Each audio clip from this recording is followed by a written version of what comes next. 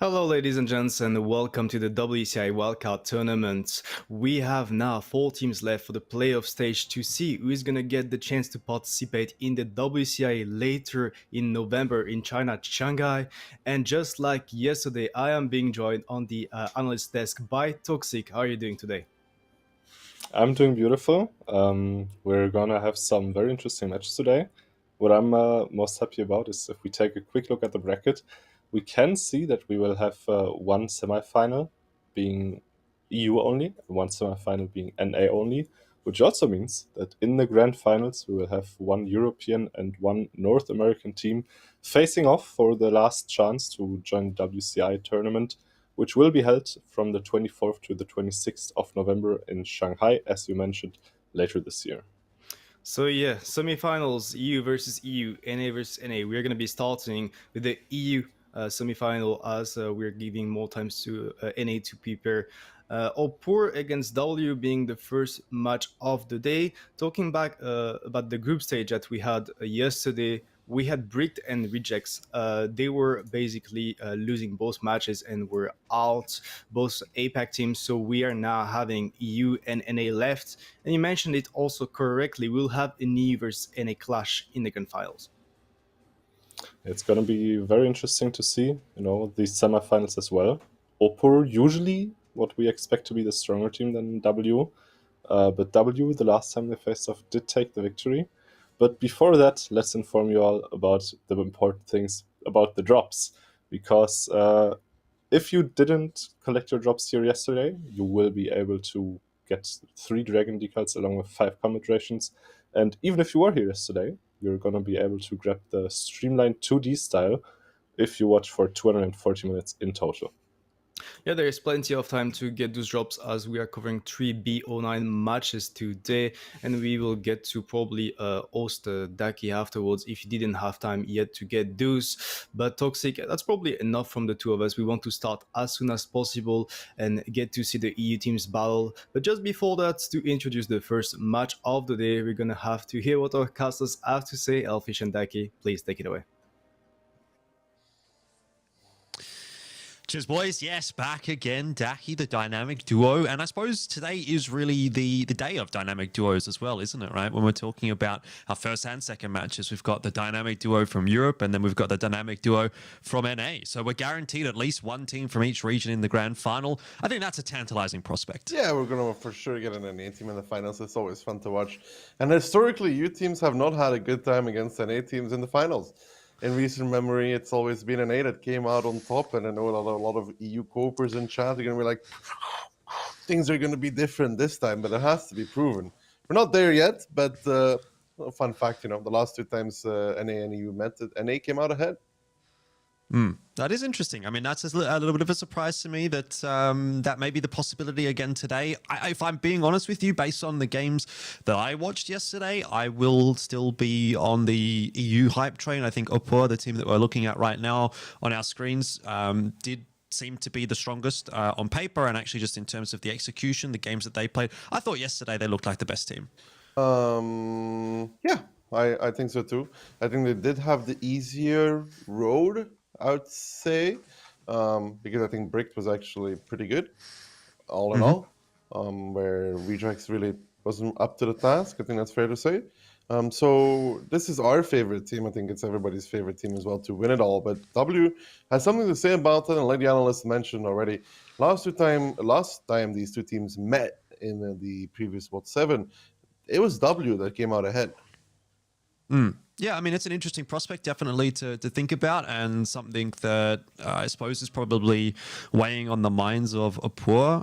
The fact that we do have a best of 9 today, though, for all of the matches does kind of make me think that these upsets maybe aren't going to be necessarily as easy to get over the line, right? When you have less maps to play with, you can expect to see a little bit more variance, but now we're pretty much in what, for the most part, is kind of like the longest series that you're going to get in 7v7. So this is where you really kind of separate the boys from the men, so to speak. And when we take a look at the maps that we are going to get, remembering, again, it is going to be a longer series than the ones we got to watch yesterday. Proc, Steps, Muro, Sand River are the 4 selections, and Mines being the tiebreaker. Now, instantly to me, the first thing that I sort of look at here is, okay, Mines as a tiebreaker is a very scary prospect if you go into that without having the choice of side. Yeah, that is indeed very scary to have as tiebreaker map. However, maybe either of these two teams are cooking something on an attack, because I mean they should both be fine with getting there, right?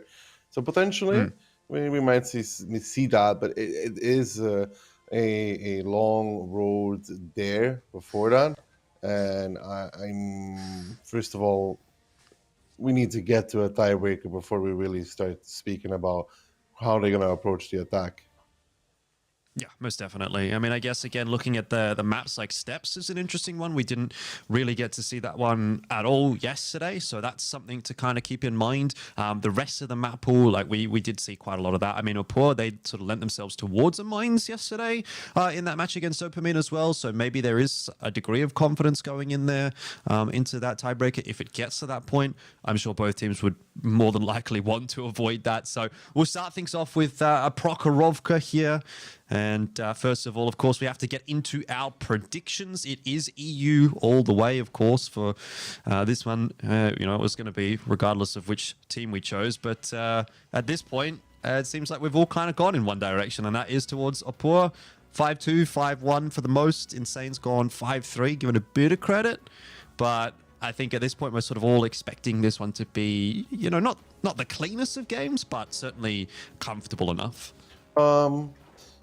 Yeah, I think it's fair to say that we're all on the Opor bandwagon. I mean, we were there last tournament as well, but the difference being that Key also went for Opor, I think.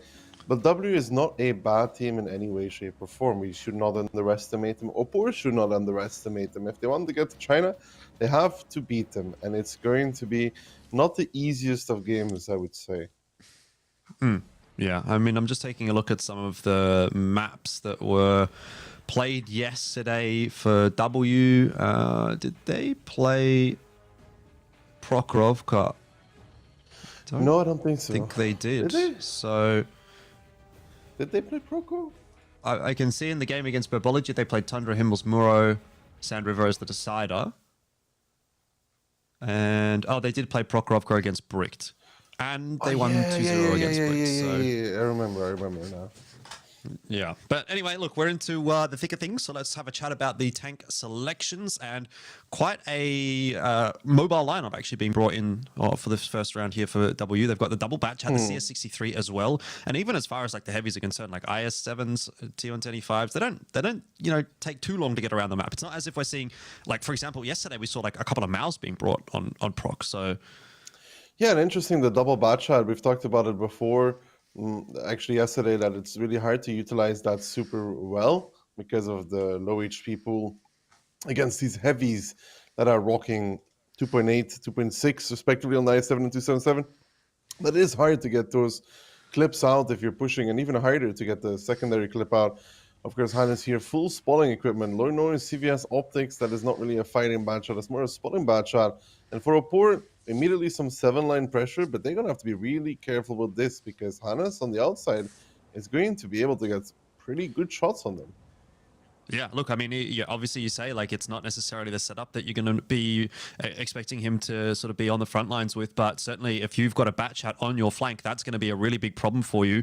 And Opor actually seem to have recognized the danger. They're backing away those 277s and the bat chat, sort of motoring down toward the southern side of the map. Obviously the IS7s are kind of okay sitting on that mid ridge, and you do have at least one tank spotting the 1-2 line right here for Opor, but very reminiscent, I feel, of the way that we saw them playing that Muro attack that we saw them play yesterday, where they were sort of probing around the map, but they were going back and forth, and they weren't necessarily committing to anything initially off the bat. That's the same kind of sentiment that I'm getting here from Opor on this attacking side of Proc.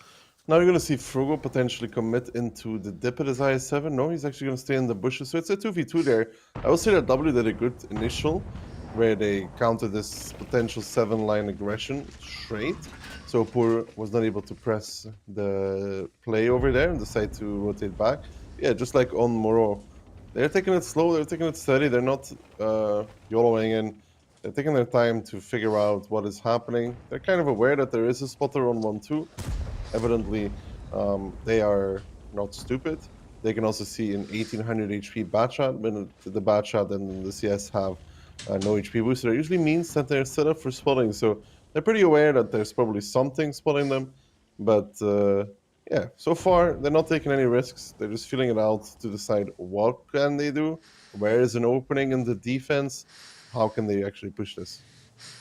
Yeah, I mean, really not too much to speak to just yet. I think the only real, like, if we want to pick the difference between these two teams, you are starting to see a little bit of bleed going on to Hannes in that bat chat. And the only real response is a bit of damage onto one of the 277s for Opor. And if we're talking about even distributions of damage, like obviously at this case it's not even even, like the damage has certainly started to compound a little bit for W, but you certainly wouldn't want that damage to be going onto a bat chat if you had the choice. Not only is it a tank that doesn't really have the highest HP pool, so the more damage you lose, the closer you are to being a one shot, which is obviously a bit of a problem. But beyond that fact, the bat chat is certainly a tank that can thrive a little bit more in the late game when it's got a higher HP pool to play with, right? You can commit to playing a little bit more aggressively with that bat chat. You can make sure that you're able to sort of get into the fight a little bit more, find those flanking angles, and yeah, you can sack 1 or 2 shots and not die. But now Hannes, with about 2 shots worth of HP to play with, he's going to have to actually be very, very careful in that bat chat. He's going to have to play a little bit more of a passive kind of a style. And at that point, again, the bat chat may not be the tank that you necessarily want there, because it doesn't have the greatest of guns. If you're playing from far away, chances are you're going to be bouncing, at least a couple of shells from your clip. So not a fun time for him, and lots to think about for W now as they start to sort of find that bleed becoming a bit of a problem. Yeah, but you will also see now, though, that they have run down the clock, right? 4 minutes left on Prokhorovka is not a huge amount of time left. Like, yeah, Hannes took a beating in his bat chat. Tisek is now going to establish the hill. But they have done a really good job at lowering the time that Opor has available to execute. With 3 minutes and 45 seconds, pushing right side of the map and capping, it's pretty unlikely, I would say. Well, I guess we have had a couple of surprising results, particularly when Opor has been playing in this tournament so far. So let's not count them out just yet. But they don't have a huge amount of map control. That is an absolute fact. The IS-7s now are starting to dump over the mid-ridge. And the fact that they don't take any damage initially on that dump over is a pretty good sign. So far, only 2 shots going in, 1 apiece. Again, that's about as good as you can really ask for if you're these IS-7s. And that actually starts to become a bit of a problem for Hannes. If they are able to cross over into his bowl, not only are they going to be safe, but he is also a dead man. Yeah, Hannes there tried to go all the way to the back to survive, but he's not going to be doing that. On 730 HP, he's going to get 2 shot actually by Orchek and Ketsai. They lose a lot of HP in return for this. You can see the immediate reaction from the boys from W, repushing the dip. They spot out DJ as well. Bark is probably going to continue in that CS63 Frugo as well. They want this IS-7. They know that he's isolated. They know that he's alone. Yeah, missed shot though does mean it's going to take them a little bit longer to finish him off, and in a game like this, those seconds can really make a big difference, particularly when you're looking at a push on the other side of the map that is obviously going to work out well for Opor. They're going to get the better of Frugo at some point in time. So far, Orchek has been able to survive as well in that IS-7, which is fantastic. He can keep himself a gun in the game, and W are largely quite isolated away from this side of the map. So far, Opor, I mean, look, they're still down on HP, but not by a lot, and even now, as they start to draw ahead, they have a 2-tank advantage. The only thing really working against them in this game right now is the time, but in terms of everything else, they are finding the advantages. Yeah, imagine if Hannes had a little bit more HP there on that A6 position, would have been able to get the full clip out at least, but the time is indeed a really big issue though for Opor. A single cap is not going to do it for them, because 1 reset shuts down the game, and that 2-tank advantage is now a 1-tank advantage. But you can see though, Piotrix, I think he realizes that Ali here is outnumbered, is outgunned. They're going to go up and over with Tisek leading the charge. They might actually shoot towards Attila on that E5 on 1.5. They tried that. They didn't get it. Piotrix now peeking over, taking a lot of damage though. 2-man cap started for Opor. There needs to be a reset here for the side of W. They need to get it now. Yeah, not only that, but they're also losing tanks across the board. Piotrix now decides it's time to go over the top. 4 seconds looking for that reset. They will inevitably get it, but I'm not sure that's going to be enough to save the game. 1 minute still on the clock here for Opur. They definitely have the tanks to finish off the remaining 4 available for W, but if one more kill goes through, that's a nice snipe all the way from downtown. White Rock might just have won the game for W. Yeah, White Rock in that bad shot taking the hill. He gets the reset. I think one of the other heavies would have also gotten the reset. They still have to be a little bit careful. A 3-man cap is still a small possibility here for Opur, but that's going to be gone in a few seconds as well. They need to kill Itox now, get on the cap, and then somehow make it so nobody can reset anymore. And Barkis is still pretty healthy in that CS63. He can chase down Piotrix and then go for the reset. I don't think Opur has it in this game. Barkis here should just shut down the CS, which he's going to do any second now. He does find it, and there is no room. There's no time left to cap for Opur, so W running down the clock like professionals. Well, good attempt there from Rexar. Does get a little bit stuck on the train for a moment. They're going to try and chase down Barkis, and you're right, they will eventually finish him off, but the unfortunate reality here for Opur is that White Rock is still hanging out on the hill, and he is just going to run away. Hasn't even taken a point of damage. Great game by him. I'd love to see, and I'm sure we will see, what his damage numbers are going to look like when we do get that scoreboard up, because he really had like the exact kind of game that you pretty much want to have in a bat chat. I mean, I guess the argument is maybe you don't want to be firing from that far away in a bat chat because, again, not a great gun. But hey, when you're completely uncontested, you get the opportunity for multiple reloads. Like, he had a ball. I don't think he did that much damage though. I think the most important part was the reset. Okay, well, hey, look. Yeah, when you said that, I was take like, it. really? All he like, yeah, sure. The reset, like his damage is low, but the reset is super important, right? Yep. He was mainly just driving this whole game, but he did get the reset. He got 2 clips off. He got 2 clips off is all I'm going to say. So anyway, it doesn't really matter. Look, at this point, the win's the win, and I think that's really what matters. And, you know, on the other side of the field, I liked what we saw from Piotrix. I thought he picked his timing pretty nicely in that bat chat. Great conversion rate as well on the shots fired versus the pens. So you got to give some credit where it's due. But, you know, do you get a sense maybe Opur just like left that one Too long. a little bit too late, right? If they had another minute on the clock, if they would have chosen to go a little bit earlier, could have been a different story. Parkour is one of those maps. I don't think you can wait too long when you want to make your move, especially when it's one towards the right side of the map. You could see they were really struggling with time. That also makes it so you have to make some quick decisions about what to do. They had one person capping, which then wasn't involved in the fight, which could have shut down the E5 quickly. They waited too long, for sure. And I think they would be in a lot more trouble if Hannes had like 1 extra shot of HP. If he couldn't get 2 shot by the IS-7s, I think he would have killed one of the IS-7s driving at him as well.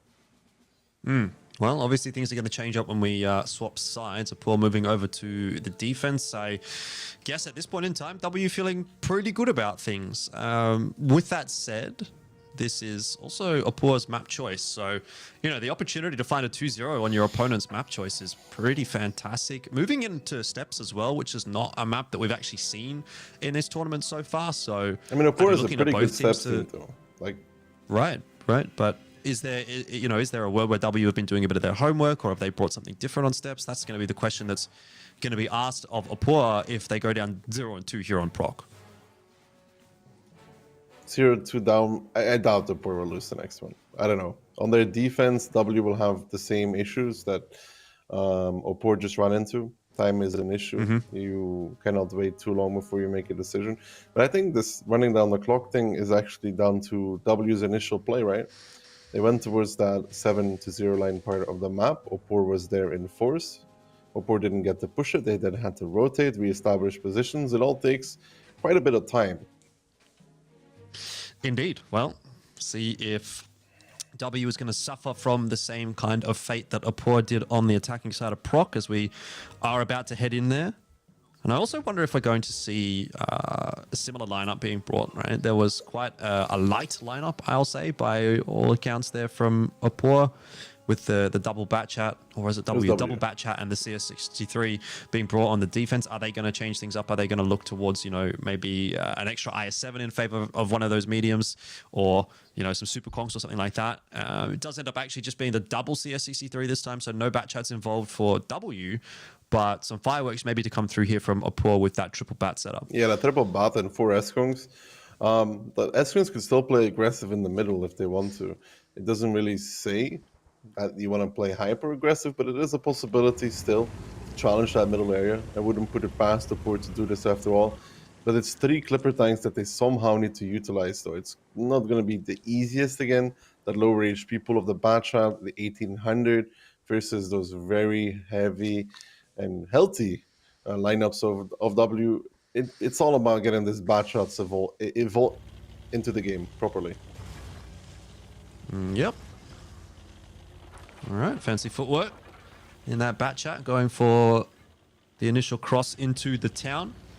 I think it's a kind of a high risk, high reward strategy, right, for Opor, right? If you're going to bring 3 bat chats, it can go horribly wrong, but it can also go really, really right if they pick their timing nicely. So it feels like the ball's almost in their court, and they want to be the ones to kind of dictate how this game plays out. That's already some really good bleed, and that's the benefit of having super conks, right? These are just incredible tanks in the gun department.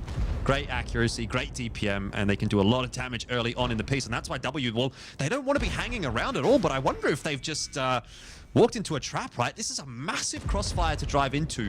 3 super conks right here. There's one further back that you can't see, and a bat chat probably firing in on this as well. The trades so far for W, 1 for 1. Are they starting to lose that advantage, though, particularly with that ignite onto iTops? Things are going south for W. They're currently kind of out of sync, right? You have the team over the rails are fighting the Batchats there, Rishek and Piotrix, and then you have Frugo here kind of by himself fighting against double S-Konk. He does, together with Ali, find a kill, though Ketsa here kind of outplaying. Barkus is behind him, even unspotted, shooting towards him. It's a scrap all over. It's still possible, though, for the boys of W to pick this up because of these bad shots not really being the greatest combat tanks. If they can find Rishek now, who I think is on reload, and keep Ali full HP alive, then Barkus could do a good number on the side of these S-Kongs. Yeah, I mean, Hannes as well, if he is able to survive and stay in a firing position, then that's obviously going to be incredibly beneficial. Ali using that HP to the advantage. Does make the peak over the top, but eats a couple of shells for his trouble. Still very much hanging in the balance at the moment, but it's that CS63 that really interests me. In fact, both of the CS63, if they both survive, then this is going to work out really nicely for W. But one super conk down, back to the 3-on-3, and it still really is anybody's game at this point. Where is that Batchat? Where is Ketsai? He's waiting for the reload, I have to imagine. He doesn't have enough clip potential anyways to kill all of them. I mean, he can do some shots now. He's just coming off of reload, and this kind of disjointed push from W actually working wonders for them on Prokorovka. It looked really chaotic and out of sync because you had Frugo pushing over the rails, right, together with his one-shot E5 of Attila, and then there was a fight to the 6 and 8 lines between the rest of the W team and the bad shots from Opor. But the downtime of these bad shots when they're reloading is when these S-Kongs really just started dying for Opor, and I think the repush there from Opor across the 5 line into Frugo and Itox is what cost them a lot of HP and put them in not so great positions actually with those S-Kongs. Well, clutch potential is definitely there for Ketsai. 1-on-3, it's not the most outrageous of odds. He's full HP in a bat chat, so if he can somehow manage to swindle his way all the way to the back of the map near maybe A2, A3, can he find a reset onto Barkus? Is he going to be able to spot him? Is he going to be able to get a reset without taking too much damage in response? This is where I suppose the individual experience really comes through. Do you know every angle on the map? Do you know every bush? Do you know every nook and cranny that you can take advantage of? Gets the spot onto Ali, but not the player on the cap, which is obviously the important focal point at the moment. Yeah, he's trying to find that CS63 on the cap, but it is Barkus though. And Barkus is, yeah, pretty healthy. Ketsai not even looking at the right tree. Barkus is one further back. He's not going to be finding this. Barkus will be communicating with his team that the Batchat is indeed in that area. Ketsai has one more shot, though. I'm not sure why Barkus decided to move. after That all. actually makes it winnable now, surely, He's because reloading though. he's found that reset. So Well, the reload's only going to be 30 seconds. he needs 1 for White Rock, 2 for Burkis, and 4 for Ali. So he would need to clip again. Just high roll, bro. Just high roll. I mean, he's currently Let's see. outplaying them though. Ooh. Yeah, that's big. They haven't spotted him. I mean, 3 minutes, like, timer starting to tick down. He's on the move. That E5 is getting eerily close, but so far hasn't actually been able to spot him out. I wonder what ammo And if he can Katsai is cross. loading. It's CR or Heat. Because it matters against E5. Well, he's going to be able to finish off Barkers. That's going to be the first. Second shot doesn't actually manage to connect where it needed to, and that potentially could be a huge difference maker. Needs one more for White Rock, and it's not going to happen. W will clutch it out. It was a good attempt from Ketsai, but end of the day, 2-0 the scoreline here for W, and that is throwing all of our predictions in a bit of a loop. Yeah. I mean, even if he kills White Rock, I think he's dead to Ali 10 out of 10 times. He can't escape from the E5 anymore at that point. Real question is why Barkis even decided to move on the cap. I think he thought the bad shot was reloading. If he just stays there, they win the round anyways. But yeah, it was a scrappy fight from W, but it worked. It actually worked. And you can see the issue with having 3 bad shots is that half your team is permanently on reload. Yeah, unfortunate. The result actually there for Opua, because they are now down 0-2 after their own map choice, but W off to the races in this European matchup. White Rock, Ali definitely leading from the front, but Barkis was the one who you have to say is the standout in that matchup. 5.5k in the CS63. Very impressive result. Yeah, that is huge stuff. I mean, you can see the bad shots there from Opor. They're all really just, they're not doing bad, but they don't have anybody that's like really topping the charts. Everybody's around that 3k mark where you have, Barkis with his 5k. On the CS, and it is quite hard, like I said, to utilize this triple bad shot well against a completely single shooter lineup, which is what W brought, and they also didn't slow down the game so that the bad shots could get more involved. And yeah, that's Opor's map pick, done and dusted. I mean, look, you were saying Opor, they are at least reasonably comfortable on steps, so they've got to have that in the back of their minds. They do get the choice of side. They've opted to go for defense to kick things off here, which obviously, when you think about it, right? Like moving on to the second map, and if you're down 0-2, I think actually picking up that third round is pretty influential. If it goes back to 2-1, it doesn't feel like, so bad, but down 3-0, you're starting to get into that territory where it really does start to become very difficult to come back from that series. And granted, there's a little bit of extra time in this best of 9, but I've cast a lot of best of 9s in my time, and I haven't cast a lot of best of 9 reverse sweeps. So if this goes, 0-4, for example, it starts to look unwinnable for Opor. And, that might be pretty obvious to say, like Captain Obvious kind of mode, but at the moment, right, W is looking pretty good. Like, they seem to have all the answers, and Opor haven't showed up to this series just yet. And, hey, I mean, 1 map down, how many, what kind of conversation are we going to be having in 20 minutes' time when we've seen the next map? I'm gonna go throw back to yesterday though. We had Bricked playing against W, winning the first 2 rounds on Himmelsdorf, and then getting clapped all the way back to APAC in the next 4 rounds. So steps, if Opor wins this clean 2-0, we're just back at nothing. Nothing happened, Right. Well, yeah, that's fair. And I trust Opor's steps. I honestly do. Yeah, I mean, you've been saying that all day, and you are obviously on their side as far as the predictions are concerned. So I guess there is at least some degree of faith still. But what if it goes 3-0? Then what? If Opor loses their defense, it's pretty bad. Because Steps' defense is indeed easier than Steps' attack. So that would be a rough scenario. Then we could be looking at 4-0. All right. Well, I'm just going to say right now, as far as Steps is concerned, I haven't cast this map in like 3 years because it wasn't in our map pool. So you're going to have to give me a bit of an insight as to what we might expect to see out of this one. We do have an SCRV from Ali, so that's going to be a little bit fun. And then double CS, double conk, a mouse, and 97 versus a 460p, triple conk, fizzy, bat. Usual defenses on stamps now, because the A-line got reworked, consists of putting a tank in the pocket at A2. As you can see on the minimap, there's like a little bit of a circle or Yep. hole there that you can play, that you can hold. It's really hard to push because you can shoot towards it when they're approaching. So you always trade off really, really well for the Mino to get pushed. He does his damage, the teammates do his damage, and then you'll see usually just around B8, B9, they'll be holding for that IS7 that W has to try and go into the gap and punish him as hard as possible. It's kind of like this split defense, but not really. It's mainly focused around the number 2 cap because nobody plays with a light, so you can't really cap base 1. Okay, well, a couple of blind fire shots coming out here from Ali. Nothing connecting just yet. I mean, he is shooting at the right area, across though. the map. Yeah. Well, he's done his research. Well, it's also not a position you hold with the bat shot, though. Piotrix gets the spot, sees the I7, hears the blind shots, and he will also just back off. He still has his early warning system, which just gets in at 60 TP up front to make sure that they see anything else trying to approach, so he doesn't have to sit there and potentially get blind fired.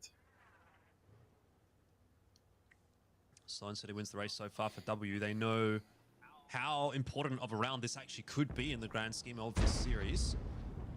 And so they don't want to be throwing too much away. You've got that CS63 spotting in mid, and now we have a little bit of movement out on the eastern side of the map as well from Barkiz in his CS63, trying to go for a spotting run towards a 2 flag. As of yet, not really seeing a whole lot. It's only Pan's Fury that has been lit in mid. And I mean, that's a Super Conqueror that's hull down, so unlikely to really result in a whole lot of shenanigans just yet. Yeah, I mean, and W is just trying to take some map control, but I think Attila is spotting on Panzer Fury. He's going to be backing off now. He's a little bit afraid. Maybe not have expected that's going to be there. So he's going to be falling back to a safer position. It's all on W now. Like, how do they approach? They know a lot of things. They can predict that the Minos at A2. They know about the 60B. They know about Panzer Fury. So they can kind of guesstimate where the rest of the tanks is going to be. So it's all on them now on how to approach this. Usually you will see the I7 drive onto the cap at some point. But with Cat's Eye up front, that's not possible. You would have to kill the 60p before you can start capping. Well, it seems like that might actually be the name of the game at the moment. Itox in that mouse is having a bit of a look in that direction. Hasn't been able to find an angle. Superconk and IS7 milling around behind this, as well as that STRV who has moved up into the F0 position. That's a good shot from the Mino there. Or check. Yeah, just trying to make the cross. Yeah, he gets one on the crossing. It's the price you gotta pay.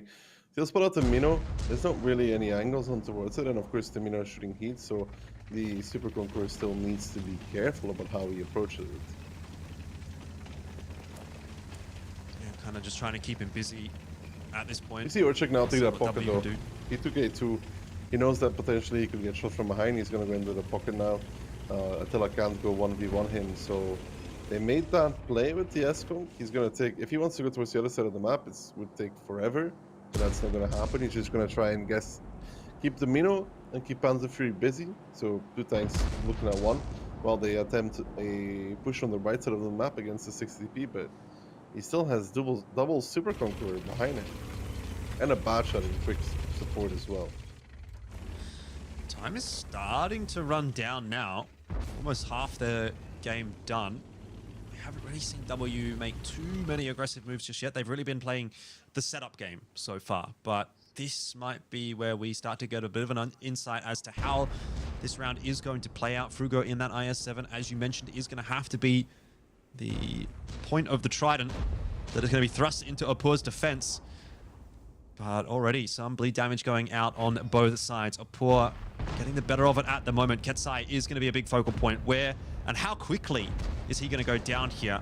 Initial peak does come through from Frugo. Bark is following suit as well. Good focus fire from Apur as they put all that damage into the CS63. And Ketsai, well, I gotta say, he's surviving for a long time still. And he's going to be able to put out a lot more damage as well. This is not looking like an ideal push for W so far. No, that 60DP works extremely well against these APCR guns that he's currently facing. He's going to get 1 on the mouse as well. Itox there with the big HP pool, just trying to keep his teammates alive. Wants to shield Barkus, wants to shield Frugo. but they still need to make the kill because in the meantime, Piotrix is moving out. He's moving out onto Attila and the Eskong. They want to shut down Attila, who even went a little bit too far. I would say his play was to run away, not to push forward. He's going to get bounced upon by Piotrix, and Hannes finally comes in to shut down the Ketsai. But on the other side of the map, we'll see Attila fall in quick succession. Yeah, it's going to be a 1-for-1 at the end of the day. Piotrix did take a little bit more damage for that kill in the end. And it is still kind of hanging in the balance, but it does still feel as though it is working against W. They've got the time to be aware of. They have a little bit of an HP deficit.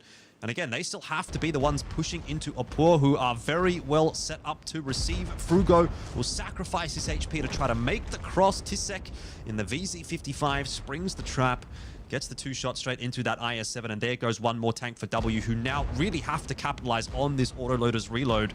Piotrix coming across as well. But then again, STRV, CS63 in the back line. There is still a lot of damage there available to W. Yeah, and the Mino now is coming in as well. They're trying to focus out these tanks, but look at it. It's 3 tanks left standing for W. Make that 2 as Barkus falls. Frugo there a little bit over-eager, not waiting for the rest of his team. I don't think it would have changed too much. Potentially, the camp would have been a better option for them to put some pressure.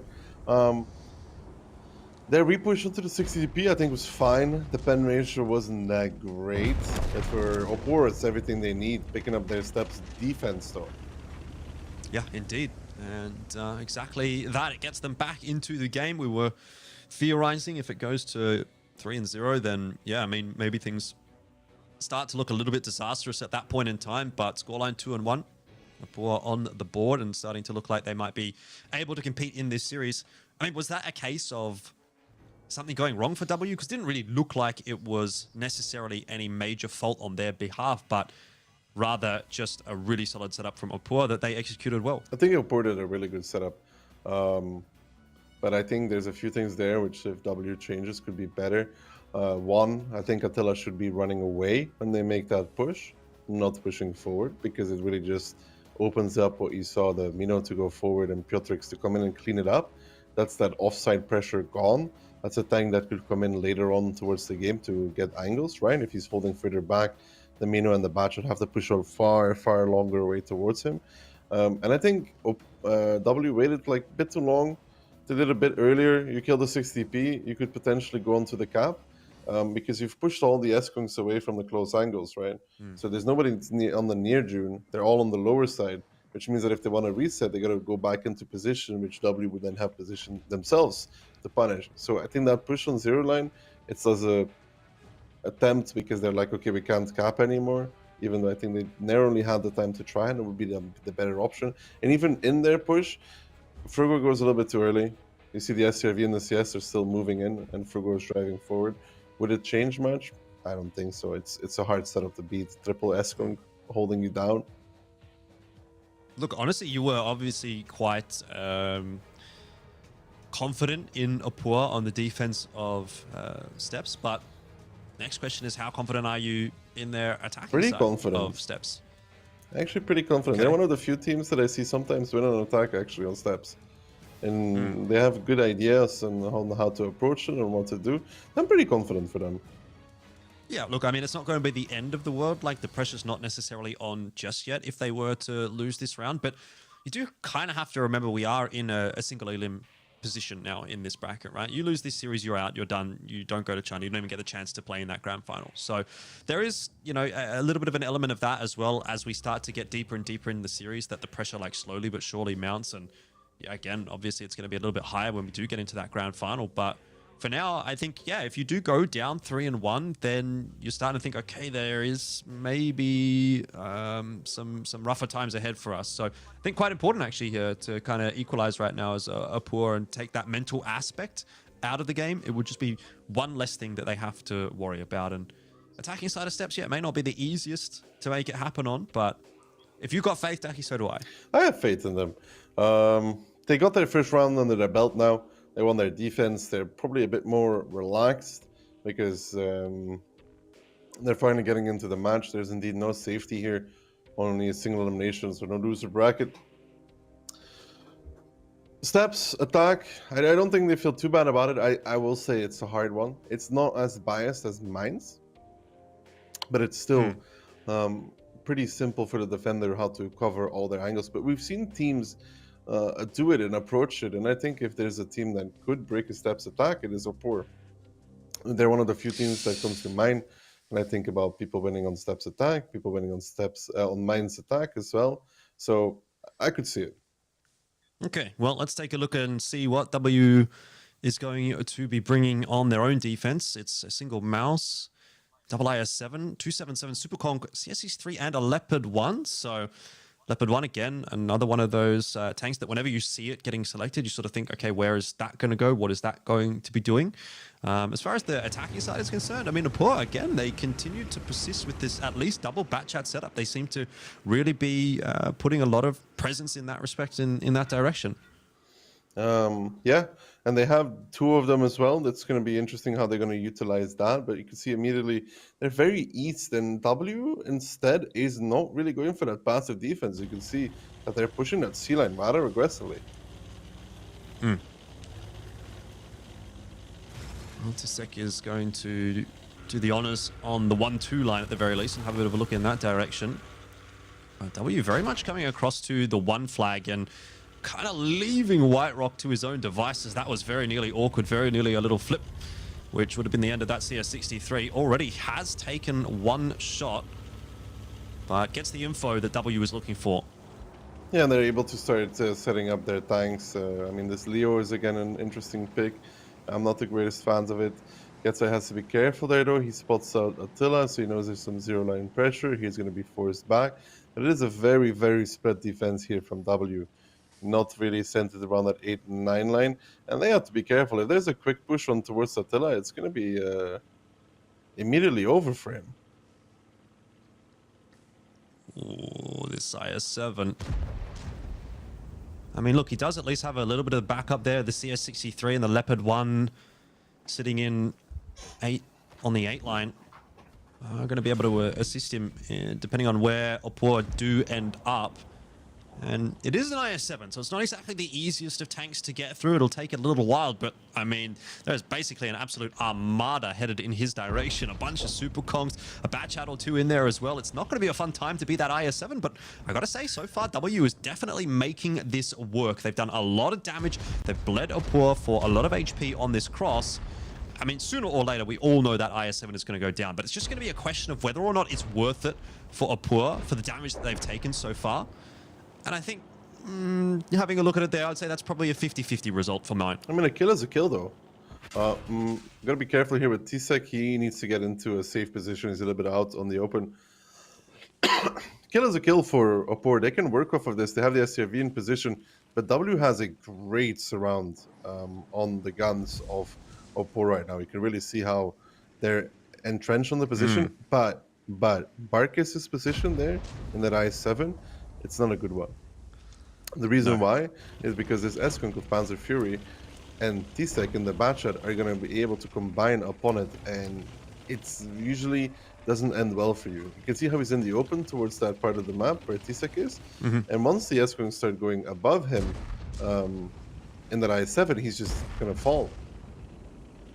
Well, as we start to see a little bit of damage heading in the direction of Barkis. That said, I mean, not a lot of these shots are actually connecting. He's trying to use that rock as cover. And I'd say that Batchat is now clipped out. Yeah, but this is why you see Panzer Fury now coming in from the outside. He can do that from time to time. And there's his second Batchat with T-Sec there. So Frugo pushing forward towards that position. He's just going to run into the second Batchat normally. Health advantage is still there for W. So I don't want to count them out just yet. I think Reset just got blind fired, did he? Yeah, he must have. So that's not ideal. But individual moments really make a big difference. T-Sec should go push Frugo now.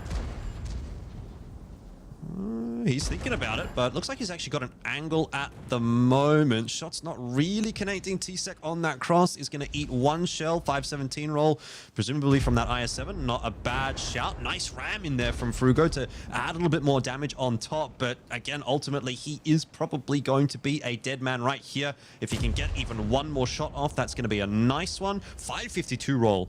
Also not too bad. Are both those Batchats on reload? Great shot from Barkis. This starts to get a bit worrisome now for Opor. Yeah, it does. I don't really know what happened with Rishek and Tisek. I mean, Barkas, if he hits this, gonna be great. He does. That's beautiful, actually, from Barkas. Lowers Rishek to a one-shot. Frugo actually gets the conversion on both of them. I think that's a failure from Tisek and Rishek. I'm sorry to say it. Tisek should have just pushed him with the full clip. He missed one or two when he was just shooting on distance. Just push him with a clip, shut down the 277 of Frugo, and the game is in very good shape for you. Yeah, look, I mean, you could probably make the argument that this is still clutchable for Opor, but they certainly have their backs against the wall now. Piotrik's on 6 HP. He's absolutely down to a one-shot. Time is starting to become a bit of a factor as well, with 3 minutes left on the clock, and you're pushing into a Mouse, which admittedly is down to about half HP, but that still means it's got about 2k HP, and yeah, you have 3 Super Kongs to deal with that, but look what is behind the Mouse. A CS63 to continue to pump in the damage as well. There is going to be a lot of difficulty getting through this defense, and I think Opor, they might have just left it a little bit too long at this point. The odds have started to get away from them.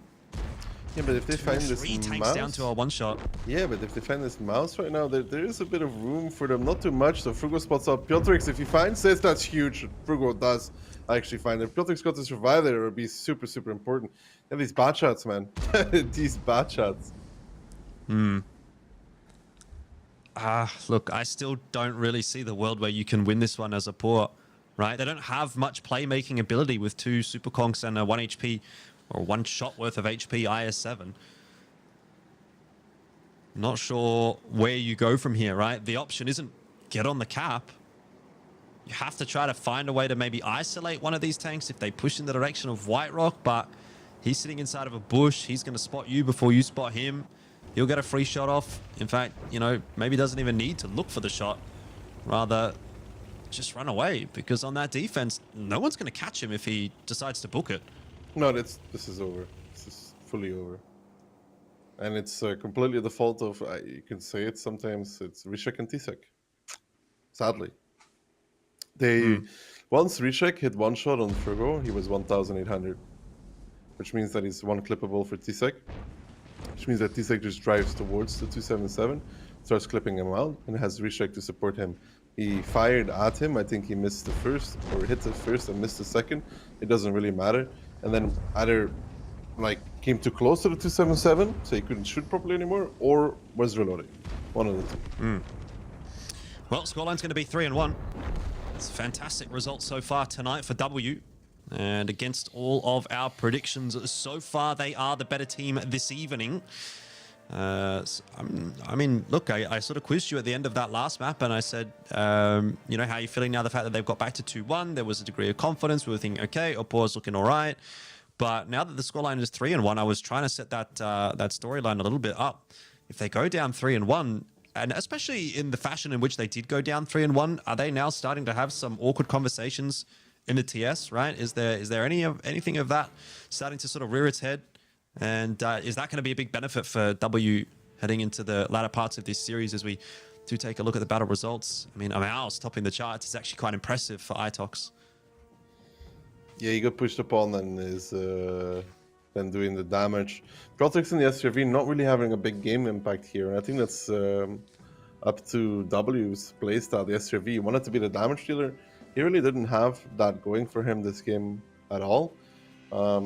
Yeah, for Opor, that last round was worrying, especially seeing players of that caliber make such apparent mistakes is a bit of a worry. Moros should be a decent map for Opor, though. But it's not really, I don't know if it's a map where they go 2-0. Yeah, I suppose that's the big question mark at this point in time. I'm looking at the results from yesterday. They did win on the attack against Dopamine, but I recall that one was a bit of a clutch sort of territory. That's where they lost the mouse, right? Yeah, they had to sort of essentially play 6-on-7, but they did have quite a nice clutch, admittedly. So, you know, maybe it's almost a good sign that they were able to win it in that capacity. I don't think the game against Rejects really gives us a whole lot to sort of lean on, right? It was a 2-0, of course, against Rejects, but I mean, the first round of Rejects didn't actually have one of their players connected, and the second round, I mean, that was an absolute whitewash. But Yeah, I don't know. I mean, I think, again, Opor, at least as far as their results so far in this event are concerned, they've got a 100% win rate on Muro, but it's not a massive sample size. And even as far as that sample size is concerned, I think there are like a couple of check marks on the side there that would say, well, you know, we can't really fully read into this one just yet. Well, if they don't want to go down to match point, then they need to pick this up 100% as well. So, yeah, it's. I mean, it's their own demise, though. Like, losing Prokhorovka 2-0 puts them in this situation where they're always trailing. And they had a good opportunity to make the comeback on steps and gave that away as well. So for W, they're playing a solid game of World of Tanks. They're doing almost everything right. Do seem to be the better team today so far. But, you know, they were starting to get into the how nervous does W get at this point? How nervous. They're 3-1 up. They know that if they beat Opor, they've got a very, very realistic chance of making it to China. Should play in the back of their heads at least a little bit. Yeah, I mean, but it goes both ways, though, doesn't it? You know, like, is it better or worse to be the one that's like, okay, well, we're a bit nervous because we might be able to win this series versus we're a bit nervous because we might lose this series, right? I think I know which way I'd rather be looking at things, and definitely those nerves and that pressure is a conversation to be had, but it's something that you have to deal with, right? And it's actually going to get even worse from here, right? If you make it into that grand final, like, this is going to be chump change compared to that. So W, if they're a grand final winning caliber team, then this should be no problem for them at all. Let's see, though, how things go on at Murovanka and whether or not that is going to give us another twist and another turn. A lot of 277s getting brought out. 3 from Opor, 1 from W. We do still have a Batchat apiece as well, a Superconk apiece. And, you know, rounding things out with a couple of Mouses in there, as well as CCTP and IS7. CS63 as well. So a little bit more mobility. Maybe you could make the argument there for W, but Opor with the 22277 as well. It's not as if they aren't going to be able to zip around the map if they need to. Yeah, and again, they have Piotr spotting out immediately the CS63 of Barkis. It's the same Opor we saw yesterday, right? Slow and methodical on their Murovanka. Not taking risks, not really immediately pushing something. Just taking position, spotting out, and slow and steady approach, which works beautiful against the reject. We'll have to see if this works for them here as well. You can see Hanaso and the S-Kong making it to K9. He's not going to be spotted for that. Opor will have to check that at some point, but he might be a little bit of a nuisance in the side there, at least. Yeah, I'm just taking a look at the position of the mouse of Orchek. This was, I would say, similar to the position that they had a mouse in the game yesterday, but I don't think it's the exact same spot. So they might have made a little bit of an adaptation there, and hopefully that mouse doesn't get picked off as quickly as their mouse on attack did yesterday. Yeah, I mean, I think for W this is an issue, though. We talked about it yesterday. I'm not a fan of teams that decide to sit and hold in this kind of square formation. I mean, it's a bit different because you have the S-Hunk as a bait in 9-0 line, but I'm going to throw back to yesterday. Opor never pushed 9-0 line, if you remember, against rejects. They never really did it. They went back towards 1-2, and I still think that 1-2 is very open for them. So yes, W is protecting 9-0 line with 3 tanks. They're not really protecting base number 1, nor are they able to protect it. Like, if Opor comes back now and pressures back towards the cap, I don't see how they're going to stop it. Well, that is exactly what's occurring at the moment. So you might get an answer to that question in just a second. You'd want to hope that maybe Frugo and that CCTP would be able to slide a free shot through on the push, but yeah, I mean, aside from that, there's not really going to be a whole lot of bleed damage going over onto Opor from at least what I can see. T-Sec does eat 1 shot, but in the grand scheme of things, it's not a really massive concern right now.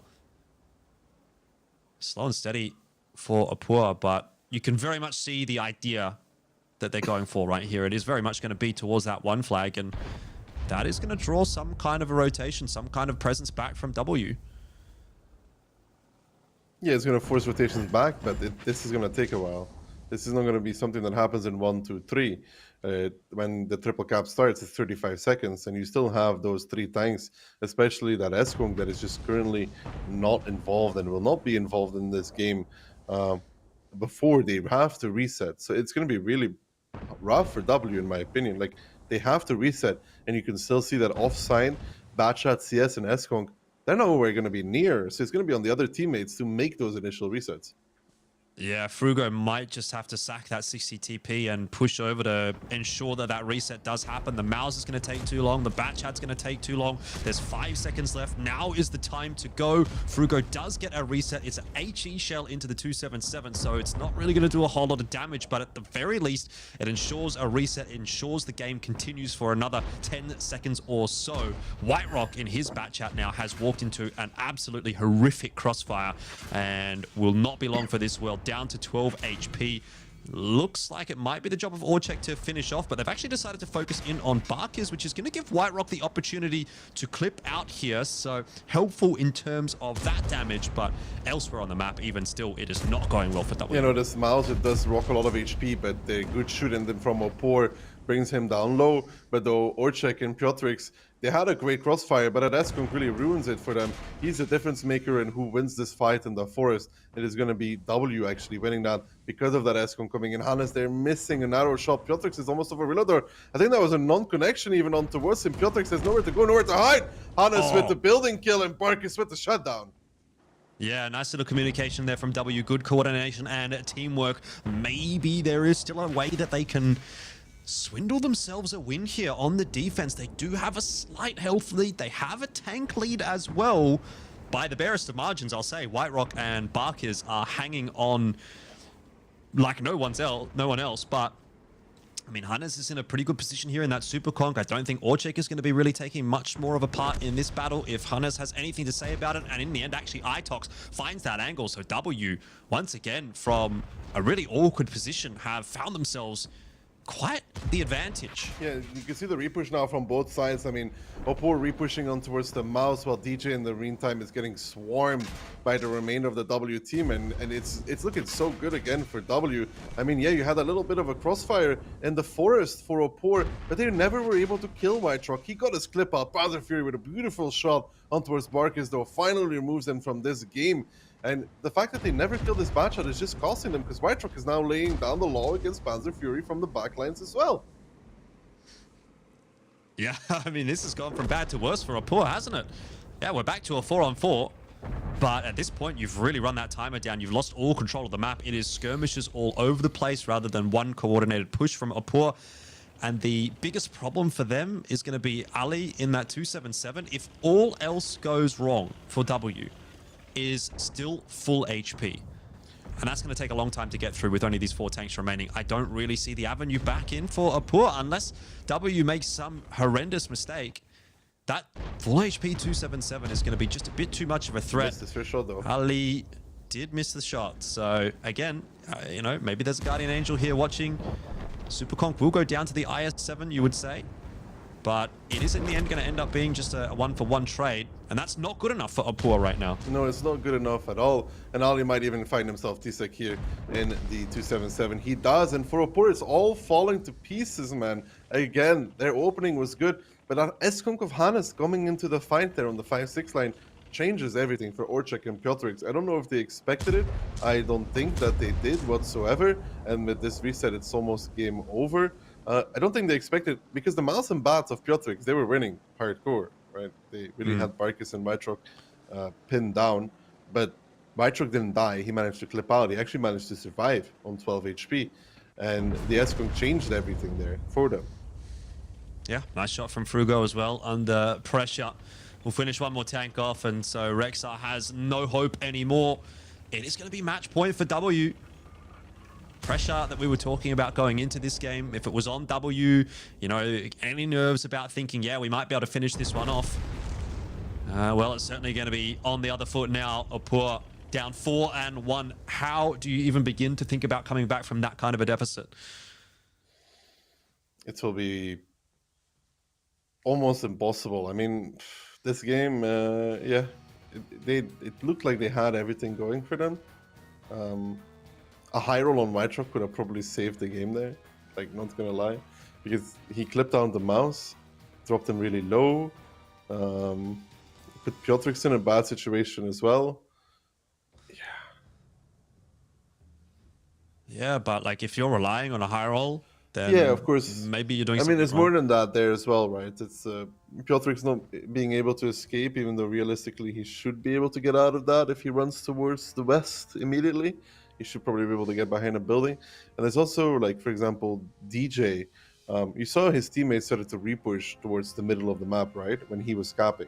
He has no business being there by himself. That was a 1000 HP tank they lost. If he was with the group, it would make a difference as well. There's a lot of these kind of things that the micro plays from Opor just weren't there.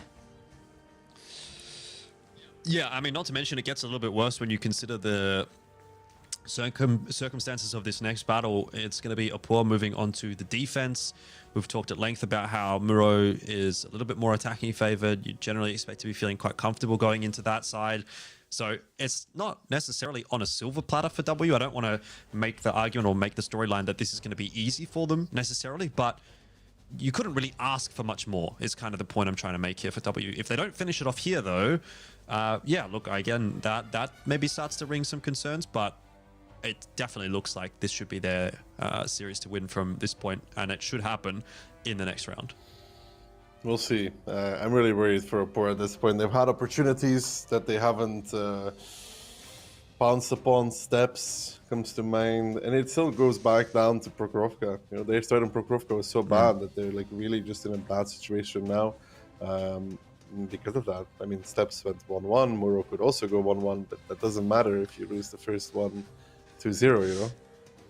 Listen, I know you've had a bit of experience calling in your time. I don't know if you're the bastion of mental fortitude, Jackie, but what do you reckon you'd be saying right now? If you're down 4-1, what's the rallying cry for the troops? Have you got anything that you can use to raise the morale? If actually we can come back from 4-1 and made it to, it was when I was playing on a name, made it back from 4-1 and qualified for either China or Japan, one of the two, I don't remember.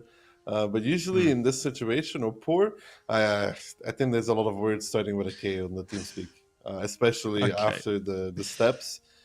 I think the steps was the real tilter, in my opinion. If I look back at it, I think the steps is just the one that like really tilts you out of your mind, because you have, in my opinion, the win in your hands, and Rishek and Tisek decide to misplay in their combination and lose the game for you. And that is, if you get outplayed, it's one thing. If your players fail, it's another. Okay.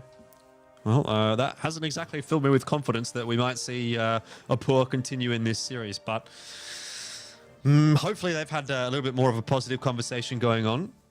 They'll need it going into this game of Muro. Their backs certainly are against the walls.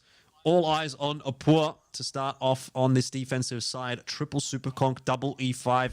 Makes a lot of sense. You can play those tanks around the ridges, play hull down. They're great tanks on this map. But again, they've got the double bat shot. They really like to be leaning in toward that one. Yeah, they really like that bad shot. Two of them, and Opor has everything to do. But for W, man, one more round will secure grand finals for them. One more. 3 match points. Yeah. And it would be a decisive win as well. Like, that's the, I think, more impressive thing to me. That's the more impactful point as well. That if they are able to 5-1 Opor, again, that's like a gauntlet being thrown down to whichever NA team makes it through to that grand final. They said, yeah, we have just decimated our regional counterpart. What are you going to be able to do to us? So they'll be going into that grand final with a lot of confidence. Not to mention, they'll also be able to take the time to watch the other semi-final in the break and, you know, maybe have a look at some of the strats, see what's going to come for them in that grand final, get a bit of a read. And it'll be a little bit more difficult maybe for the North American team to go into that grand final as a result. But first, they do have to focus on finishing off this round. W moving on to the attacking side, and a lot of presence on the 1-2 line at the moment. Look at the HP lead, though, that W is rocking again, because this heavy lineup, the mouse, 60 DP, they're about almost 3k ahead. Well, 2.5k in pure HP. Yeah, I mean, it's not insignificant, is it? It's a full tier 10 almost. Take those odds. But A slower approach from W on the attack is to be expected. Some nervy times on both sides, maybe. Don't want to be that one individual that makes the mistake.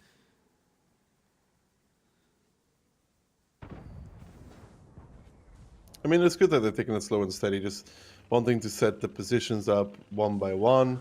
Recheck Piotrix here on the offside. It's kind of the same as what W did, right? In regards to that, instead of having the S going there, they have the E5 on the 5 line of Tsek. He can also come in for the 6-0 line fight in a very, very quick fashion. He will not be delayed whatsoever in that. So it's kind of the same. They'll also have that slight overmatch on the forest if W decides to approach the cap, which they have to at some point. Yeah, I mean, the Batchad's being held in reserve. They haven't made too many moves just yet. Waiting to see how good their timing is going to be.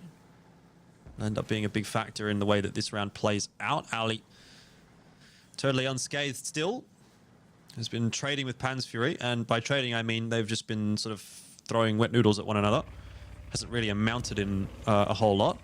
But there is that creep starting to come through, right? That push forward from Frugo and now from Itox as well.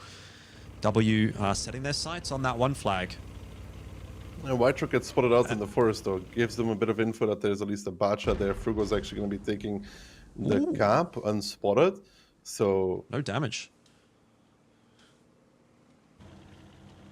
And it's going to be the full 1-2 repush from Opor. Yeah, the Batchat's coming back across here. But so is W, though. Look at their tanks. Like the CS and I7 are not going to be far behind this. Yeah, and you do already have a pretty nice setup on that flag. Frugo in the 60 TP. Itox there with the mouse. Just actually opts to get off of the cap for the moment. But bearing in mind they've got a Super Conk in reserve alongside an E5 as well. If you do end up pushing in onto that, that's a lot of damage just getting bursted down onto that first tank. So you really want to be making sure that you're crossing your T's, dotting your I's. Opor, look, they're putting all their eggs into one basket. They've got to make this push work. If it doesn't, obviously it's donezo. They're out of the series. They're out of the qualifier for WCI. And it comes down pretty much to this. The next 30 to 60 seconds are going to be a big tell for us. The Batchats do slow down and wait for the heavies to push their way in first to soak up all of that initial damage. Yes, a reset has come across, but now you're in that crossfire that W have set up, and they knew that this was coming. So let's see how the trades do begin to ensue. Batchats pushing their way forward. They're both on top of the Super Conk. That doesn't look too bad to me. That doesn't look too bad at all. Recheck there, though, getting blasted. That's the price you pay for this push. The Conk gets deleted. Attila is still holding there in the E5, but they lose Frugo as well. It's a 6-on-5 right now, but W does have that slight amount of extra HP. They also have that mouse in the middle of nowhere. Panzer Fury goes on to farming him, but that's what you want from that mouse.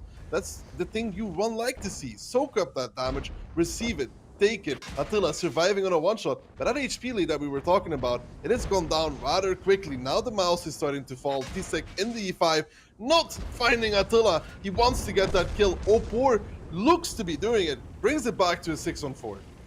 Yeah, they're certainly still holding on for the moment, aren't they? But there are still a couple of fairly healthy tanks here for W. Ati in the E5. Have to wonder whether or not he's going to get at least one more shot off. Barkis certainly will not win this 2-on-1 against the Batcha and the Super Conk. But again, every little piece of damage that he's able to do could make a big difference, particularly when it's a killing blow onto the opposing Super Conk.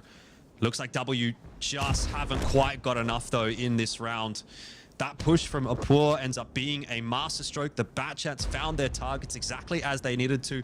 Hannes and White Rock will try to clutch this one out. And look, debatably, it is still doable, but White Rock, he's going to have to be pixel perfect with these shots, and Hannes somehow has to find a way to survive until White Rock is able to assist. This shot has to connect. I mean, Tsek is doing a good job. He's still a little building in front of him. He's using it as a cover, as an extra shield. Gatsai comes in with a shot as well. Now he's a one-shot. He can't do this anymore. Hannes finds the kill, though. But now it's 3-on-2 with Opor having extra tanks and extra HP. And that repush, finally we see Opor playing like they're supposed to do. Beautiful repush. Everybody's taking a little bit of damage, and then the bad shots come in. Yeah, fact of the matter, though, as well, is that W is on the attack here. So even if there was to be a chance, you'd obviously be expecting that the defensive team would have a little bit of an easier chance at it. Takes a long time for Hannes to actually spot Ketsai. And White Rock's not really in a position to take full advantage of that. And even then, you know, if there was a world where those two Opor tanks were to drop, Piotrix is on the other side of the map. In the batch out, I think I saw him up on the A line. There's just not a world where W wins this from here with the time working against them, with the situation they found themselves in. Look, it was pretty close. It was a good shout from W, but you've got to give credit to Opor when the pressure is on. They have managed to survive. Well, still 2 match points left though for W before we go to a tiebreaker. Finally, Opor does a repush where you think that they've got everything kind of nailed down. Ketsai and his fellow Skunk roll around the corner. They take the initial damage from most of the guys to 60p on the mouse for sure. So they make room for their E5s and bad shots to push down 1-2. You could see Rishik narrowly getting blown up there. But at that point, you already lose so much. And yeah, the damage from W, they were keeping on par there, right, for a while. But those extra guns and the fact that they couldn't find those few kills cost them. And a big chunk of that HP lead was on the mouse. And the mouse, it's great. It has 3.5 HP. It's really good for these kind of battles. But once he starts getting shot at by one S-Kung, he starts getting kind of farmed. 2 S-Kungs, yeah, they don't take that long to go through it. Yeah, well, I got to give credit, of course, to the Batchats, Piotrix especially. Again, you know, another solid push coming through from him. Rishik, you know, I mean, I guess not exactly the most damage coming through there, but certainly did their role, and they were able to help open up the account for Opor. And at the end of the day, that's really what matters. So we move away from the W picks and now onto Sand River, which is Opor's selection. Obviously, they didn't have that many options at this point in the pick and ban process. But Sand River, if it's 2-0able for them, they can look toward Mines. And we start maybe getting into that conversation around who's going to have the advantage in terms of side select on Mines. Right now, it is W, but not by a massive margin. Like the fastest time so far on attack, 5 minutes 24. It's not an incredibly fast, it's not a lightning fast attack. But the thing is, like, Sand River doesn't lean itself to a super fast attack. Yeah, exactly. That's kind of what has me worried. So even if this is a 2-0 for Opor, it still seems like they have a bit of an uphill battle going into Mines. Yeah, potentially. I said it about steps, and I would have been right if Opor played it out properly, where I would favor them, right? Sadly, they didn't play it out properly, and they were not able to close down the 2-0 there. I think on Sand River, again, I would favor Opor. Just out of the way I've seen them play in the past and how I've seen W play. W on Sand River is not the greatest combination. It really isn't. They make a lot of interesting plays that don't work, in my opinion. Right.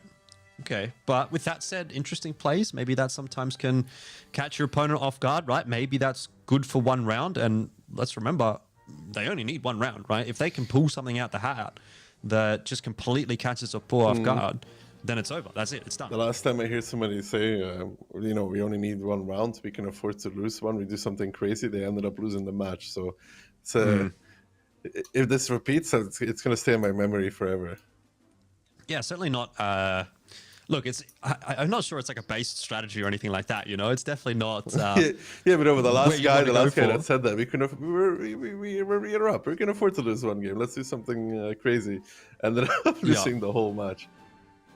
It can become a very quickly slippery slope, doesn't it? So, look, I don't know why production's doing this to us. Like, they've done us by putting the predictions up here. Yeah, we all predicted for Opor 5-2 for yourself and I, and then Insane 5-3, Toxic 5-1. We were all reasonably confident that Opor was going to win this. And look, to be fair, they might still win it, but to be fair, I think we would have had a different match. Really well today. I think we could have had a really different match if the Steps second game goes as it should. Like, if they play it properly to the end, I think we were in a different kind of match.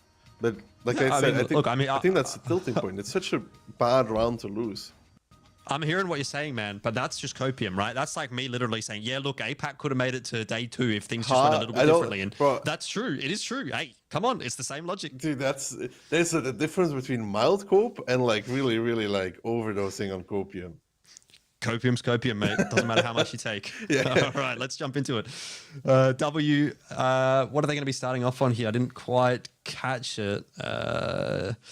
W Defense. starting on defense. So just going to bring the double 60 TP, IS7, double 277 E5 and the Leopard 1. Again, we're seeing that Leopard 1 get quite a bit of play actually from W. Yeah, they seem to like it. Maybe it's Ali's personal preference over an SCIV, because you will see sometimes the SCIV on Sand River more than you'll see Leo, but maybe he just likes playing the Leo more. It is up to him at the end of the day. But that the double 60 DP, it's an interesting kind of defense, but I'm mostly looking out for that double 277 of W, which seems to be going places, at least across the F line. Key point to remember again is that the attacking side time is 5:24. So if Apur want to take the advantage going into the tiebreaker, if they do win both of these Sand River rounds, they need a faster attacking side win than 5 minutes and 24. So, I mean, I think that's going to be difficult on Sand River, but just something for those of you watching along at home to kind of keep in mind that, yeah, again, Mines tends to be a bit of a 1-1 map. So it's something that you'll kind of want to have going into that tiebreaker if we get there, is that choice of side, because you just jump on the defense and in theory you're in a pretty good spot to still win this series. So all said and done, like W, they've kind of done their job now, and it's just a case of either putting it over the line here on Sand River, or if all else fails, moving into Mines and still having that mental fortitude and confidence to be able to close it out there. I will say though, but the way that currently W is playing, they're opening an avenue for a quicker attack though, because Frugo is very isolated in that position in the I7. I'm not sure what he's trying to achieve there, but I do know that once the K-line gets taken to K7, K8, which you can see the Opor hit squad right now do of DJ, T-Sec, and Fury, is that I7 ends up in a lot of trouble rather quickly. And that is starting to eventuate right now. Piotrix in that bat chat is having some pretty nice RNG, and that's another good shot that goes through. Was that a tracking shot right at the end there as well? Oh, dearie me, Piotrix. He has come up with the goods there for Apur. That's a big loss for W. 2 minutes off the clock already. About 3.5 to play with for Apur if they want to take that tiebreaker lead. And they're going about it nicely. I mean, -1 tank on Sand River. The I7 is so important because you hold zero line. If there's nobody holding zero line, that opens up G9 really quickly, which is the June there to play from. And if they don't have that for the side of W, they really don't hold anything at all. Yeah, you're starting to see the map control kind of fall apart a little bit for W. They seem to be all over the place, trying to make some hefty rotations. Barkis now is out in the open, and Piotrix once again in that bat chat.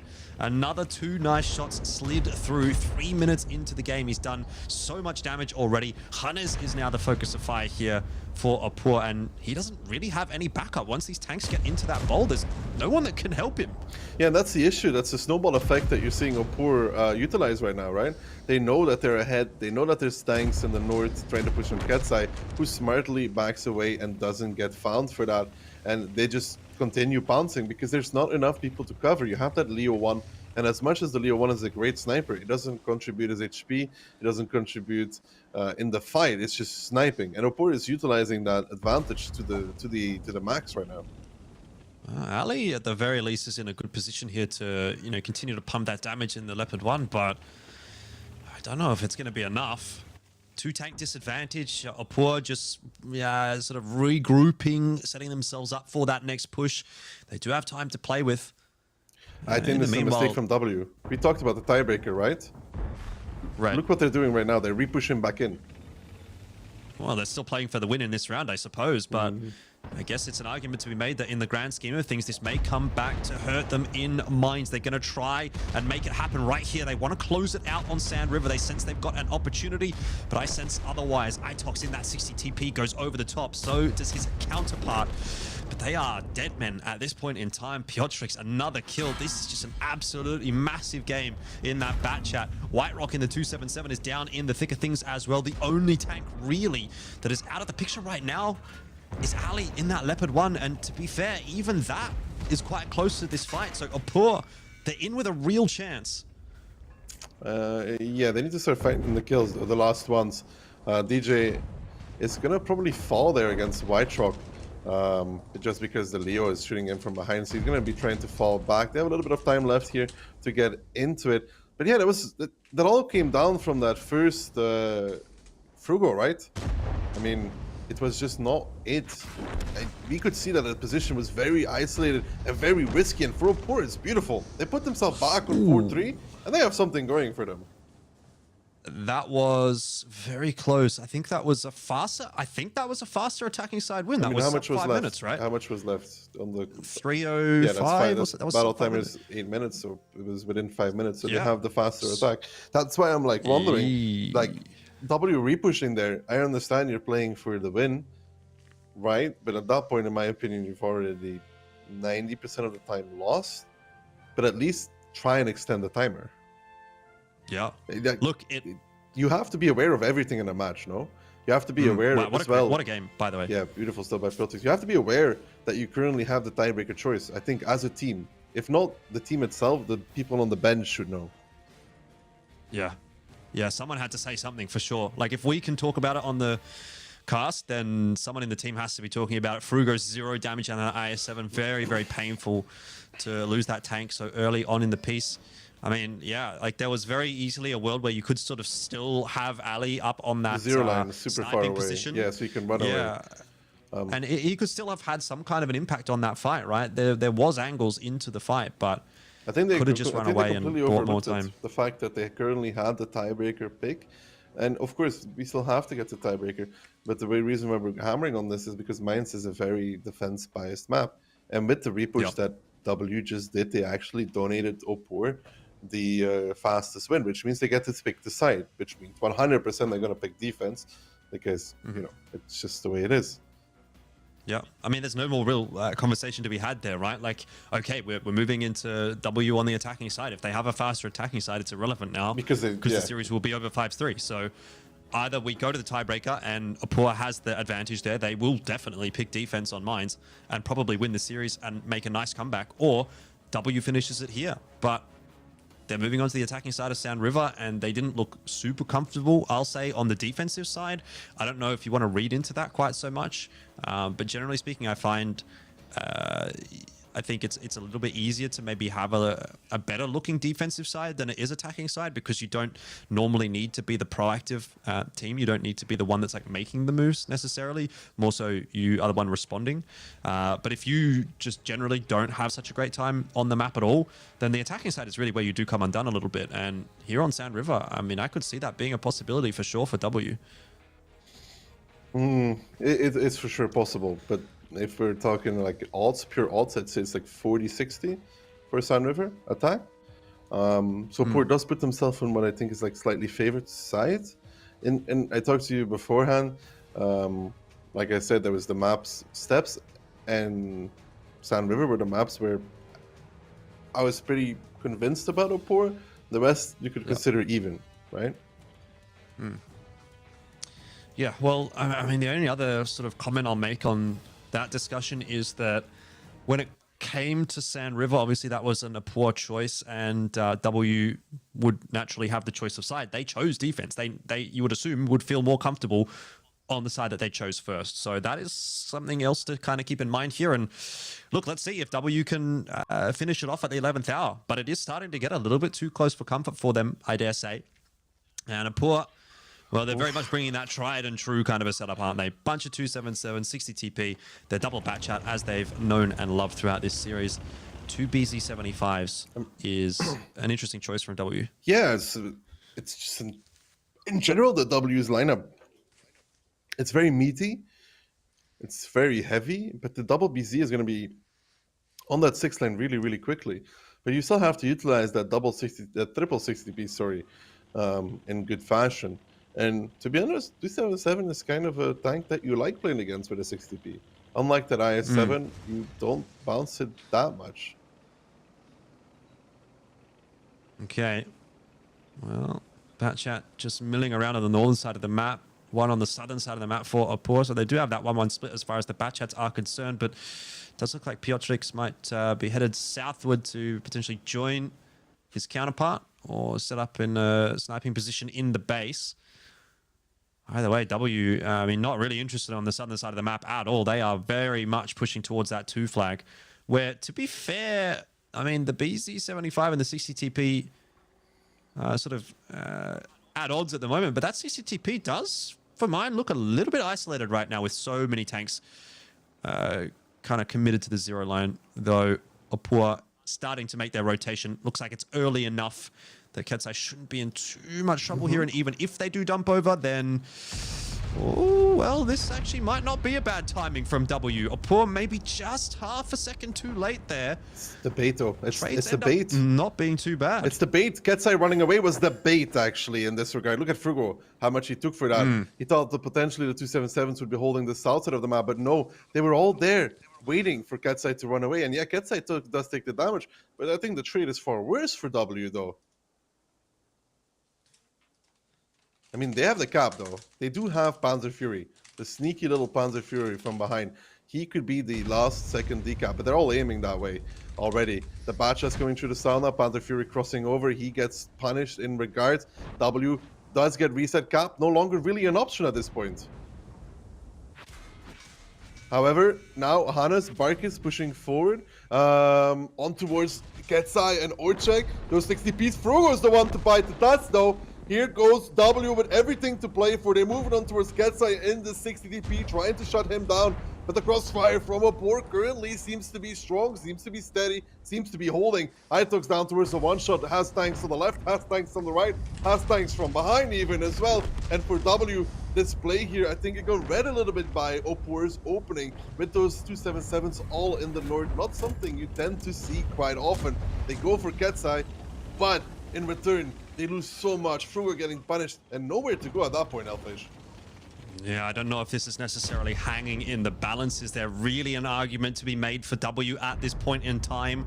Down 4 on 5, they have a 3k disadvantage in terms of the HP. I mean, that's a good position and a good spot from the 60 TP to get some damage done, but Barkis is really going to be the focal point right now for Opur. He won't be lasting too much longer as that Batchat does arrive. DJ gets the finishing blow. Ali in the Leopard 1, miles away from this fight at the moment, is trying to rotate across and trying to help out. But I have to say, I think it's a little bit too little too late right now. Opur are storming toward a tiebreaker finish. And now we gotta go back to who gets to pick the side. It's gonna be Opur on Minds to pick this side.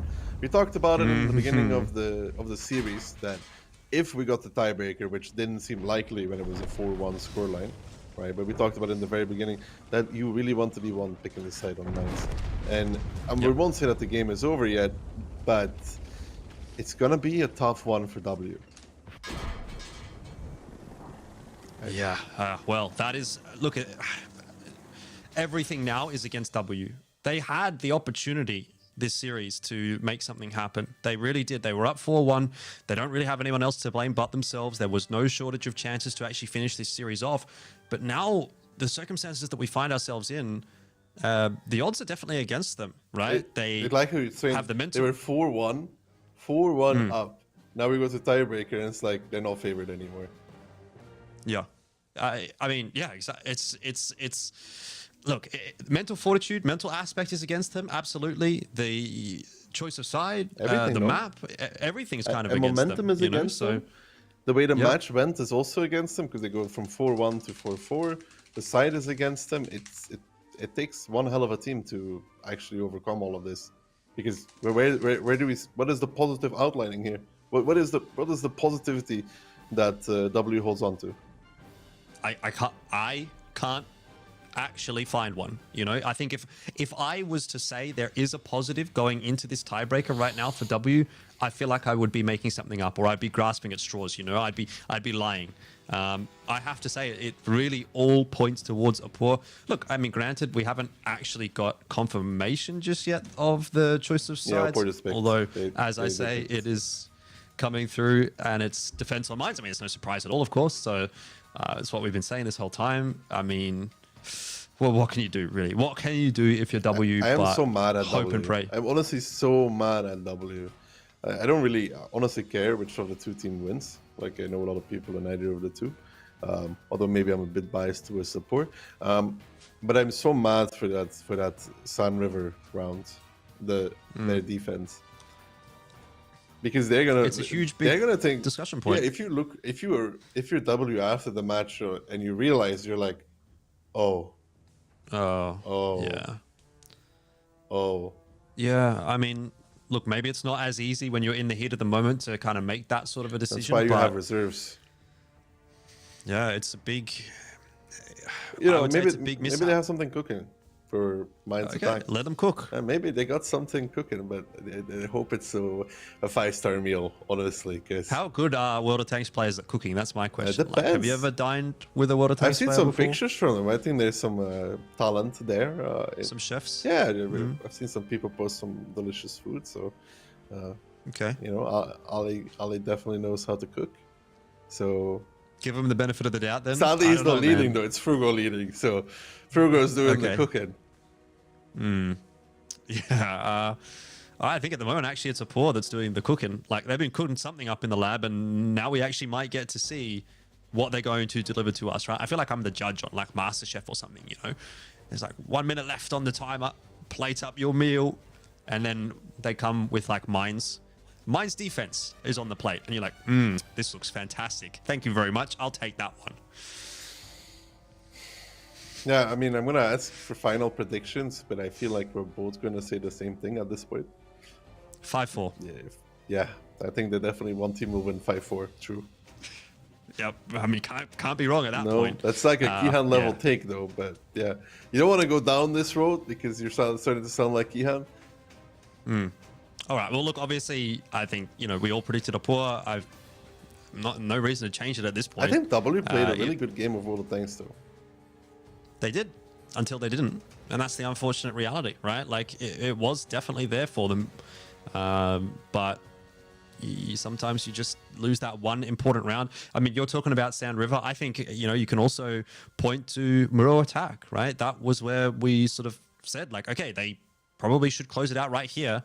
This was the opportunity. It was 4-1. You're moving on to the attacking side of Muro. You've done the hard work on the defense, and now, you know, it's yours to close. But they weren't able to close, and that's where that snowball, that spiral really starts. It's evident that they weren't quite as comfortable on Sand River as the final map in the pool, and that's the difference maker with the best of 9 versus best of 7. If this is a best of 7, series over, 4-1, we're done, we're going home, it's all good. But you do get tested a lot more in the best of 9 because there's an extra map in the pool that you have to be prepared for, and they weren't prepared for Sand River, and now they are being punished for that. It's Mainz time.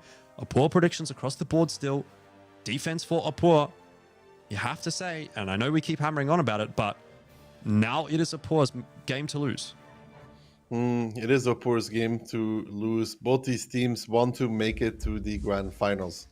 There, someone will get the ticket, the last one, to China to battle it out against the teams from the other regions. Is it going to be Opor? Is it going to be W?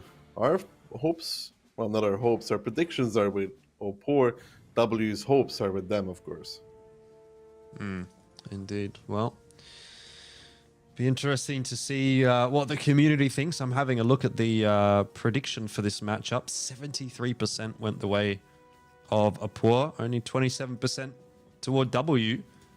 And those who were, you know, on the side of W, they were thinking, hey, we might actually be grabbing quite a hefty amount of channel points out of this one. But unfortunately, you guys might be feeling a little bit mad at this point in time because, yeah, there was every possibility, but that seems to have very much slipped away from W. And, you know, I guess we're maybe talking about this like it seems like it's a bit of a formality. It certainly is getting to that point. I want to sort of take a couple of steps back and say, like, this is definitely not over yet, right? It's not as if it's 5-4 right now for Apor. They still need to convert this round. They still need to ensure that they finish it. Yes, they've got the advantage, but maybe W can pull something out the hat. Are they going to do it with this lineup, though? It doesn't scream anything too tricky to me. No. Either team have the pretty balanced lineup here. For W, it's a real question, how do we get these E5s into the game? E5s is not a great pushing time. It's not an IS-7, it's not a 277. It doesn't do that well in those head-on pushes because of that. So the main question is, how do they get those tanks to actually be involved in the game? But also, which tanks from W are actually going to be leading a charge? Because you don't really have any of those. You have the mouse. You're not going to push in with an S1. That they will be able to take control of the hill. How much damage do they take for this cross? Tisek in that VZ55 is actually holding the gate closed right now. Frugo does not want to challenge, does not want to take all that damage on the cross, ends up bleeding one shot for free.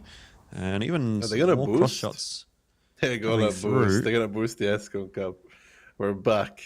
2016, boys. Yeah, let's go. I mean, it's different kind of boost, but it still counts, I guess. I mean, a boost versus a climb, obviously, is the discussion that you want to have here. I'm more of a fan of the climb. I think the climb is where you really see that skill diff, but anyway. Speaking of skill diff, that is That not cost them great. a lot of HP already, though. Mm-hmm. Uh-oh. Frugo looking at his teammates like, come on, guys. You can do this. Well, he's going to get the boosters in there to help out now as well. I mean, not only is this going to cost them HP, but it's also going to cost them time. That's the other factor. Off we go. Let's see if we can get Hannah's up this time. And that looks to be a little bit more That costs successful. a lot of HP, though. To get an... But, I mean, yeah. Oh, no. Oh, no! It's more than a lot of HP. Get him on his... Oh, wait, he's still going. He's fine. He's fine, guys. It's fine. Little my slam God. dunk from my truck there as well. Get back on your tracks, boy. EU driving, bro. Like I've been telling you this whole time. That cost a lot of HP, though. Hannes Yeah. minus 400. Okay, so let's take a summary, right? Hannes minus 400. Attila minus 200. And my truck minus 600. Could that be? I don't think anybody else rode my truck, no? No, give or take. Yeah, so about almost 2000 HP. Yeah, is it worth it to get a tank on the hill for that much HP? I mean, To get an S-Conk on the hill, kinda. You would take more probably if you try to take it, or even lose the S-Conk, because the IS-7s from 1-2 can shoot. So that's 1000. T-Sec is 2 shots as well. That's 2000 already there. I mean, it would have been But, I worth it. mean- Okay, let's put it this way: if they did it first attempt, it would have been super worth it because they would have lost like 500 HP. The fact that they had to do The it other twice. factor is- yeah. But the other point is like the time. It took them about 2.5 minutes to make that happen. So probably 30 seconds longer than they would have liked. And that can pay dividends on the back end. Right now, it's really a stalemate. You know, W just milling around. They're setting themselves up for the 9-0 line push. There's 2 E5s to make this push, but you've got Piotrix in a fairly forward position in that E5, which does make this push look a little bit awkward because they're going to have to go past him or stop to deal with him. Either way, they're getting stuck in a crossfire. I don't see this ending well. I don't think they want to continue going here. I think they're confused by the fact that Piotrix is there. You see a little bit of hesitation, right? Whiterock stopping early already. He's like, I don't really want to go anymore, Attila. He takes one for his trouble as well, being forced back now towards the cap. They're definitely, we're not predicting that position. Yeah. Issue now is that those E5s are kind of stuck. Like, you can't really get them out of that position without taking a lot of damage, so you have to look elsewhere on the map to make a push. Is toward mid, I guess, but you have no control of the 1-2 line, which means you are just getting farmed on the way in. This is not looking great for W. They do have to ensure that they finish off T-Sec right here. Barkis, I don't think has any left in the clip. He would have fired both of his, so he's kind of just a big meat bag right now, taking all the damage. That one does at least bounce off of him, but T-Sec is still alive. Okay, finally somebody Okay. comes in. It's actually Ali and the E5 coming around. They're now pushing from 2 sides, actually. Piotrix got found by the boys from W, but he gets help from Fury to shut down Attila, surviving on a mere 2 HP.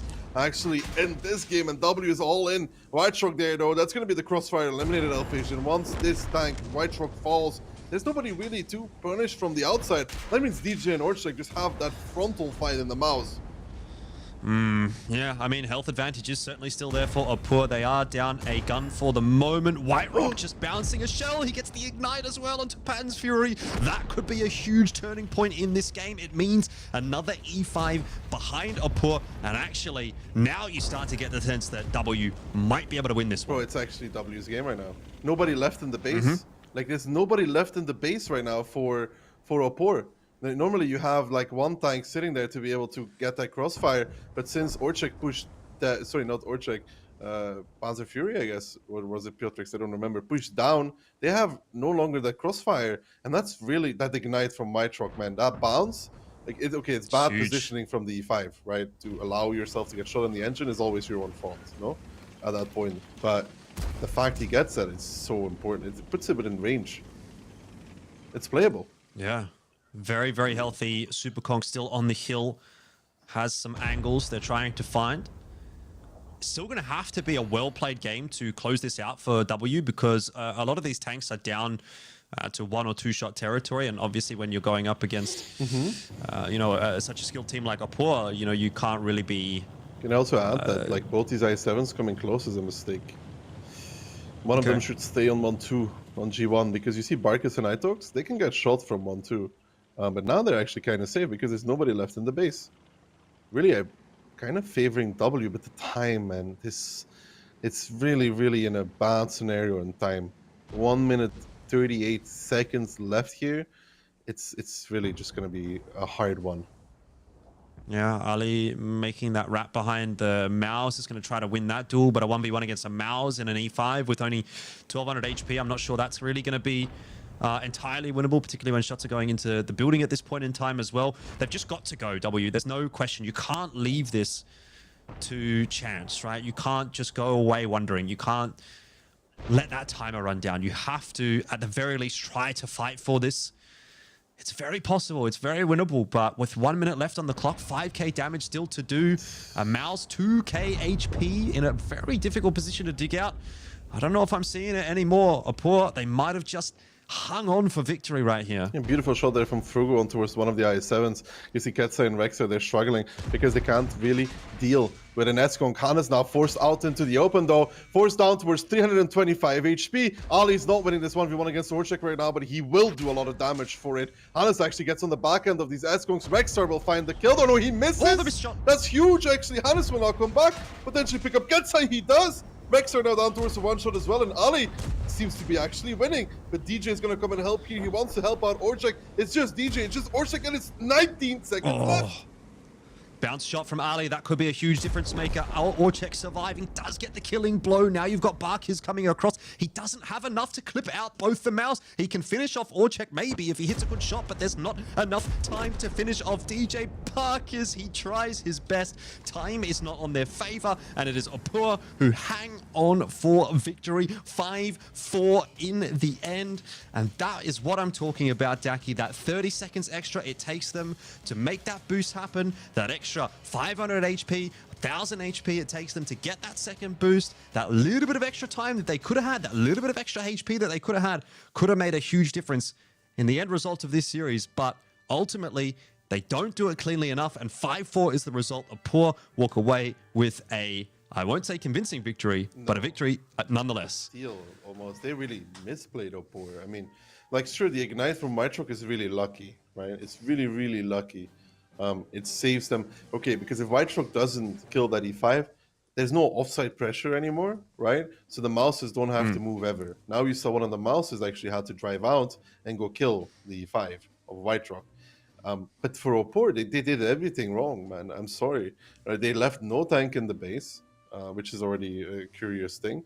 The guy that drove down missed the shot against the E5, showed him his engine at the same time instead of positioning for the 1v1.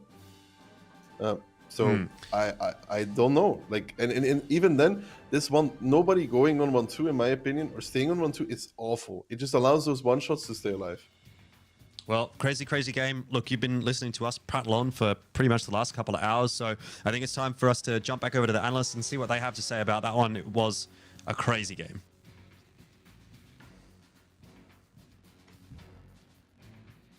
Well, yes, thanks a lot, guys. And Toxic, what a match it has been between those two teams. W were 4-1 up, and we thought it was over on that Muro, but Opor actually making it all the way back to the tiebreaker. But we have to say, this tiebreaker, it could have gone very wrong for them.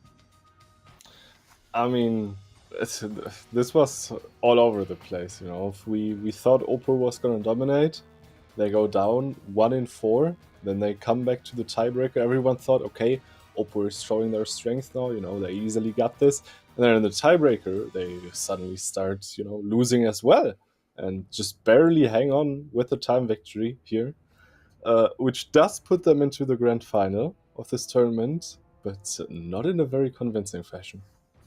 Yeah, I mean they'll be playing either against Babology or Dopamine, which is the next match will be covering the NA Clash, and yeah, W I think they almost deserved more than Opur, if I'm honest. If I watched the entire match back, we'll get to see shortly with the replays to see exactly what happened. But anyway, Opur get their revenge from the last finals of the losers bracket of the World 7 we had weeks ago. They are the EU team that is going to be fighting in the grand finals to get their spot in China.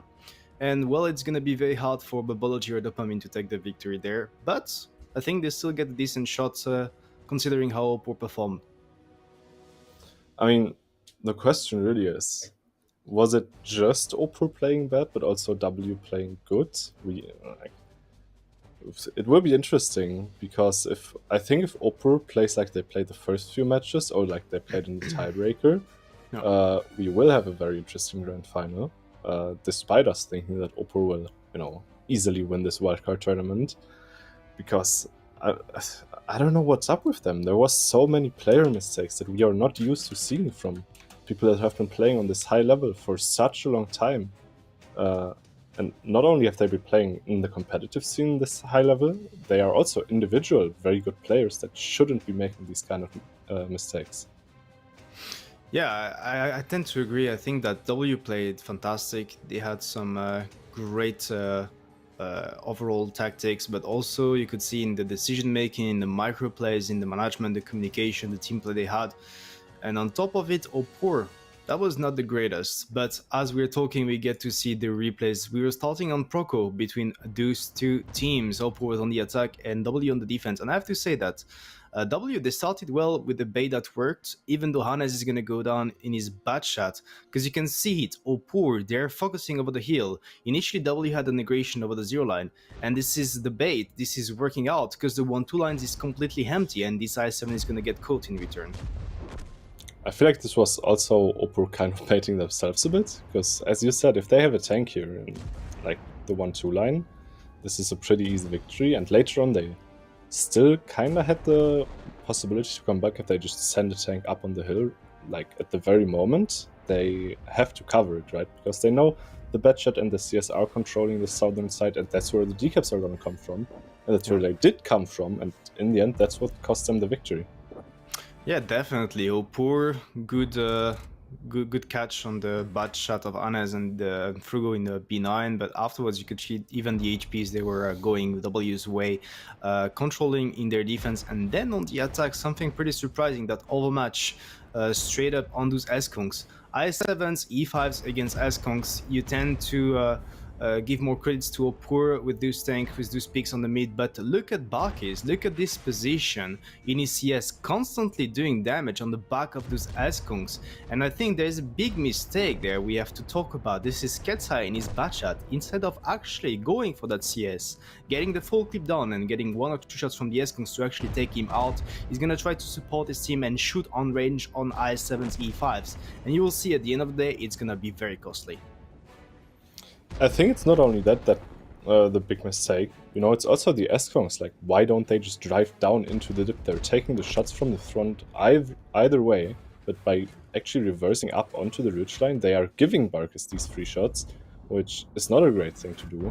And yes, Ketsai in the end, he didn't really play it perfect if he didn't reload and run, but instead kept his clip and just clipped Barkis. Yeah. They would have probably ended up winning this match. But in total, the team coherence was not really there. I mean, 2-0 to start with for W, completely dominating on the Proco pick, which was the Opor pick, we have to remind that. So mentally talking, this was really great from their side. And then we were on step, their pick, and we could see that they had a try in the attack, but Opor, they were well set for it, and it was really hard for W to make it work. That's pretty solid push over the 2 line around the 9-0. It was well handled by the side of Opor. Yeah, I feel like maybe also a bit of a shooting issue on towards Ketsai there. He survived for quite a long time, actually allowing Opor to get the catch on Ati on the northern side of the map. And then you're forced into this weird overpush here from W, where you're always kind of pushing into the crossfire, and once Piotrix and Orzek arrive, it's pretty much GG, because you're going to be facing versus T-Sec on the one side, you're going to be facing the 3 S-Kongs on the other side, and you're going to have a Minotauro and the Batchat from 2 alternative angles as well.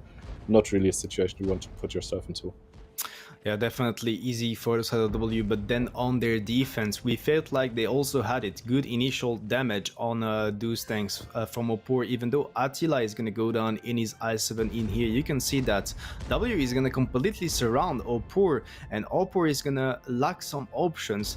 And you'll see after that, after taking on this I7, they'll try to rotate with the double batch at Reshek T-Sec, but they will have issues to deal with Frugo and his 277, because there will be some magnificent cover from the side of W and especially Valkyries. Yeah, we've highlighted this in the VOD 7 that was played on the EU server and on the NA server, that one of the teams played an aggressive defense, which is not what teams are used to. And once again here, you see the aggressive kind of defense, and Opera was just not really ready to deal with it. And I mean, we have had some individual plays, as we are seeing right here, that were maybe not all that ideal, that just ultimately led to W going 3-1 and having a great shot on actually winning the match. I mean, good stuff from the side of W, making it work with some aggressive plays of the defense, going for the map control. That's not something, like you mentioned, that we usually see. And that was interesting because they were already 2 rounds up on that semifinals against Opor. And Opor, they kind of probably felt bad about this one, because I really think they had a shot to get back to 2-2. Yeah, they had a shot to get back on 2-2, but I think it's also just really well done from W. Yeah. And for Opur, this is the moment they have to start realizing, you know, okay, it's 3-1, game is on, we have to start winning. And then we see these this kind of, I'd say, very standard approach to an attack, but it's also just, with the mouse being so disjointed with the team, it's very risky to do it like this. Look, when we saw that, we were like, oh, Opor got it, good opening, they have the mouse, they have Piotrix making some sort of a trap with the Batchat, and the 2v2 is working out in their favor. In return, they get out of the cap and they manage to go over Itox, and they're gonna take him out.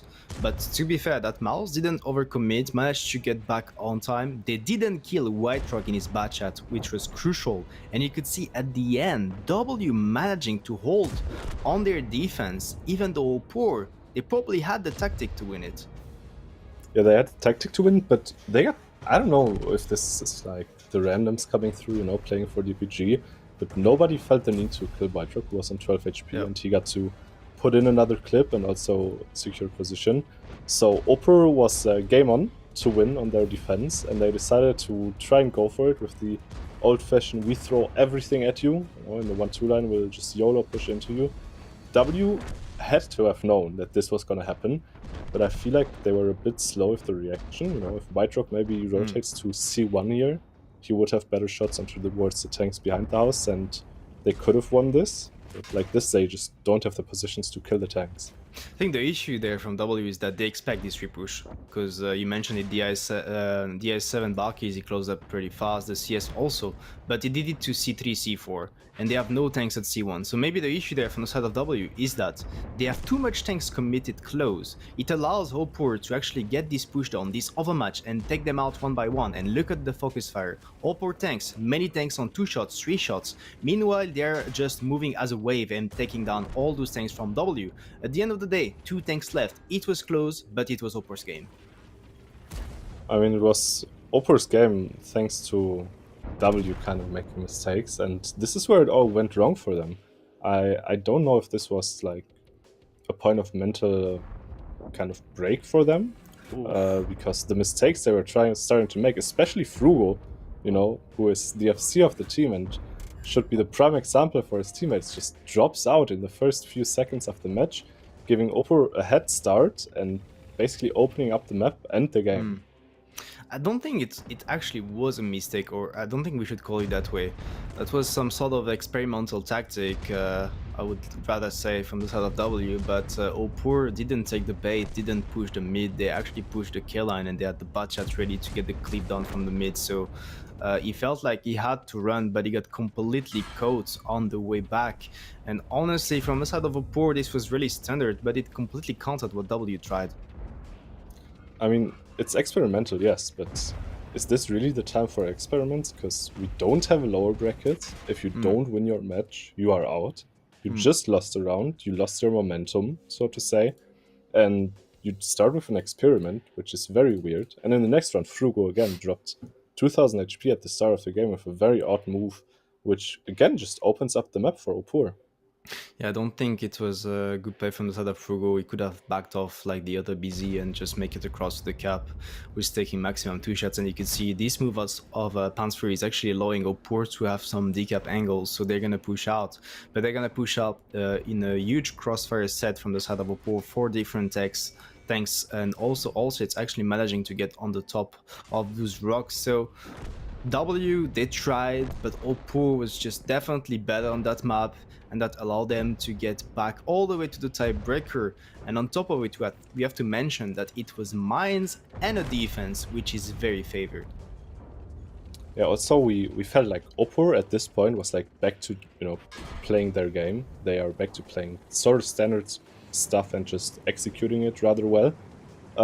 W, on the other hand, coming in with some experimental strat here with the climb. They failed it once before. Here they actually managed to do it in an interesting fashion that could have turned out way worse. They lost 1100 HP for it nonetheless. They also lost a lot of time on this, which will come to bite them in the end. I mean, they lost more than 1k HP to do it, which is something they would probably take the hill the normal way. And well, we felt like there is no chance left from the side of W to make it, but once again, big mistake from Opur. You'll see it. I think it was Pants Fury in his E5 actually pushing and not keeping that crucial position around their spawn to allow some crossfires. So you have double I7 completely out of the fight. He's pushing, thinking he has to do it to help and take down White Rocks, but it's actually allowing W to stay alive in this round, because then they have the upper hand. They have the heal, they have the control over the 3-4 line, but the only thing that is gonna be helping Opur in this match is the time, because they're on the defense. And I don't know if this was maybe some hype, starting to build up. Opur was maybe like, oh yeah, we're 4000 HP ahead, the match is won, let's just YOLO in and finally get this over with.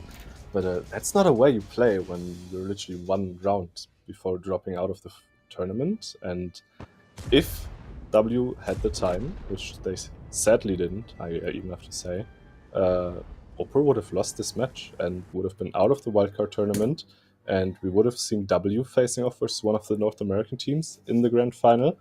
However, Opur did get to take the time victory in the end, and we will be seeing them in the later stage. I think it was a very scary tiebreaker from the side of Opur, actually, because they had the upper hand, but then W almost made it. But anyway, that was it from the EU semifinals. Toxic, we're now going to be covering the NA1, Burbology against Dopamine. Who is going to take the victory? Who is going to challenge Opur in the finals afterwards to get their ticket to China? We're going to figure out shortly, but just before that, we're going to hear what our casters have to say. Back to Elfish and Daki. Well, that is the big question coming through from Insane, isn't it, Daki, right? Who is going to take that victory? Who's going to go through to face Opur? And how do they feel about that?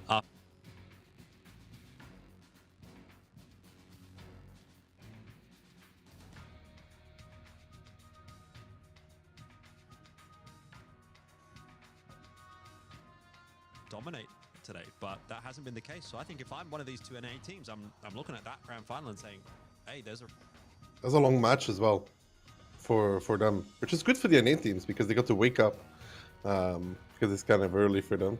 Some people should be asleep right now, others are waking up, some. So for them, they're probably pretty happy that the match went really long, because also They got to see a lot of Opur's playstyle, of W's playstyle. Not that it matters now for W. If they could win this match clean, either of the two teams, that really sets them up for the grand finals. You know, like if they could get like a really fast game, don't spend too much time beating their opponent, and move into the grand finals, that would be ideal. If this is going to be a long, drawn-out match, though, then it's great again for Opur because they do really get to relax, then calm down, talk about their mistakes, which there were plenty, and what to fix for the grand finals. So for Opor, they're really hoping that this match goes long. Yeah, and I think what's interesting about this as well to sort of consider just initially is that I think if I'm Opor looking at this match, I'm almost kind of hoping Burbology is going to take the... Oh, no, sorry. I'm Dopa. preferring probably Dopa to take the victory here. And not only just because, like, seeding and whatever, this kind of thing, but actually the argument that I want to make is that Himmelsdorf is Opur's Perma-Vito. They've been getting rid of that every single game. Dopa has been first picking Himmelsdorf in most of their matches so far. So, I mean, that's almost two birds with one stone. I think that makes it look like a pretty nice matchup. So, just something that maybe Opur has in the back of their minds looking at this matchup here. Preferring to see Dopamine go through, but we'll obviously have to wait and see. As far as it goes between these two teams, just based on the games that we watched yesterday, I don't know that I really want to make a huge...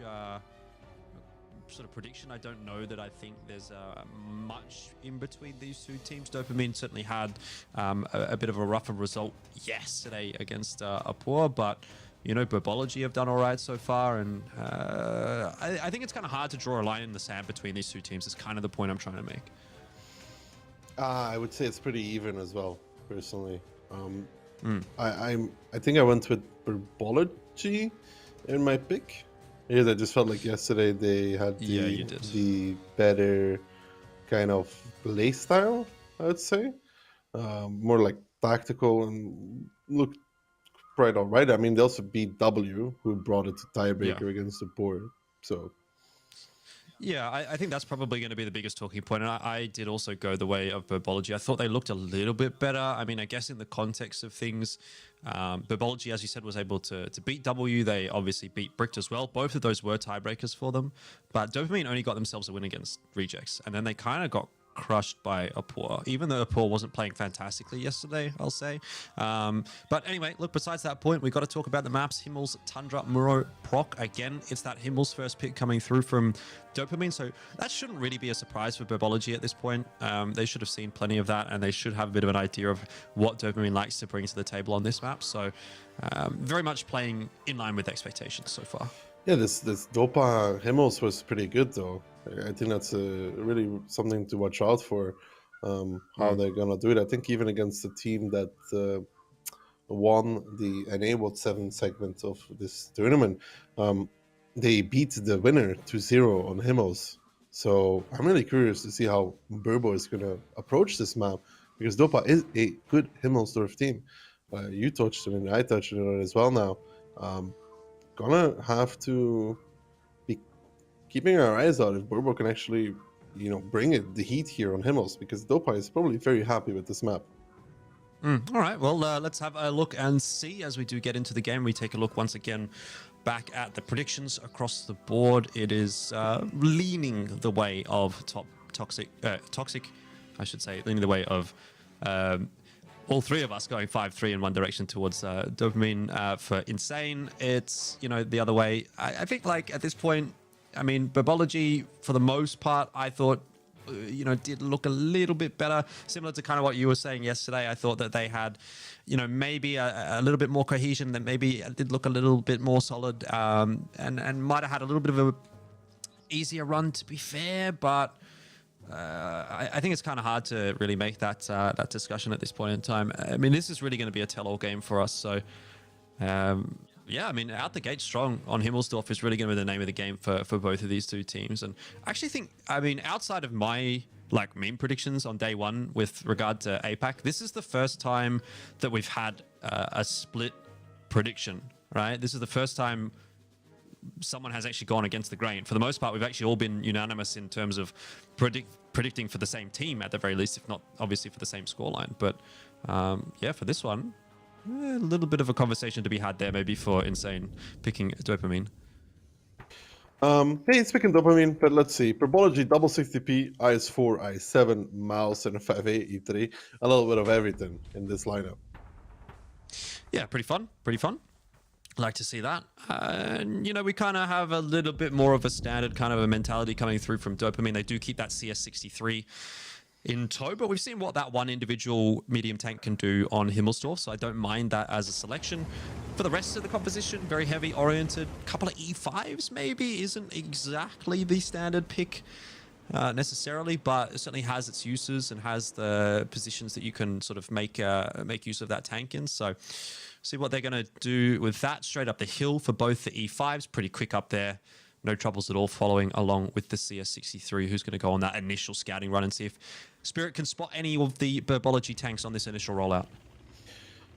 It's been on the hill there, gets a spot on the 75A, the i7 even as well. Octo gets behind that hold on, takes only one shot for it, so a small price paid to take the position. He's going to be watching the 8 line from there, so good preparation from Burbo. We've seen Frugo yesterday go here and not have the greatest of times. So this is a lot better in my opinion. See Vova now take the 8 line as well, actually wrapping around Nexus in that 277. He's going to go for the proxy spot there. He's going to find at least 160p. Might even peak Nexus in that 277, and he does. Gets a big shot, 765 on the back of that 277. Good start for Burbology. Yeah, not going to be particularly pleased about that if you are Dopamine. Spirit able to get a shot off on Kenway, but that's not really going to be an easy shot to connect at this point. Fairly standard position for the E3 to be in. It's not really a particularly, what's the word, crazy defense. I guess you're looking at that 60 TP pushed up in the G7 position. You're thinking, okay, that's a little bit of a progressive position maybe from Burbology on the defense, but for the most part, it's all pretty standard. It's actually quite difficult to dig tanks out of that spot as well, especially with the crossfire that they have been able to establish. Like, there's an E3 watching this courtyard, so it's not really the kind of tank that you want to be driving into and presenting the opportunities to fire.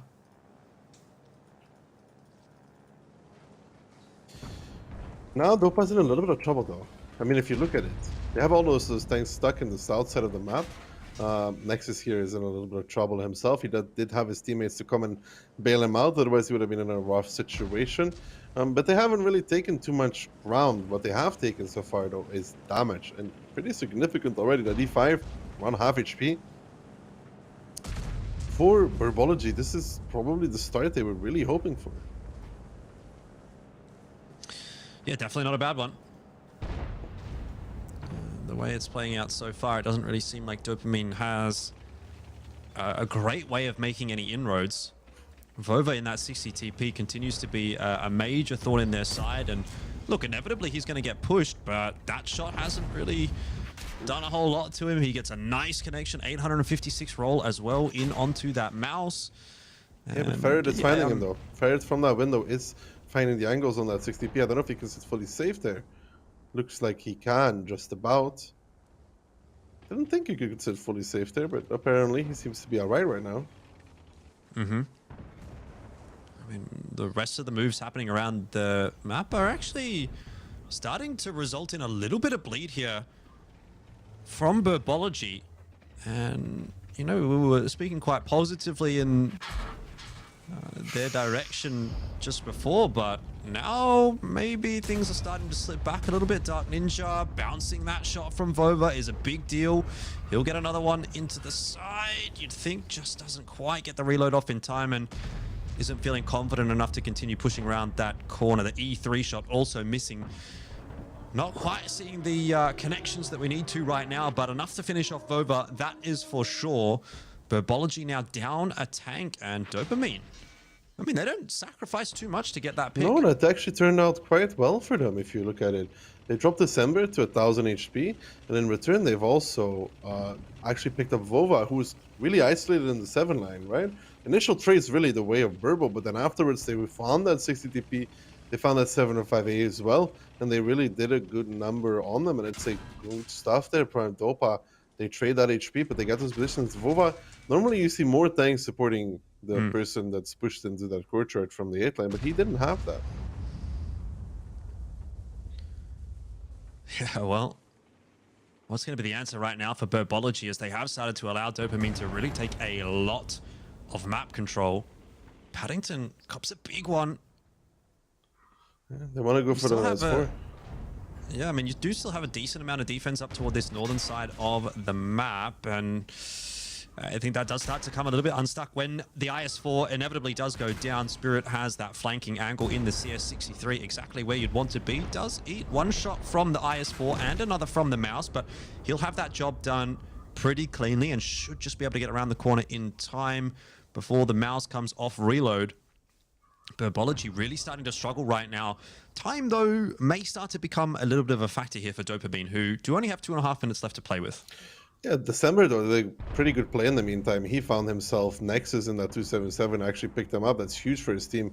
They really needed that. Blur now taking the 5 line. He'll find OP Hacker there for a big shot, 689. He's going to be pushing down the 5 line. That's going to put the pincer here onto the mouse, onto the 75A. You can see A-line tanks watching them. Then you have those 2 tanks at the B67 corner of PM and Dark Ninja. And now Blur coming on the side as well. There's no really way for that mouse to angle every direction. Certainly not. It's not a fun place to be. December does go down in the 705A, and that is one less tank now that Dopamine do have to deal with. A lot of their members are down to a one-shot. But maybe that doesn't matter when you've got such a lead as they do. Spirit slides one more through onto Kenway. Now it's a 3-on-6. I just don't really see the avenue back into this one for Burbology. They need to get a reset, first of all. They're going to need to get a couple of resets, but OP Hacker decides to slide the shot through onto Blur instead. Who's getting the reset at this point? Is it Muscles? Is it October? 9 seconds left to go. October's too far away. OP Hacker not going to come off reload in time. I think the round is pretty much just over at this point in time. Never mind, reset does just come through. But is it enough to save the day right here for Burbology? October needs to hit that shot and will not. The mouse was already backing up around the corner, and the cap will go through. Dopamine secure the attacking side on Himmelsdorf. It was a tight affair, but it was almost always, for the most part, it felt like their round to lose from the initial engagement. So, you know, they took the lead early. They held on to that. They did what they needed to do. And even though it looks close in the end, is there an argument to be made that that was reasonably comfortable? Could have been better. I mean, I think Nexus misplayed on the cap. He should never allow himself to fall in a 1v1 against the 705A. That's one thing. But outside of that, they made really good moves, man, across the map. I mean, they realize that they need to kill Vova. They do that by pushing down those E5s. They get the position with Ferret in the window. And you can see how much that 60p of Vova then struggled. If he goes back, he gets pounded by the E5. If he goes forward, he's facing off against the mouse. And it's just too many angles for that tank to deal with. So that was really, really, really good stuff there from Dopa. Their A-line fight, I mean, it was comfortable, but like the 2E5, speaking from 8-line, they were a bit premature, sadly, because they have to wait for Spirit and the CS to come in. That made it a lot closer than it had to be, because if those E5s and Spirit are working in a tandem from left and right, they get the IS-4 relatively easily, and then they can even get the mouse by themselves. That made it a lot harder on them, but then when Blur came down the 5 line, that was the nail in the coffin for the side of for Burbo.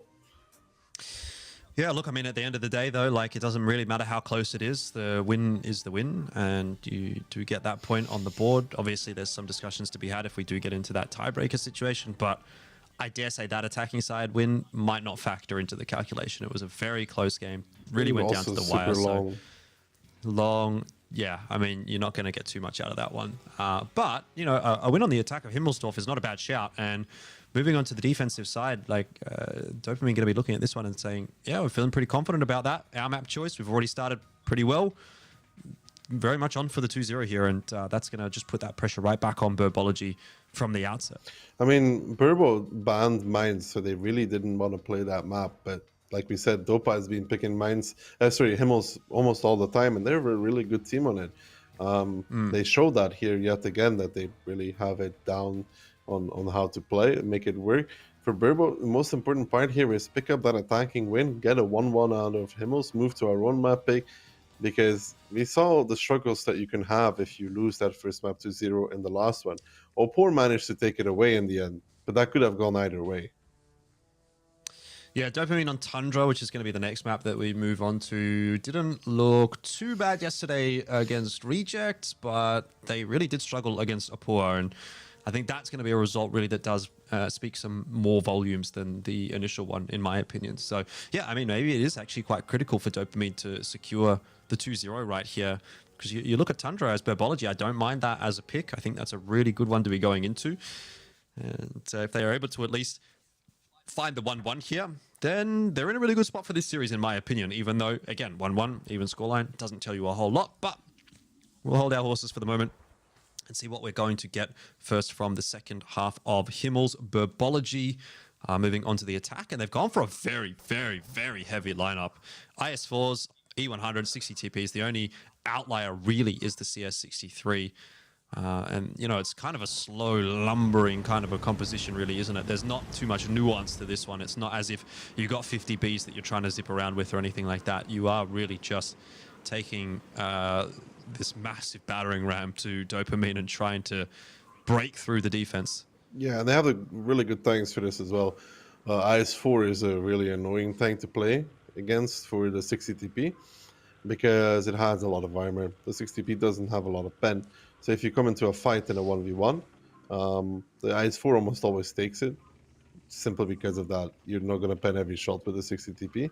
They're going to be crossing over the K line. They're trying to do it unspotted. They may actually be able to do this as well. December, Kenway, Floppy. They go the long way, and they do arrive unspotted, even with Nexus in the window. That's some really, really good preparation there from Burbology, I would say.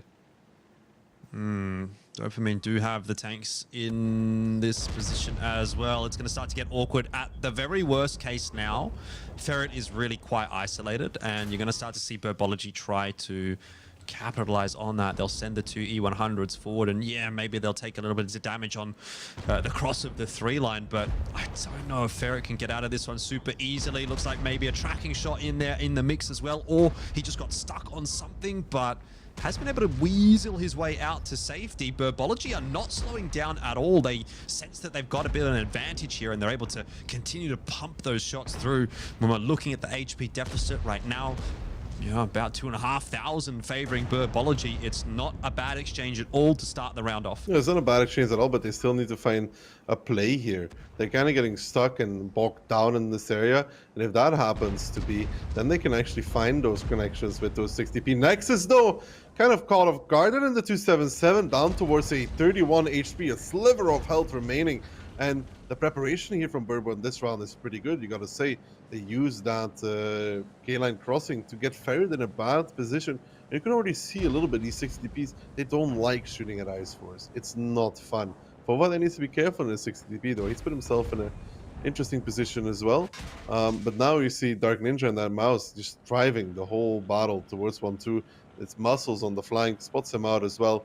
That's the S of Muscles. You saw him play yesterday, a formidable game of World of Tanks. But right now, when we're looking at Dopamine, they are surrounded. And OP Hacker actually finds Nexus as well, which shouldn't really be possible.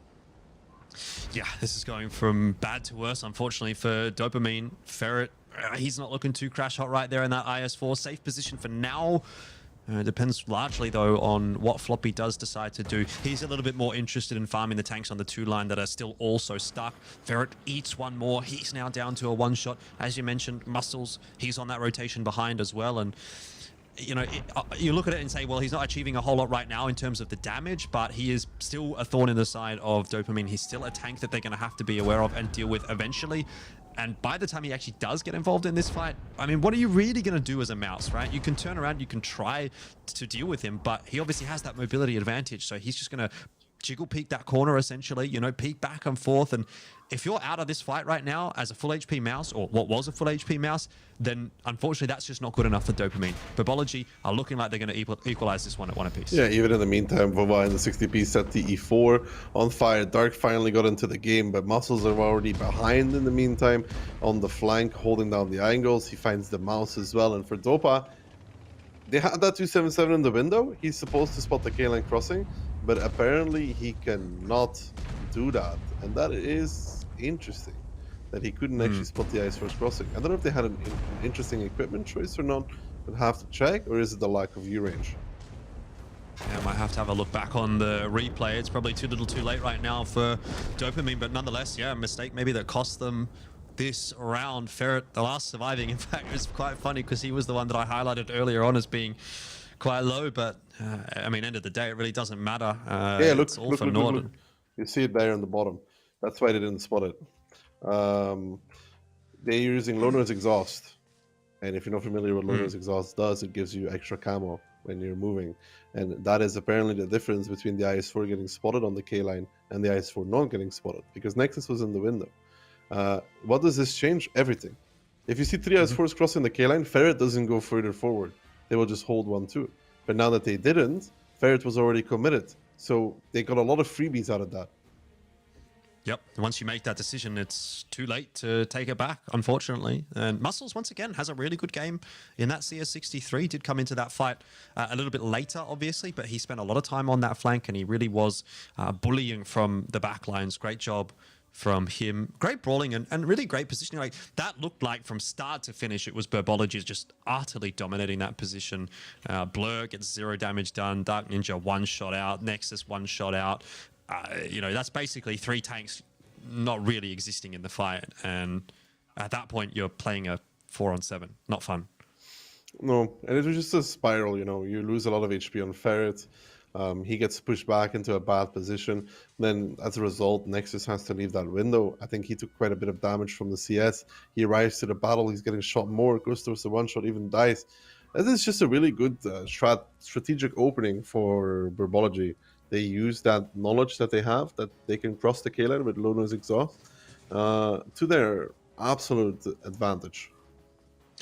All right, well, here's where things start to get a bit interesting, because it is back to that discussion that I was bringing up going into the second round of Himmelsdorf. I was just taking a bit of a look back at Dopamine and their results on Tundra, and yeah, there wasn't a huge amount really to write home about.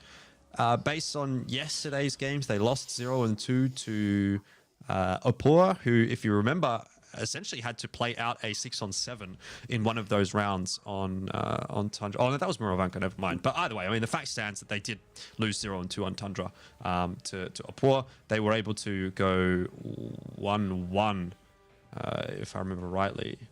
Oh, no, they did go 2-0 against Rejects on Tundra, but you know, how much do you really want to take from that? Not much. Look, either way, it's yeah, exactly. Like it's still you know, neither here nor there as far as I'm concerned. So I think this is actually quite a good pick from Burbology, and this might be the point in this series where they are actually able to pull ahead, in my opinion. I don't know if I would favor either team, though, too much on Tundra. I don't know. I'm having the flashbacks to the BZs of Burbo. They stepped away from that, thankfully. Let's be happy. Yeah, I have some vague memories to Topaz Tundra from yesterday. It was not the greatest. I think there was an interesting Minnow peak from what I remember, and then the VZs from Opor just raining ham in the 4 line, just absolutely opening that up rather nicely. I honestly don't know if either of the two teams has the capabilities to take a 2-0 here against the other. I'm already looking towards Moro to be the real difference maker, more so than Tundra. It could happen, of course, but we've seen already today Moro is potentially a map where some magic can happen. Yeah, I guess with that in mind, are you expecting to see maybe a little bit of a messier game here on Tundra, right? Because I think that would be very much in line with what we saw yesterday. There was a couple of like mishaps for both teams on this map. Maybe we don't exactly expect to see the cleanest of gameplay. I think just both teams will probably win the attack, is what I'm feeling. Attack side of map, fair enough. Like, I just don't think that either of the two teams has Tundra nailed down enough to win on the defense. Right. Because it is a complex thing to pull off. Yeah, we'll wait and see as to what we are going to grab. But I mean, I think you could almost say the same thing for Muro as well, right? But I think Muro is a bit less attack biased. Okay. Because like we saw today that you can do some things on the defense and maybe make it work. Tundra has that less, I find, because of also just the map being smaller, you know? It's more compact. It's not that many possibilities.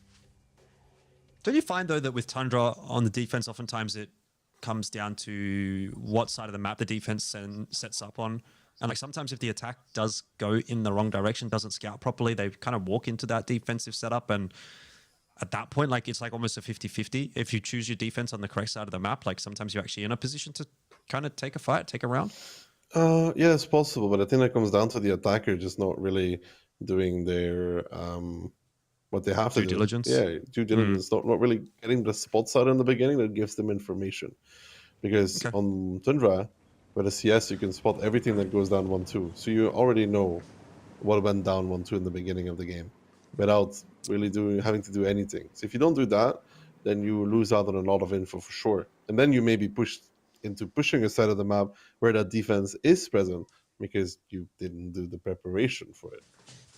All right. Well, interestingly enough, on the topic of the minnow, we've got one again here from Burbology. It's OP Hacker, who is just heading down the one line.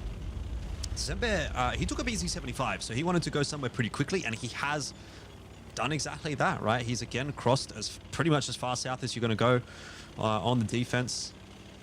You don't always see tanks in that K1 position, but if you are able to take control of that, that can mean it'll be really tough to actually push into this one flag for Dopamine. So they might have to actually set their sights on the one flag rather than the 2 flag for this game. Next is just taking some room. Spots out Octo, Muscles getting spotted as well. Spirit taking a big one from the BZ of December. Actually, good shooting there by him. Beautiful stuff. Lowers that CS HP. And we know how crucial it is that CS stays healthy, right? Yep. He doesn't have the greatest of HP pools to work with to begin with, so any shot it takes is, taking a shot in S-Conk is less bad than taking a shot in CS. 100%. Full HP still across the board for Burbology here. You are starting to see Nexus, try to trade up on that northern side of the map, but he's obviously on his own. You're not expecting him to really get a whole lot done here, and it's actually quite a reserved start to the round from Dopamine. They've barely taken any map control. They haven't been given the opportunity to be fair. It's going to take them a little while to get in position. I mean, obviously, by the looks of things, they're setting up for a 2 flag take, but I have to say Burbology do seem to be reasonably well set up for that with the Minnow and the BZ75 down quite south. And then 260 TP sitting in the pocket at G1, ready to receive this offensive. Yeah, it's going to be a hard nut to crack in the south as well. You have the BZ, you have the Minnow, and then behind them you have the double 60p. Now, Floppy and Kenway, you expect them to hit the shot in the crossing, right? RNG and all, you do expect them to deliver the 1.5. But then you have the Minnow as well already there. He's going to be hold down. You can't really counter him, so you have to kill the PZ first. It all costs you a lot of HP. And indeed, we are already starting to see that unfortunately fold out for Dopamine. Only the one shot, though, on the cross actually might not be as bad as what I thought it would be. December is now reasonably isolated. Obviously, you've got the Minnow still hanging around to kind of help him out a little bit, but it starts to look a little bit more awkward here for Burbology than they might have hoped still. December bounces himself a nice shot there. The 277s are starting to look quite low. 60 TPs also on the rotate south here for Burbology, so they really are putting their eggs in this basket. But it makes it very difficult for Dopamine to get that kill onto December safely now. Yeah, and that's the issue, though. But the second problem, though, in return, is that the BZ doesn't have that formidable turret like you will see in I7 have, or even a Minnow. It does have quite a few weak spots. Those cupolas on top. So if Dark Ninja can find those connections time and time again, there's some room there to make that work. I mean, Nexus and Oxo, they're just in a standoff here that neither of the two is really going to win. So now it depends on the rotations. Both teams have about the same amount of tanks locked in the south. You have Blur, Paddy, Dark Ninja, and PM versus December, Floppy, OP, and Kenway. Muscles can rotate, so both teams have the same amount of tanks. It depends on who's quicker on those rotations, who finds that overmatch, for example, on the 60 TP that's currently alone in D3. I mean, I don't think it matters necessarily at the moment as far as Burbology is concerned. What's happening on the northern side of the map, they are kind of taking matters into their own hands. On the south, you can see that push from OP Hacker, Kenway, Floppy, and even Muscles as well now committing down south. He was that one tank that could exit. He could have gone back to the north if necessary, but Burbology have decided we're just going to try to find this overmatch, make it a 5-on-4, and try to brawl our way to victory admittedly, Spirit is in the river right now, so even though it looks like a 5v4 on this side of the map, he is still able to find a shot or two into the back of a couple of tanks, but now he's got bigger fish to fry. He's got bigger problems down in the southern side of the map. A 1-for-1 trade just at the moment, 277. Not going to be able to get that final shot into to December. And all of a sudden, Burbology are pulling ahead and in quite a substantial way as well. Yeah, slam dunk there from Octodor, the 277 on towards the CS, and Burbo not waiting for those rotations to come in. Like I said, Dropa had that potential to overmatch the 260 TP in D3, D4, and they also realized that, and I think that's where they started moving to shut down this South play, because you know, and I know, that the tank from Dopa was on the move, on the rotation, but also did Burbo know that the S-Kunk was spotted, so they realized that they have a bit of an overmatch in the South. They make that work, they take the initial damage on the 60p, but then you get those two tanks from behind, they start getting the angles, they start making the kills, and they spread the HP and the damage received pretty evenly.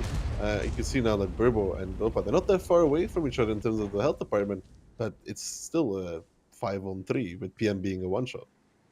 Yeah, absolutely. I mean, look, at the end of the day, the map control is just as important as the guns in the game, and obviously that favors Burbology quite heavily when they have two tanks. Now 3 tanks, the advantage. Nexus is motoring back along that bridge, but he was spotted on his way, and so just does start to get farmed at this point in time. There's nowhere really to go. Jump. He's going to try and turn around, back it Jump. up. Yeah, I think that's really the only option right now, and he is going to commit to it. Actually hits the shot on the way down too, so I'll give him credit for that one. Well done, Nexus. You take the MVP for this round as far as I'm concerned. Octo also jump. To jump on Buma. Octo's no fun, man. He really doesn't want to jump. But yeah, good stuff there from Burbo on attack. Kind of expected, though. Sorry, Burbo. No, sorry. Burbo on defense. Kind of unexpected is what I mean. Right, yeah. We were saying, right? Like, attacking side victory might be expected for both of these two teams, but Burbology, I kind of like what they brought to the table there. You know, you could see on that defense, even from just the initial tank selections, like they had a bit of an idea as to what they wanted to sort of bring to the table quite early on in the piece. The BZ75 hard commit south, that sort of opens up the door for the Minnow to cross down there as well. And they really did put all of their eggs in that basket. They committed to that setup. They made it work. Yeah, and I'm happy for Burbo that they did make that work at the end of the day. It's good for them. It gives them a lot of confidence because they have a real opportunity now. They have a real opportunity to make this 3-1. Yep, I would agree with you. Good damage across the board there as well from Burbology. Really nice numbers. 2k for the lowest damage dealer. Unfortunately, you can't really say the same for Dopamine. And for the vast majority, they really did struggle to get damage out, with the exception obviously being the Super Conks. And look, to be fair, it is a Super Conk, so you're kind of expected to be towards the top end of the damage charts. That tank is designed to do a lot of damage.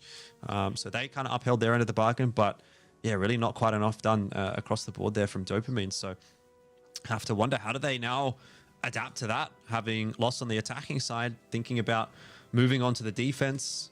They already only went 1-1 on their map choice, which, especially if it's your first map choice, I think is just not really good enough if you want to make it into the grand final, right? If you pick that map, you better be 2-0ing on it. And unfortunately, they were not able to do that. So they find themselves in a pretty awkward spot now in this series. They find them even in a more awkward spot by losing the Tundra attack. I feel when you go for the South play, you may as well commit to it 100% fully. Nexus strangling in the north, and you have an S-Kung strangling. I would rather see them just push it, kill the BZ, accept the damage, and then continue on together onto the 60Ps than this half commit. Because now, Burbo was able to match them on every part of the map. You had a die 7 in the north. Okay, we leave our 277. We have our 60 TP against the other tank of you. So they're always evenly matched, and that's fine for the defense. Since they get the initial damage, they don't have to worry about losing that. There is no overmatch to be found. Yeah, look, I suppose, yeah, at this point in time, I guess Dopamine have some real serious conversations to have now in the TS about what they want to be bringing on this defensive side of Tundra. I mean, the tank selections themselves, I think from Dopamine so far in this series haven't really been super unorthodox. We've seen a little bit more on the, I suppose, the interesting side, I would say, from Burbology, right? They had the Minnow, they had the BZ75. You know, they've been happy to lean into the CS63s as well. And for the most part, I feel like Dopamine have kind of just brought stock standard stuff. So I'm not really expecting that to change up too much as we move on to the second round of Muravanka here. I think we'll pretty much just look to see, you know, some 60 TPs, maybe some 277s, some super conks, that kind of thing. And they'll try to play this one out standard. But is that really going to be enough to beat Burbology today? Yeah, that's a good question. And we can only get the answer in the battle. I mean, 3-1 coming out of this, and then we move on to Muravanka, correct? Where Burbo is defending first. Okay, at least even if they went down 3-1, Dopa has a real chance to bring it back to 3-2. It's a bit more comfortable. I mean, also, Burbo has an opportunity here to get a decent attacking win time as well. Tundra is not really a big map. If you do a quick push, you do have that opportunity to close out the game rather quickly. Yeah, I mean, look, Dopamine, as expected, haven't really brought anything too out of the ordinary. It's a lot of 60 TPs. It's a mouse and E5. I guess the BZ75 is there as well. Ferret looks to be taking the same mentality as what Burbology did on their defense, which is to full send that southern K1 position. But you've got Vova trying to get in position early to spot it out and will be able to do so. It's going to be a hard shot to hit. Doesn't get the time to fully aim in. So unfortunately not able to land the shot, but at least they've got the info that the BC75 has crossed south. And they have all the info on that part of the map, and they know that nobody else could have crossed. They get in that double 60p though of Scanaway and Muscles into position, and they want to challenge potentially Spirit there. I mean, a 2v1, it's not something that's really fun for Spirit to deal with at all. No, certainly not. Oh, well, there's the first shot that does go over the top, and that is going to give Spirit the... I suppose that's more of a warning shot really than anything else. Spirit starts to back his way back down, and there's not really that much of an opportunity really for more trades. He does pop back up, looks for some damage of his own. Not an easy shot to be hitting when you've got tanks just jiggling on the ridge lines like this. But Dopamine slowly but surely starting to lose a bit of map control up in the north here. You've got the IS-7 also pushing its way up to the A-line. It will have to deal with an E5 on its own. Dark Ninja in the mouse as well, eating some bleed. Yeah, I mean, it does retaliate on towards Vova. That was a CS, he gives a shot, he gets a shot. That's pretty fine. December and Floppy now pushing up though. There is a 3v2 in the south here. The mouse may be a little bit too far forward by himself. There is no cover for him, but it is luckily enough for him, a mouse. That is not the easiest thing to deal with, but he takes one there from December. But so far for Dark Ninja, you seem to know and realize that he needs to back off. Some good shooting from Burbo though. Getting those crucial connections on towards that mouse. Not the easiest one to shoot at. Yeah, especially not with the IS-7 either. Not exactly the most reliable of guns, but at that range should still be okay. I mean, in the meanwhile, obviously, we've seen OP Hacker being able to push his way into a relatively safe position. He took a little bit of damage on the cross, but nothing too out of expectation. So I think at the moment, Burbology is probably pretty happy with how this round is playing out thus far.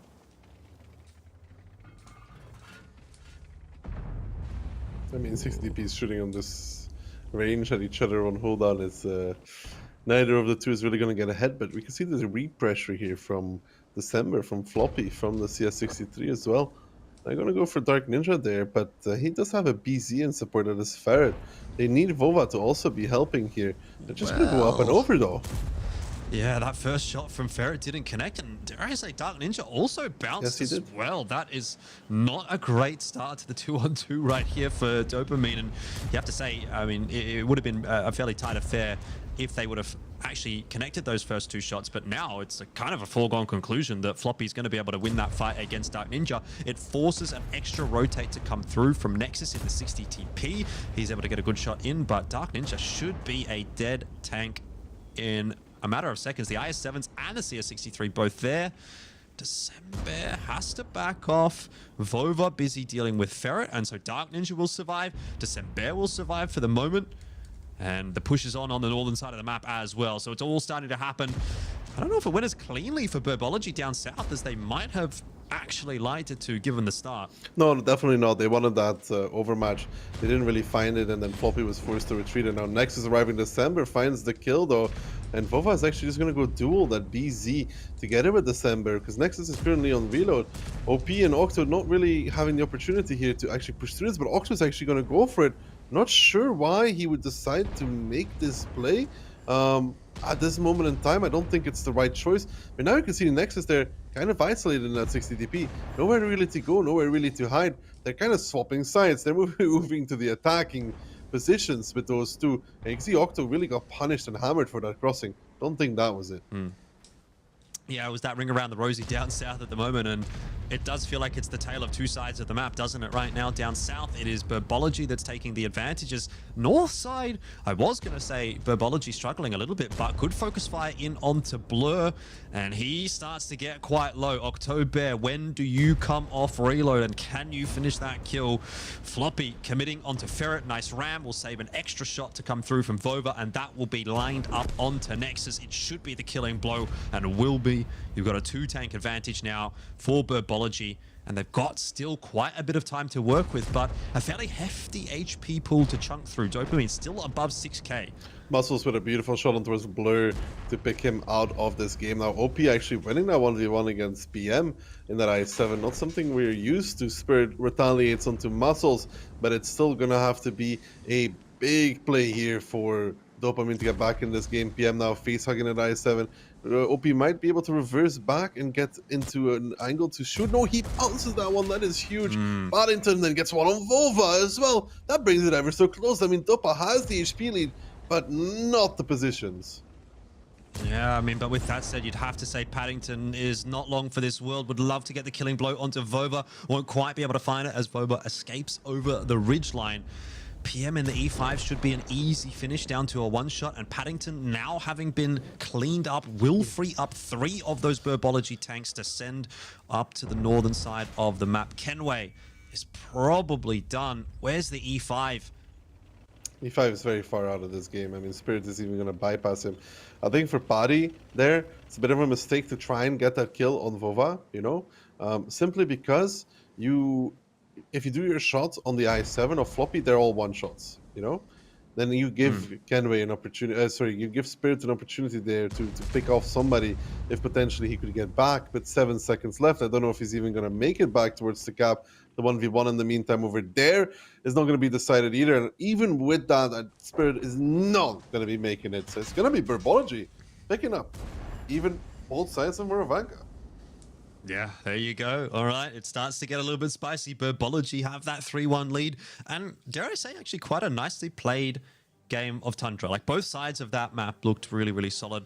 I can imagine the second round that they just played there was a little bit of a chaotic one, right? That's where the comms in the TS do start to get really, really important, right? Because you've got fights happening on one side of the map, you've got fights happening on the other side of the map. Everyone's trying to communicate at the same time. And, you know, people talking over one another, trying to relay important information, but they make it work. And credit to Burbology, 3-1 the lead is not looking too shabby. Huge game from Vova though in this, yes. Absolutely. 6k damage almost. I mean, even the i7's doing pretty well and surviving. I'm gonna say that I think Octo's push in the north was not it. Kenway's spend ratio is also not it.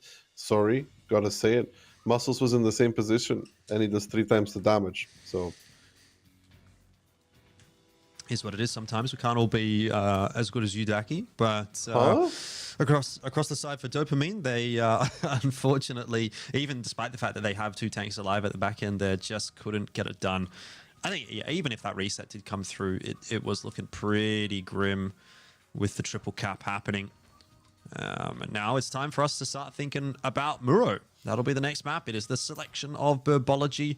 If you thought Tundra was potentially going to head in the direction of a 1-1, do you have the same kind of sentiment going into Muro, or have Burbology started to convert you a little bit? I think right now Burbology kind of reminding me of W in the last match, you know? They seem to just be playing better. They're winning the skirmishes, even though like every skirmish was kind of even in terms of numbers, they just win them all.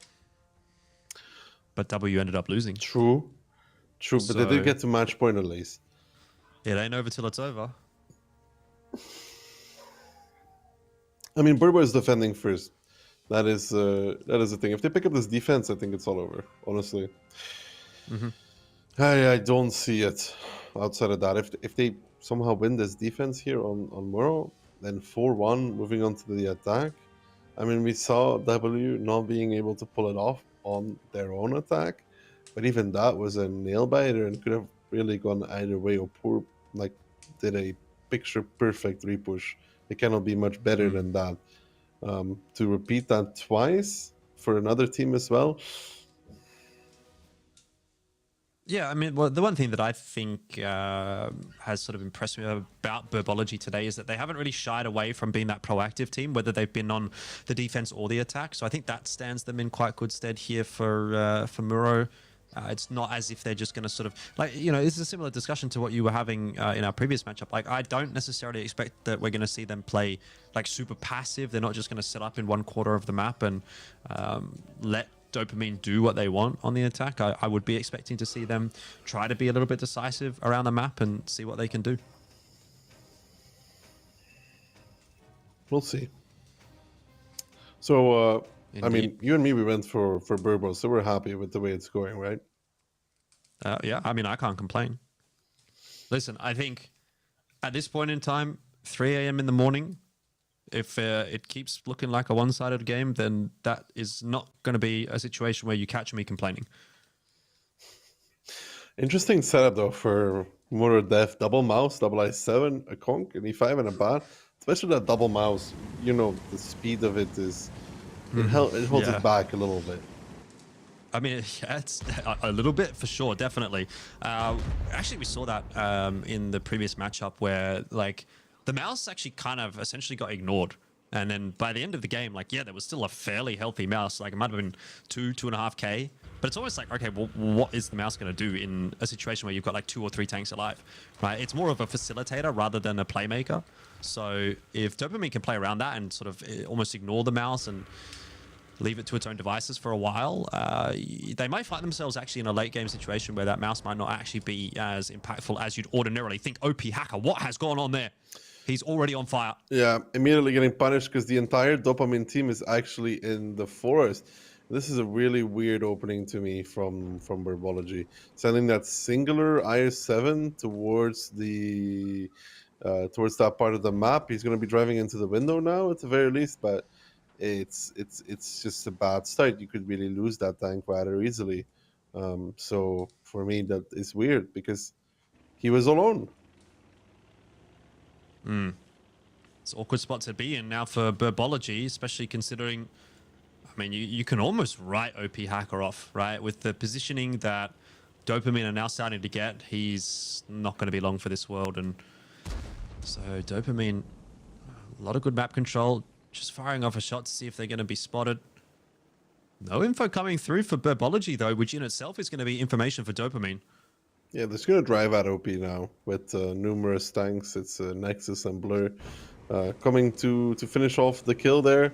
For Burbo, that's just a disaster. IMO losing that tank relatively for free. I don't think OP is going to be too happy either with that. I mean, he's tanking it out like a champion. Even gets an Amorak trying to play in that window. But there's only so much you can do from this position, right? There's not really any maneuverability.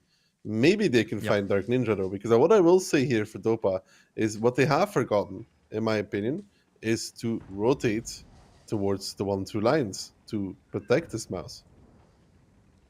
Oh, there's a CS63 coming up to the A line, and I mean, you got to remember, it is a mouse, so that's still 3,500 HP that you have to break through.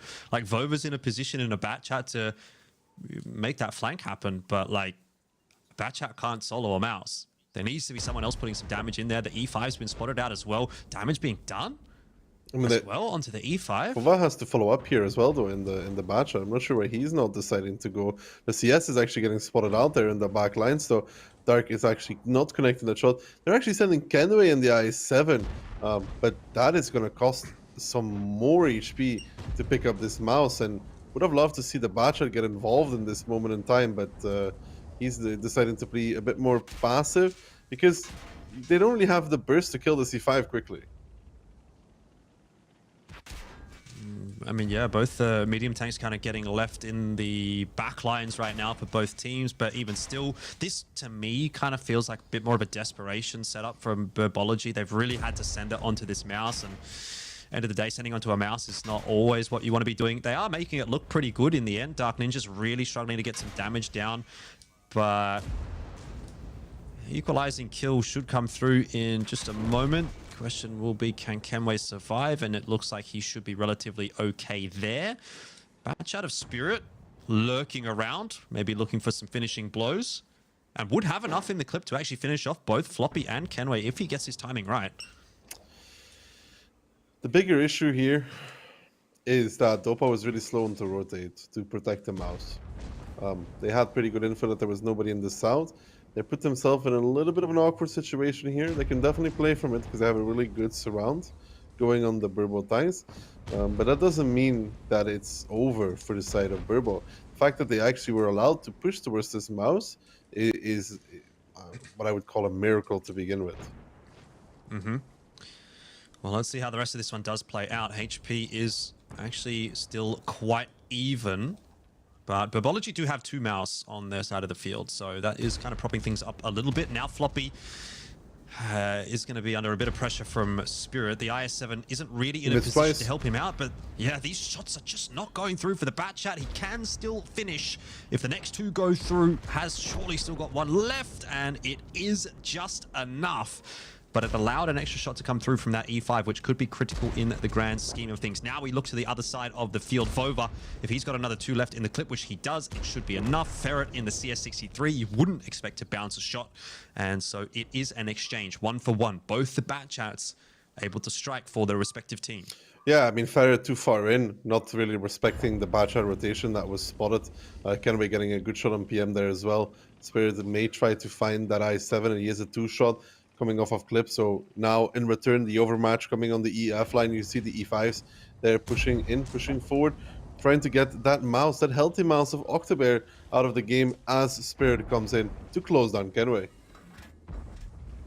Ooh, second. Kenway miss a shot? No, he didn't. No, Spirit missed a shot, long time, which means he took another one. Yeah. Okay, that's what it was. Well, yeah, I mean, I guess not ideal. And with 2 minutes left on the clock, it's now starting to get a little bit awkward here for Dopamine. There's a lot of HP to chunk through. I mean, yeah, they can get on the cap, but you look at a 2.2k HP mouse, and you say that's a fairly easy reset vehicle. Muscles in the Super Conk as well is starting to sort of work his way into a position to try to find some angles on that. And actually, the real insurance fund is going to be Vova in the town. If all else fails, Vova in that Batchat, he's just waiting for the spot to come through. Will get an easy reset, and actually more than just that, a little bit of farm. Second shot doesn't quite manage to go through, and now you're facing the front of the tank. It's never really going to be easy to pen with a Batchat at that range, but he's kind of done his job, relieved a little bit of that pressure off of Burbology, and now needs to focus on himself. 277 trying to hunt him down. Yeah, Vova there is not going to be one resetting. He needs to deal with the 277 first. He does make it unspotted though, being Vova, but that leaves 12 seconds left on the cap. He normally would have a reset angle. He does get spotted out at the end there by that 277. Muscles now has to peek for it. He does find it, and so does December actually. And now Vova here, he's gonna get rammed to death by Paddy. Beautiful, beautiful stuff from Paddy, using that mobility and that speed of that 277. But is that enough? Well, 1 minute is still definitely enough time to finish off these 2 tanks, but the issue is going to be doing it cleanly already. 1 more tank down. Muscles gets that finishing blow. Now the focus fire for Burbology is the really big talking point. What more can December do? Can he slide 1 more through and leave it open for Muscles to try to clutch out? Paddington gets a freebie onto December, who really doesn't have the opportunity to play this one out. I think Dopamine are going to do it. They're going to survive in this series. Oh, by the looks of things, yes, that ram there from Paddington is the difference maker really on that bad shot. If he doesn't ram the bad, he doesn't find that, they lose. They don't get back in that. Man, that is down to the absolute wire. And gee, I suppose you have to really go back to how that round actually started, with the IS-7 just getting completely taken out of the game. What a difference that would have been for Burbology with how close that game was, had that IS-7 even just existed. I mean, Burbology really, Dopamine really handed it back to Burbo. The rule number one of Muravanka is if they're not repushing K-line, you have to rotate and hold the north. They didn't do that. Not on time, at least. They could have already been in position to punish anything and anybody trying to pressure that mouse of them. Yeah. Well done from Dopamine to keep their heads cool under pressure. Paddington seems to be the MVP. 2 kills, 3.8k damage, and impact kills as well is, I suppose, the talk of the town right there. I thought both the Batchat players also had a pretty respectable performance there for their teams. Yeah, doing some cleanup. Yeah, exactly. That's kind of what you want to be doing in the Batchat anyway. So, solid stuff. I think solid stuff, actually from both teams. I mean, Burbology obviously making a little bit of a mistake early on in the round, but kind of made it close, did make it really interesting. So 90% of that game was actually well played by them. It's just that the 10% at the start of the round kind of let them down a little bit much. Anyway, though, heading on to the second half. I mean, to be fair, it's sort of in line with expectation, right? Again, it was Dopamine winning on their attack. That was almost a must win if they want to survive in this series. Really close. Really, really, really, really close. Now they have to move on to the defense, though, a bit of the harder side to play. I really don't know what Burbo was trying with that I7 of OP Hacker. He was kind of sent in as a scout. However, in 7v7, losing one tank for free usually ends up not being the greatest of things. Yep. Definitely not. A little bit of thinking to do for them, but they are, I think, still safe in the knowledge that they are moving on to the more favored side of this map, and they do still have a round lead. So it's not as if their backs are against the wall, really. I'd say still actually Dopamine have got their backs against the wall because, we see a 1-1 on Muravanka in theory, and then we go into Prokhorovka. You've still got a couple of match points to play with right here for Burbology.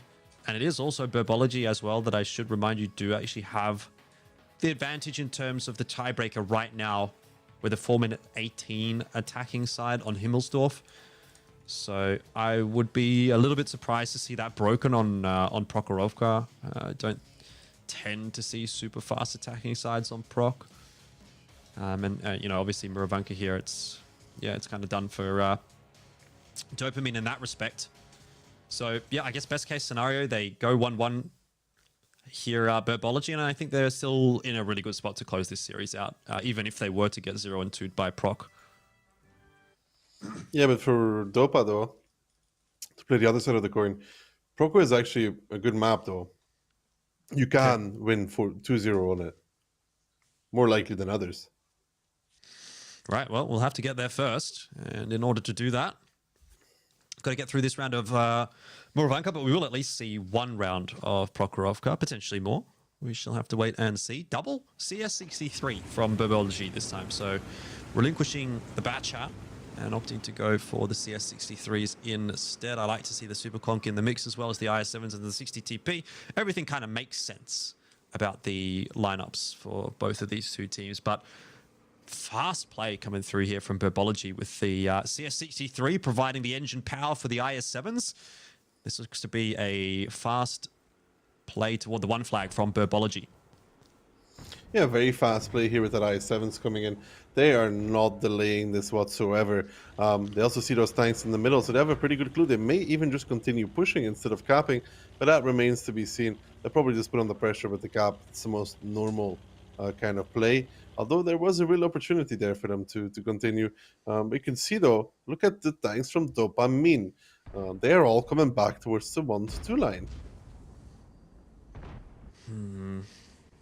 Well, 19 seconds to find that reset. There's no question that there should be a pretty straightforward reset here for Dopamine. But it is going to be at the cost of a lot of HP if it is. And in the end, actually, Burbology decide that they just want to back away from that cap. They've got Dopamine out of position now. What are they going to do with it? They need to start repushing the forest end. They need to bring those CSs and actually get under. Get safe with the 60Ps in between the buildings and bait for an overpush. Yeah, they have to. CS is ascending at the forest. I mean, if that Batchat doesn't move pretty quickly, he's going to be in trouble. On reload, too. Yeah, he has to run, and I think it's a good adjustment from Burbo. They're really pulling this Dopamine defense everywhere, like spread out. Now they're under them, they're forced to repush, but look at Spirit, man. He's not doing the classic K-line. But OP will also realize that they should know now. I think Vova is pretty aware that Spirit may have tried to run through the Nord, but here comes the repush from Dopamine though, on towards December. Yeah, December in the IS-7 though has a position to sort of play from. The issue is he's not getting a huge amount of assistance. Now some cross shots are starting to come back on in, and October straight up and over the top does not care at all. He is ready to take that fight. Still looking pretty good here for Burbology. Spirit starting to fire his shots across. Will That was a mistake. want to be mindful of where the CS63s are. That was a mistake from Spirit. They know now where he is. Yeah, they lost track of him. They thought that probably he even crossed K-line, but shooting OP there, now they're going to run him down. Like, they're actually just going to run him down with the double CS. Mm-hmm. Once they Indeed spot him, they of are. course. Well, they will in just a second when Vova gets to the top side of that forest. Spirit is now spotted out. Muscles, he won't really mind taking this one-on-one against Paddington, a Super Conk versus a 277. I'm going to take the Super Conk there every day of the week. And sure, Spirit is on the run, but that is a massive shot coming through from one of the 60 TPs, and OP Hacker will be enough to finish it off. Now, it's not a 1v1 for Muscles anymore, but even still, like, I don't really mind this situation, right? He is very healthy in that Super Conk. He's getting a lot of damage down. He's got the assistance of the CS63s, and it looks like Burbology are going to send this one through to a 4-2. Signed, sealed, and delivered. Yeah, Muscles here is just narrowly going to die. Even he might not even die. That's the funny part. He may still fall. He probably will to Paddy, I guess. Yeah, narrowly, but he paid off his life. And yeah, Burbo doing a great job at just drawing out his defense, making it the repush run through. They realize that the repush is coming. They also realize that they have that double 60 TP, which is away from the fight. So if the repush does come, that they may not be able to cover each other as well, like we saw W struggle with as well. So they back off from it. They go to the outside of the 3-4 line. You can't really over push it, even though it's basically the only thing you have left at that point. And as a result of that, they find the forest. And then Spirit was a little bit of a nuisance until he decided to shoot. Yeah, indeed. Well, very convincing victory in the end there from Burbology on their own attacking side. And I mean, it was probably one of the more like interesting attacking sides just in general in terms of the way that they played it out. It was enjoyable to watch, right? They pushed and pulled that defense. Very, very quick play into the one flag. Then, you know, they just completely exit that. The CS63s are kind of hunting in the Magic Forest. They do their job. And Dopamine tried to react to it, but they just didn't quite have those fundamentals to deal with what Burbology was throwing at them. Just good stuff from Burbo, really. On top of their game, ahead of Dopa here and bringing it to a 4-2 scoreline. And they're looking mighty fine to bring this home in a non-tiebreaker fashion. They would love to do that. Dopa wouldn't love that, but they really want to get into that finals with Opor. Yeah. Well, Dopamine have a, I would say, a pretty difficult run now to make it into those finals. Here we can take a look at the rest of the map pool. It's Prokhorovka, which I guess you could say is the selection of Dopamine. But again, once you get this deep into the map pool, it sort of seems to be apples and oranges, really. But Prokhorovka is the choice. Again, I'll look at Burbology and say I think they've probably got the choice of side going into Cliff, regardless of if this is a 2-0. Well, I mean, if this is a 2-0, in that case, just because the attacking side of Proc, it doesn't really lend itself to super quick attacking side wins, and 4 minutes and 7 would be the time to beat, which I think is a pretty hefty task. So Dopamine are in a rough spot. They've got their backs against the walls. Maybe they can make it happen. It's not as if Cliff is, you know, obviously impossible to play on either the attack or defense. It's not as bad as going into mine, so it's maybe not as big of a talking point, but it's still something to keep in mind. Yeah, well, we'll definitely be keeping that in the back of our heads. But Prokhorovka coming in now.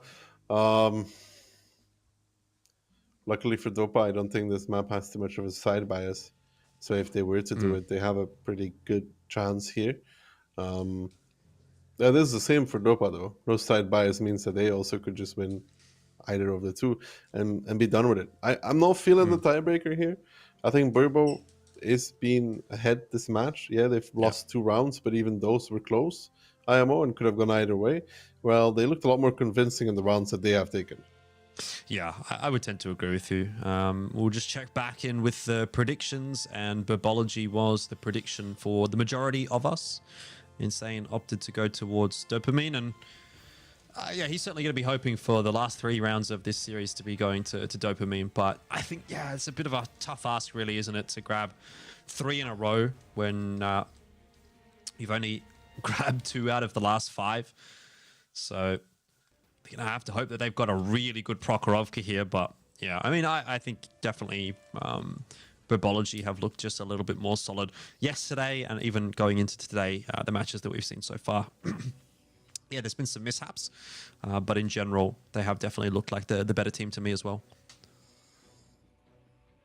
That can also change, though. I mean, W looked like the better team for a long time there in their match, and then still stumbled and fell at the very, very end. Now, for Burbo, we of course hope that this will not be the case.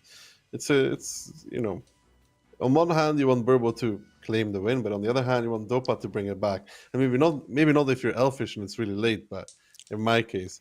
However, Burbo, 60p, double I7, double conk, double CS, no bad shots here.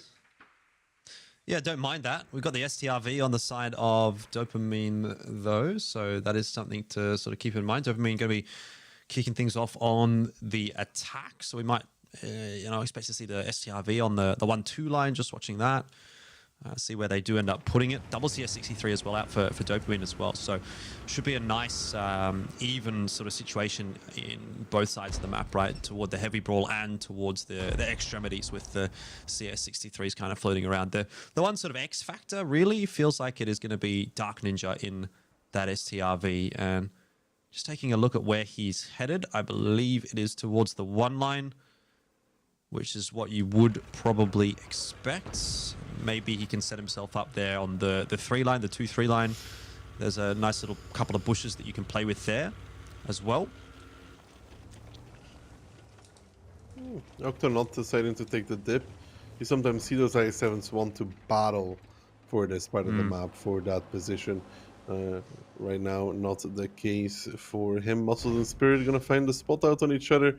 No damage traded, so just getting that vision on one another. So, I mean, Burbo is a pretty split defense here. They do have muscles, but for Dopa, they need to get this SRV to be useful, to get him into the fight. He needs to do the damage.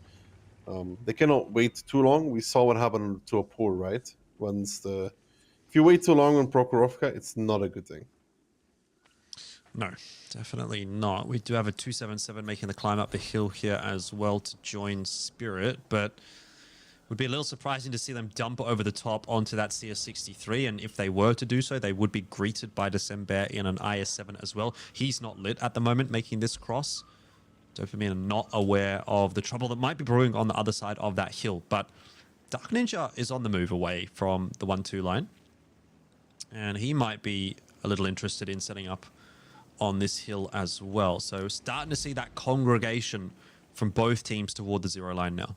Yeah, Ferret, the only one left here in 1-2 line. He's going to be doing the spotting, optics, CVS, rammers. So not the full spotting, but basically 2 out of the 3 that you would see on a light tank in randoms. Let's see a 63 spotter. Working really, really well. Spirit getting spotted out again. I will say, though, for Burbo and Dopa, if we're looking at the rotations here, Elfish, it looks very similar from the 2 of them.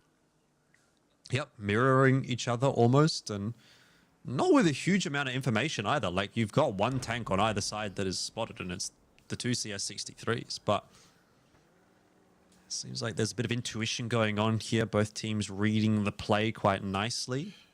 Which one is the better read? I guess you would give it to the defender, right? I suppose, right? You want to have your tanks on the defense in the position to receive the attack.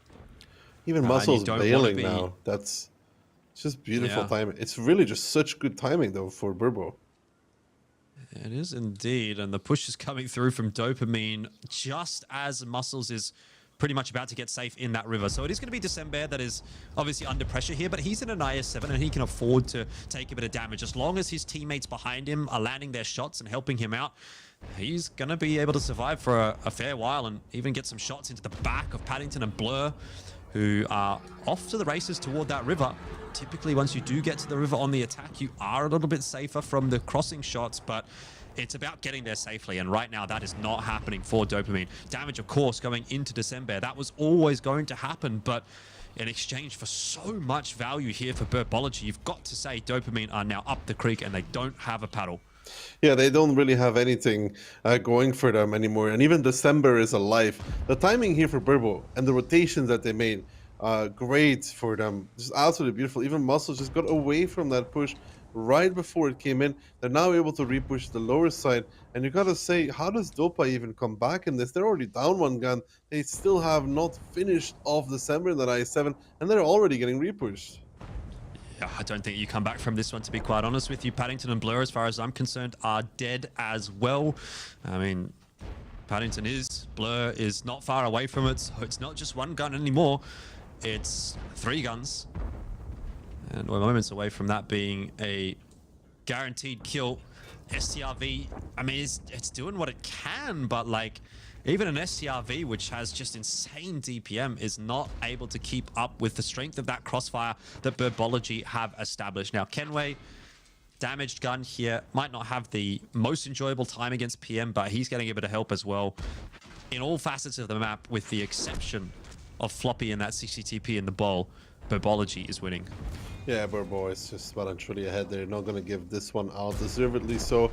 They are going to be putting themselves in the grand finals. I mean, there's a little bit of room here for Dopa to do something. Burbo still has to close it out.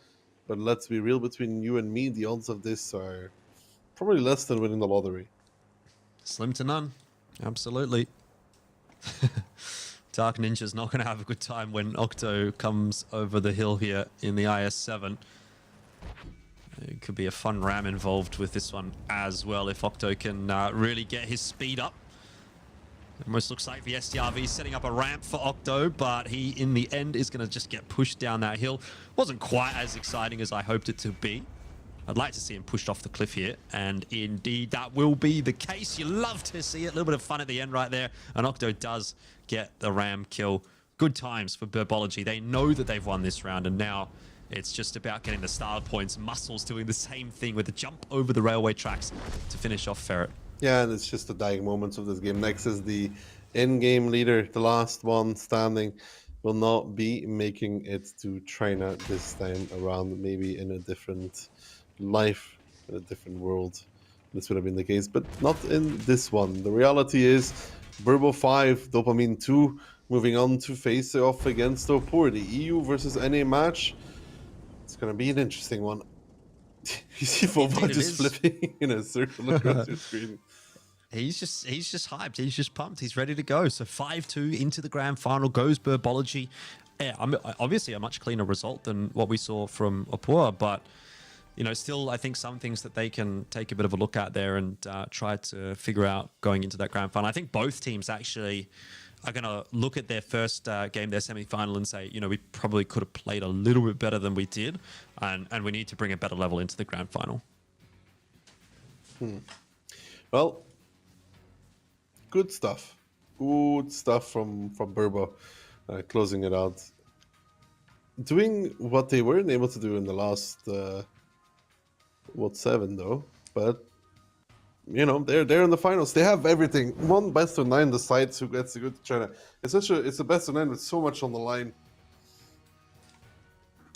Yeah. I mean, you can say that again. We've seen some pretty tight results so far today. I got to be honest with you. I think that the grand final will probably be a reasonably close affair as well. Maybe Opor have been able to have the opportunity to sort of take a look at how this game played out, and they've tried to, you know, maybe figure out what they want to be doing going into that grand final. But we haven't obviously got the picks and bans yet. We don't know what the map pool is going to look like. I assume there's going to be a little bit of a break here as well for the North American team to sort of, you know, get themselves sorted out as well, right? Because playing 2 best of 9s back to back can't be the easiest of tasks. And I tell you what, there's a couple of guys that have a lot to probably discuss as well. So we might as well throw it back over to the analyst desk and see what they think about that matchup.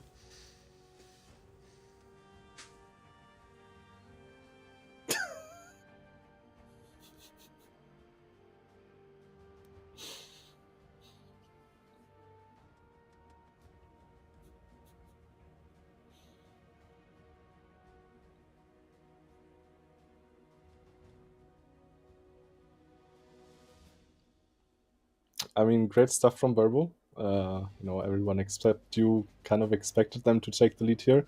They have been very convincing, not just this tournament, beating the European team. Also, during the VOD7, if I remember correctly, I quite liked what they showed. So it's going to be a very interesting grand final between Opur, who have struggled a bit today, and Burble, who basically showed up on their best form. If this continues towards the grand final, we might even see the North American cluster going with the 2 tickets to China.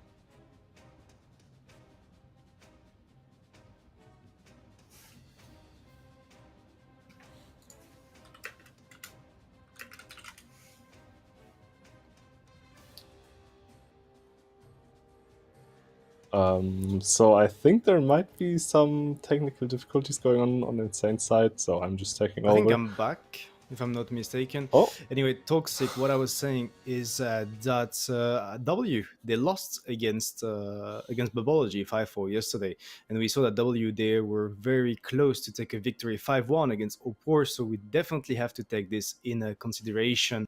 It's going to be a hard match for Opor. Of course, they are the favorite for those grand finals to get their ticket to China, but Babology is definitely going to give them a hard task in here. I mean, it's actually very interesting, right? So Opur played versus Dopa yesterday and won 4-1, whilst Burble won 5-2 today, which are pretty similar results. And today we've seen Opur winning in tiebreaker versus W, and Burble won yesterday in tiebreaker versus W. So all the signs are pointing to these teams being pretty even on a level. But one thing I want to keep in mind is, in terms of finals performance, we've seen Opur turn up in finals and basically just being a whole different team than what we've seen before. But for now, let's look at what we've just seen from Burble. Let's look at the replays. Yeah, definitely. Let's take a look at the replays to see what happened between those two teams. And it was a good start from the side of the Dopamine on their emails attack. They managed to get the kill on Bova in the courtyard and afterwards take the kills on Floppy in the IS4 and later on the Mouse around the base too. So honestly, that was a good start from their side. That was pretty methodical. They took their time, but it was just well enough executed to have what was left to cap the base. What I also want to highlight is that some of the pen rates of the Burble players were not really the greatest. Looking at you out there, Vova, maybe he was still sleeping a bit. It is pretty early for the North American teams. But, what Burble maybe lacked in the first match regarding execution or maybe rotations, some individual player skill, they made up in the second game, right? If I remember correctly, I think we can discuss about that a little bit before. They probably prepared a lot and noticed that you can cross the K line with IS4s safely if they have low noise exhaust system on their tank. So you basically get tanks to K3, preparing a trap, and you are unspotted, which is a great thing to do because the enemy team will push there, as we see just now, and they won't be ready for anything because they have this 277 in the window thinking, we're spotting the cross. But joke's on you, Burble prepared, and they can cross for free. I mean, Dopamine is expected to have the full spot on the K-line cross, and they didn't have it. And you can see Ferret is pushing forward in his IS4, and it's the mistake because he's going to get a bit caught on the way back. I mean, it's good preparation, it's a slight detail, but I don't think it would have cost Dopamine if the IS4 wouldn't commit. It was a matter of 5 seconds. He started committing just 5 seconds after they got spotted, but at the end of the day you could see that Babology had magnificent control over this round because they completely wrapped and surrounded those things from Dopamine, who's the CS coming down from the hill, and the HP department also. Babology, they had constantly, you could see at that point they were 5k HP up. I mean, it was just really cool rotations from them. You also had Muscles, basically showing up completely behind the Dopamine team. So very cool stuff to see them, waking up and actually going for the correct rotations, the correct micro adjustments to their strategy, and Dopamine just not ready for the task there. Yeah, next up on Tudra, we had Bubology actually taking the decision to go after those things. They're on the defense, but they realized that Dopamine was very splitted. So instead of waiting and being passive, they took the decision to push. You could see Muscles Floppy on the side, combined with the 60p BZ and Minotauro. And that overmatch is actually going to allow them to win this game, because you could see Dopamine. It was a bit unorganized, I would say. Very splitted all of the map. They completely allowed Bubology to take that decision, and it was very costly as Bubology took that throne. Yeah, I think this was a matter of, you have a plan and you execute it no matter what happens. In this case, what happened is you're pushing into 3 tanks. Burbo also has tanks ready to rotate, so Dopa just basically throwing away a couple tanks, and even though the HP might look kinda decent, the guns were just so much in favor for Bubology, and guns also mean positions, especially on a map like Tundra where every small angle matters, that for Dopamine, the only choice in the end was throwing your IS-7 off the bridge. Yeah, I mean, I still got the shot on the 60p out of it, so, plus tide points, plus around 500 damage. Why not? The game was over at that point. Good stuff from Bubology. Dopamine underperforming a bit on this map, and then on the next round they were this time on defense, and I have to say it was a bit all over the place, because you had some sort of 2v2 at the top, 3v3 at the towers around the base too, but Bubology overall was just trading better. I think this was mostly all over the place because both teams actually rotated very well. Usually you will see one team kind of doing the rotations and the other team reacting. I think in this case both teams were trying to actively rotate, which kind of made the game look very messy. In the end, Burbo managed to get overmatched in some places, but they also lose the north in return. So what they really capitalize on once again is keeping their low HP tanks in the game, and also PM bouncing on OP Hacker on his next shot, which leads to OP Hacker actually winning that 1v1, which probably put the nail into the coffin on this match. Yeah, I mean, that's definitely what I mentioned. The shooting was probably a bit better from Bubology, the trades overall, because at the end of the day, you could see that this round was very close. Spirit almost got the decap, and then it was only a minute left, so Bubology just made it, but that was not the clearest victory, as they were 3-1 up. Next on Murovanka. I had a feeling that Dopamine was doing great because they had the full map control, but they decided to use the Bacha to push the north and the CS rotate all the way down to the K line. And I would have preferred to see both of those things played together, because you will see Spirit is going to take down Floppy, but the CS in return is going to go down from the Bacha, if I'm not mistaken. Yeah, Vova. At the end of the day, if I'm not mistaken, it's not going to cost too much to Dopamine, because they're going to be able to clean the north and then make the base 1 capture work, but still a close round. Yeah, I think even before the medium split up, you had the mouse in the dip fighting versus an E5 and an IS-7, and you have both the Batchet and the CS behind. So you have the option to rotate and actually defend that mouse, but instead you're just trying to, deciding that the mouse is not worth it. And this is actually what decided the round here. Vova had the chance to run away. He easily had time for that. He didn't do it for whatever reason. Maybe he thought he could get the 2 shots off onto Paddington. But Paddington getting that ram and killing the Batchet there actually means that they have time to finish up all the other tanks, as compared to the Batchet just running away, which netted Dopamine their second victory. I think Bubology should and could have taken it if the Batchat didn't make the mistake to stay around for too long. Paddington was the perfect play to get the shot and the ram, and it was 3-2 then, and we had Dopamine on the defense, but at that moment Bubology they showed some great positioning, great control. Like you could see Dopamine, they tried to go for that pick, they expected to take down one tank, but the positioning of Bubology was too good that they didn't catch much. And at the end of the day, I have the feeling that Bubology, even if Spirits had a good positioning behind those lines, they managed to catch him in a very convincing manner with a double CS, and they were pretty much in control the entire time. Just look at the HP. They were basically having double the HP at that moment. Yeah, one thing that Ducky highlighted is basically Burbo lost track of where Spirit is. They had no clue. And Spirit shooting there, I think he even only got one actual connection out of it, means that they now know, and he has nowhere to run because Yeah. there's Burbology tanks basically behind him and in front of him, which just means that they chase him out. The match is pretty much done because you also know that there is no cover from the K line, so you can just advance there, as you see October and Floppy beautifully doing. And that just ends the match for Dopamine. Maybe a bit of greed there. Yeah, I mean, it definitely didn't work out. And next we were on Prokhorovka with Dopamine on the attack and Babology on the defense. And that zero line push didn't work out because there was some great reactions from the side of Babology. The CS running just on time, and the trades. Of course, they're gonna lose December in this push, but they are gonna trade so much HPs in return, and afterwards they just get ready to repush the water side, like just under, to kill at 277 and 97. I mean, December at that point is even alive, which is impressive. Yeah, but one could argue that Muscles running just in time there was luck. Another person might say it was skill. You know, they predicted the exact moment that Dopamine was going to push. But then in the end, it doesn't really matter. Nobody will care after the match whether it was luck, skill, or a flying pig in the sky that netted them the win.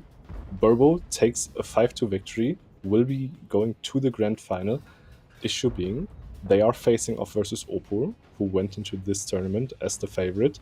And if they do not win that final best of 9 of today, they basically have played this entire tournament for free because only the first place actually gets something out of this, which is the wildcard for the WCI tournament.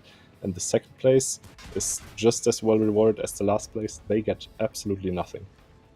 Yeah, I mean, the stack is definitely there. It's not enough to get to the grand finals. You only get satisfaction if you take it and you win the grand finals. But overall, Babology, I mean, it was a 5-2 scoreline. But apart from that first round on Himmels, that other round they won was very close. And I honestly think that they deserve this victory. That they definitely have a shot against Opor in the grand finals. Opor is the sort of team. I think the other one from the players used to hit and run, for example, they are very, very consistent and they're capable of constantly beating some teams that are underdogs. In return, Opur, they have shown in the past that they can perform, they can beat any team, but they can also lose against some underdogs, and maybe it could be costly against Babology. Yeah, maybe we will see if they are, turning up in their form that they played versus W today, or if they will be showing the same form that they had yesterday, which is basically, we don't want to lose rounds. We give everything that we got, and we will win the match. We will stomp you. But before we are looking at that match, I think we have an announcement to make, which is actually an upcoming tournament, which will be played during September. It will be a clan showdown, 15 versus 15 tournament, towards the end of September, with the potential Chieftain and 279 might or might not impact the meta a bit. Yeah, it's happening in actual 6 weeks, if I'm not mistaken, end of September. And it's going to be very interesting to see how the teams manage it. If the Chief and 279 nerf is actually live, it's going to be tested, first of all. But it's likely going to happen. And honestly, it's going to be a huge change for those tournaments because Chief and 279, those are the most used tanks in here. Yeah, also, if I'm not mistaken, one of the planned nerfs for the Chieftain, which is obviously not final, we're just talking about the current super test stats, is that it loses quite some forward speed, which means that you will lose the ability to get to certain positions, which maybe makes tanks like the Object 277 or the Object 260, maybe even the 907 more proficient again, because you will have to somehow secure those positions, and if the Chieftain isn't up for the task, some other tank will have to do it. I'm even interested to know what sort of role a tank like an E5 can play, because I mean, yeah, in some like medium range distance, there's the cupola, and that's a huge weakness for the tank. But in the brawl situation now, taking in consideration that the Chief and Sunine, they will have a big nerf mobility wise. Maybe this tank is gonna have a huge impact on this game. What's your take on it? Sorry, come again. Yeah, I was talking about the E5. What's your take on this tank? If those nerfs are gonna go live? So, yeah, I don't know. I think the E5 is still not the fastest, right? It doesn't really achieve the goal of taking these positions that fast.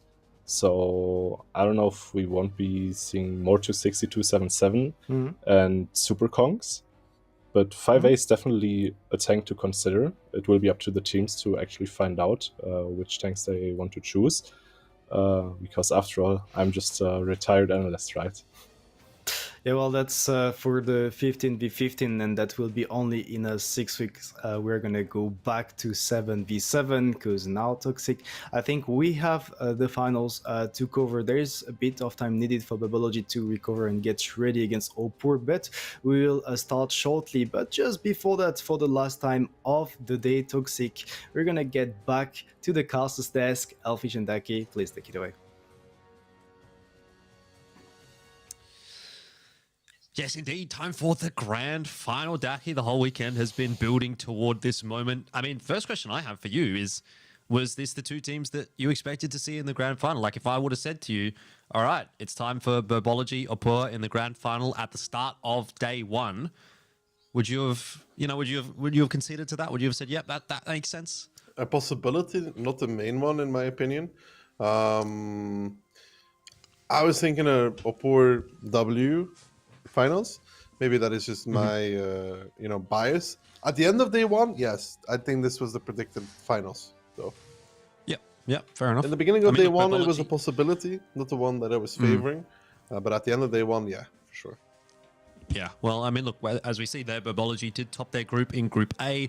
Opur did top their group in Group B. They did it maybe a little bit cleaner than what Burbology was able to do, but no debate to be said that the two top-seeded teams, they have made it through to that grand final. So throughout this tournament so far, they have clearly been the better teams and the teams that did deserve to go through to the final. But it's not as if either team has had like the cleanest of runs, right? Burbology, they had a couple of stumbles in their group. It took them, a little while to get over the line against Bricked even, and that was actually a very losable series for them. And even then, when they went against W as well, that was also a losable series for them. So they played 2 tiebreakers in their groups, and then the same could be said for Opur. As we saw earlier on today, they just had that tiebreaker against W. I think the one team that you have to say you're a little bit sorry for probably is W. They've lost 2 series in this event in a tiebreaker fashion, which is pretty painful. It's a little bit unfortunate, but look, it is what it is at the end of the day. Burbology here in the grand final with Opur, and just taking a look at the Burbology roster there, I think for me, just the individual that I'd like to highlight probably is Muscles. I think he was kind of put in positions as a player to kind of take some of those kind of carry roles, and he did a really great job with that role. He did great yesterday, especially in their series. Really standout performance, crucial kills, crucial connections. And then for Opur, I mean, I want to see this team deliver on what they can. We saw a little bit of it against W, but a lot more sloppy than day one. Day one, they looked like a speed train that had no stopping whatsoever, 300 kilometers per hour, just cruising through. But on day two here, they looked more like a freight train. Okay. Yeah. Yeah, look, I think they they certainly had their struggles earlier on today against W, but I think you can kind of, you can kind of give them a little bit of slack in the sense that I thought W was having a pretty good game there as well. It was a tough fought victory for Opur in the end, but for sure you got to give some credit to W there. Now, what is obviously going to be a big talking point going into this grand final, again, best of 9 for this match, is the map pool. Tundra to kick things off, the choice of Burbology. We move into Ghost Town, Sand River, and then obviously Cliff, with Steps being the decider map. I like the Tundra pick from Burbology. This was actually a map that Opur did ban earlier on against W. It wasn't their initial ban. Their perma ban essentially has been like Himmelsdorf in this matchup. But They obviously have to go for Himmelsdorf ban again first here. But that leaves Tundra open for Burbology, who A, they don't mind playing it, and B, they've seen they've seen Apur banning it against W earlier on today. I think it makes a lot of sense to be picking Tundra as your first map, and you surely have to have a bit of a confidence here as Burbology after having such a clean 2-0 on Tundra in your matchup in the semi-finals. So I think great pick to start things off, and throughout the rest of the series, I'm interested to sort of see where we go with this one. Yeah, and I'm really curious as well, if we ever get to Cliff, it will be their first time this tournament. I think there's a pretty good chance, though, right? Like, surely in the grand final, you want to go to that fourth map. Yeah, I mean, it would be. We've seen everything else, right? Yeah, I would say so. I mean, I did see a Cliff. Yeah, I mean, on broadcast, yeah. itself. Yeah. It was an interesting game, actually. I always enjoy Cliff. It's always one of those like faster maps that when it does tend to play out quickly, it's always an enjoyable one to watch. But anyway, the other thing that we do have to touch on here, just briefly, is that the first two maps are going to be played on the EU server, and then the second two are going to be played on NA. So again, debates as to like whether it's an advantage to sort of have your maps be played, the first two maps be played on your server or the second two maps be played on your server. I suppose that kind of comes down to how these maps play out. Like if Burbology can sort of survive through these first two maps, then they have, in theory, a bit of an easier time closing the series out. But I think if I'm really looking at it, I'd probably say I'd rather be in Apur's shoes here, where they get to play on their home server for the first two maps. In theory, you can potentially say that will get you to a little bit of a better position in the the initial stages of this series, and then maybe you only need to win 1 or 2 rounds going into Sound River and Cliff, and maybe it's not such a big deal that you're playing on a slightly higher ping, so to speak.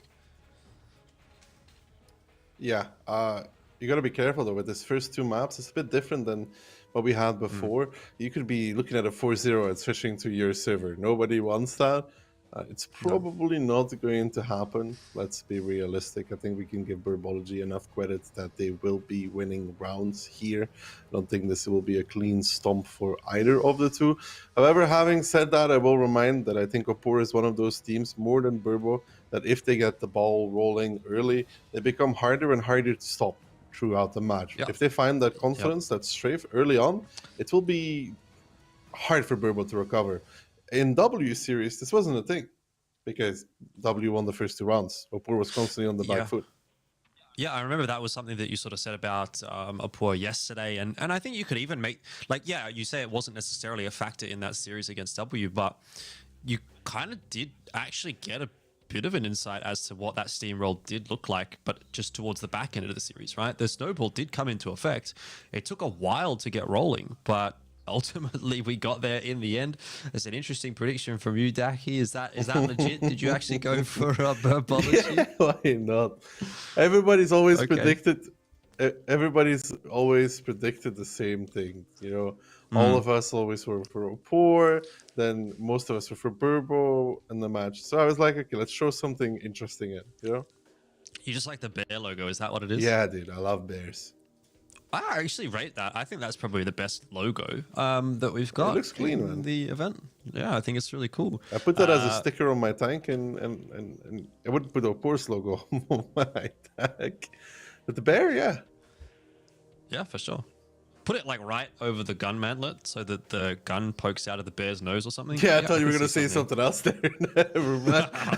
Come on. Although that's possible. Anyways, grand finals time. Opor, double 60p, triple i7, a mouse, and a CS63. Oh, you know what? I'm rubbing my hands together right now looking at this Burbology lineup. Triple BZ75, double CS63. This is a fast lineup. They are bringing something interesting to the table to kick things off on Tundra. And it's very clearly going to be a different setup than what they had in that previous game, right? They would know, Apur has seen how they played Tundra in that game against Dopamine. So they want to bring something else. They want to try something different. It's a different strategy. Apur is not going to know what is coming for them here. They won't know. But I'm not a fan of the BZs. I think it's really struggles. But look at Oporto. Really aggressive opening. I7's down the river. Haven't seen this for a while. They are not taking really any damage either outside of Panzer Fury, who took a shot. But this is a very aggressive opening. Yeah, certainly from both teams. I'm not sure that was what Burbology was really hoping for. I think that if they're going to take the BZ75s, they want to be the ones kind of controlling the map and dictating how this game plays out. But the shoe's kind of on the other foot, and Apur with the IS-7s are more than happy to just come over the top of this ridge and try to take that fight against the BZ75s, which they have not done a very good job of. Piotrix takes a huge chunk of damage. The damage back into Kenway isn't exactly the greatest of trades so far. Floppy is sending it in the CS63. Oh, he's sliding off! Over the edge. He's dead! That is Servadiff if I've ever seen it, and he's not going to be very happy about that at all. Bro, that's such copium, man. Server difference, yeah, surely. Surely, dude. But it is what it is, though. December also falling. Even if Floppy survived, though. Holy cow. Let's be real. Opor did a number on Burbo here. They took so much damage, even if Floppy would be alive. Yeah, mate, look, I've seen some plays in my time, but that was certainly an APAC tier play. Yeah, I mean, Safi would do that. Absolutely, multiple times, probably in the same series. But yeah, Opor in a great spot right now. 5-on-7, hard to see them losing this, especially with the map control that they've got. It's just absolutely ridiculous. Like, yeah, okay, maybe they've given up a little bit of control on the northern side of the map, but even OP Hacker trying to take advantage of that is just kind of getting farmed. And DJ in the CS63, you'd probably think will go down here. End of the day, Opor, I don't think they really care at this point. They know they've probably won this round, and it's just a case of making sure that they cross those T's, dot the I's, and finish the sentence off. Yeah, there's good stuff here from Burbo to go for the CS. That makes sense. That is logical. You don't want to get involved with the mouse, but look at Kenway. I mean, he really has nowhere to go. He's using the rockets, but rocketing in between the boys from Opor who do a 1-2-3 combination on Kenway, he falls to the grave. It's really just muscles with all the HP on this team on top of that hill and that Super Conqueror. Fova here trying to do what he can. That CS63 trying to find the angles on Orchek, but that is a healthy mouse. And an opening wise, Opor going out all in that aggressive stance in the middle. First time we see that on broadcast. October will beat Ketsai for the reload, but you have to say it again, probably doesn't hugely factor into how the rest of this game is going to play out. Opor, yeah, I mean, it's going to be a very fast defensive side win. Not that that really matters. They'd really love to have that actually on the attack, but I suppose that's going to be something that they can bring to the table in the next round. Pan's Fury has to play ring around the rosy here with muscles, but yeah, he'll catch him eventually. And a bit of a foregone conclusion, really. It's always fun at the start of the round when you see stuff like that happen, but it ends up with you in a situation where you're like, okay, well, we kind of know how this game's going to go. Octobed bounces a shot off Rexar, who then punishes him for that. And poor old Vova, the last one left alive here for Burbology. Not exactly the greatest of showings in the first round of this grand final from the North American team. Yeah, that's not the start you want for Burbo, especially on, what we're going to say, Tundra attack, right? I mean, that's the storyline for me in this one. Tundra attack is the one where you are favored, and they got pulled a number by Opor, who are going to be very happy picking up that first round. Now they get to switch to their attack. Yeah, that's a fantastic start, and a bit of a... I think you can look at that and say that this was actually a bigger result than it might seem like just on paper, right? You know, look, okay, Burbology, they didn't exactly play that one fantastically. There was a few little mishaps, but what worries me a little bit more about this as well is that Opor, they didn't want to play Tundra earlier on today. They've been forced into Tundra in this grand final, and it doesn't even look like they've skipped a beat. They were well and truly ready for that. So think about they it, are though. looking ready for this grand final. Maybe they are completely fine with playing Tundra, but it just didn't come around at all. No, I mean, of course, for sure. That is definitely a possibility. But the reason I'm sort of bringing that up is that it was a map that they chose to ban in the series against W. So there must be, you would like to think, some kind of reason for that. Floppy, unfortunate, 0 damage. I don't know, man. I don't know, Would he man. have been able to stop on 5 ping? Maybe. He made it. Oh man, there's not that much delay. You know, it's not like 3 seconds, dude. You know. Listen, bro, you're the one that voted for Burbology. I You know, should actually but be like, saying what I'm saying. I'm also having some relative experience here. I spent a lot of games playing on NA now, so I have the same ping as they would playing on EU, and that is, I don't know, that is not a ping issue. If there was like Kenway or somebody, sure, man, but I don't know. Maybe it's like a connection issue or a general one. You know, a slight lag at the worst moment in time. I will say, even if he doesn't crash, I think they're still in a very rough and bad situation because of the early Yeah. damage they took. You saw them scatter from the south, and they did take a lot of damage for that. They would still have to find an opening in that game, even with Floppy alive. Would it change that much? Not sure. Yeah. Yeah, I think if you're going to bring a triple BZ75, you don't really want to be the team that's kind of getting caught off guard by a push, right? Like, if you're going to bring those 3 tanks, you are the one that wants to be on the front foot.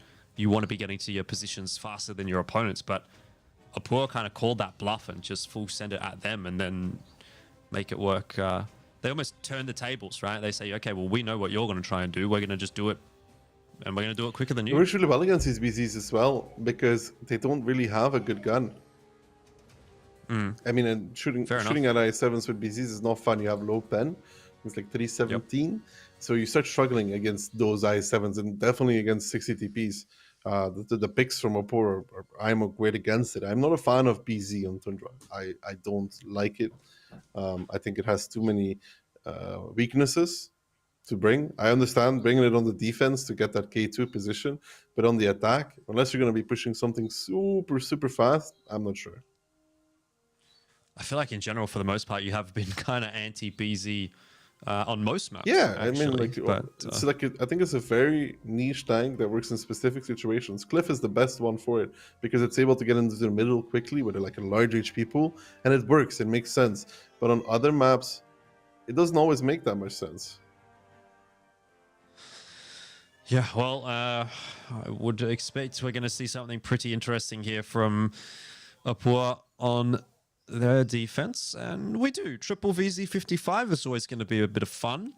60 TPs and IS7s to round things out. We have a double Minotauro and double CS63 from Burbology. So once again, trying to bring a bit of an unorthodox playstyle into the mix here against Apur. The triple VC, I mean, we saw Oppo walk those VCs already on day one. You know, they have been able to make those work, find those opportunities. The name of the game will be, again, can they get those VCs into positions where they're able to find those consecutive clips, where they are able to find that overmatch against an isolated opponent? Well, off we go into round 2 of the grand final. I think we, if we're Burbology right here, probably just try to completely forget about round 1. Just say nothing went our way there, and let's focus in on trying to win the rest of this series and try not to let that first round have any kind of mental impact on us. Water under the bridge, so to speak. The double CS, though, we talked about CSs a lot during this broadcast yesterday as well. It is hard to find opportunities to make those work on large maps already. Now, Tundra is a very small and compact map, and they're playing off, like, if you're in a CS here, Elfish, and you play against this Oppo team, 60 TPs, you don't like fighting it. They have big alpha, big HP, takes you a long time to go through it. VZs is not much better, though. You peak once badly, and you're minus 1,000. Yeah, I would say it's almost worse, depending on the situation. And quite frankly, there's not really any tank that you'd like to go up against as a CS63 here from the Apur lineup. But I suppose it is what it is. You reap what you sow, in a sense. And so they've thrown in the CS63s, and we'll have to see whether or not it's going to sprout some lemons or some flowers. And Burbology, as of yet, haven't really taken any damage, haven't done any damage. It's been a slow couple of minutes to start off this second round of Tundra.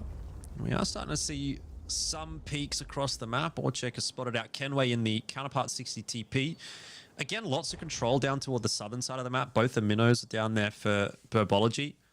It does look like Apur are, you know, kind of just like defaulting here, right? They've just set up across the map, seeing what they can see. They haven't committed to one side of the map. And they'll play out their attacking side quite patiently, which again has kind of been the style that they've brought to the table. I think it's fine though for Tundra. Because of the size of the map, you do have that extra time. If this was Prokhorovka, it would already be like tick-tock, time's ticking. But it's not Prokhorovka. It is Tundra, where everything is within rotation distance of each other. Double CS now getting spotted out. Vova and Floppy, they're trying to find some connections on Ketsai, and they are able to make that work. Good shooting there from them. I don't think Ketsai really expected a double CS here. No.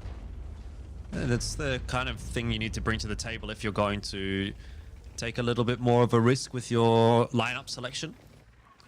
Show us why you've picked it. So far, so good for Burbology, as they're able to continue to put a little bit more damage into Apur here.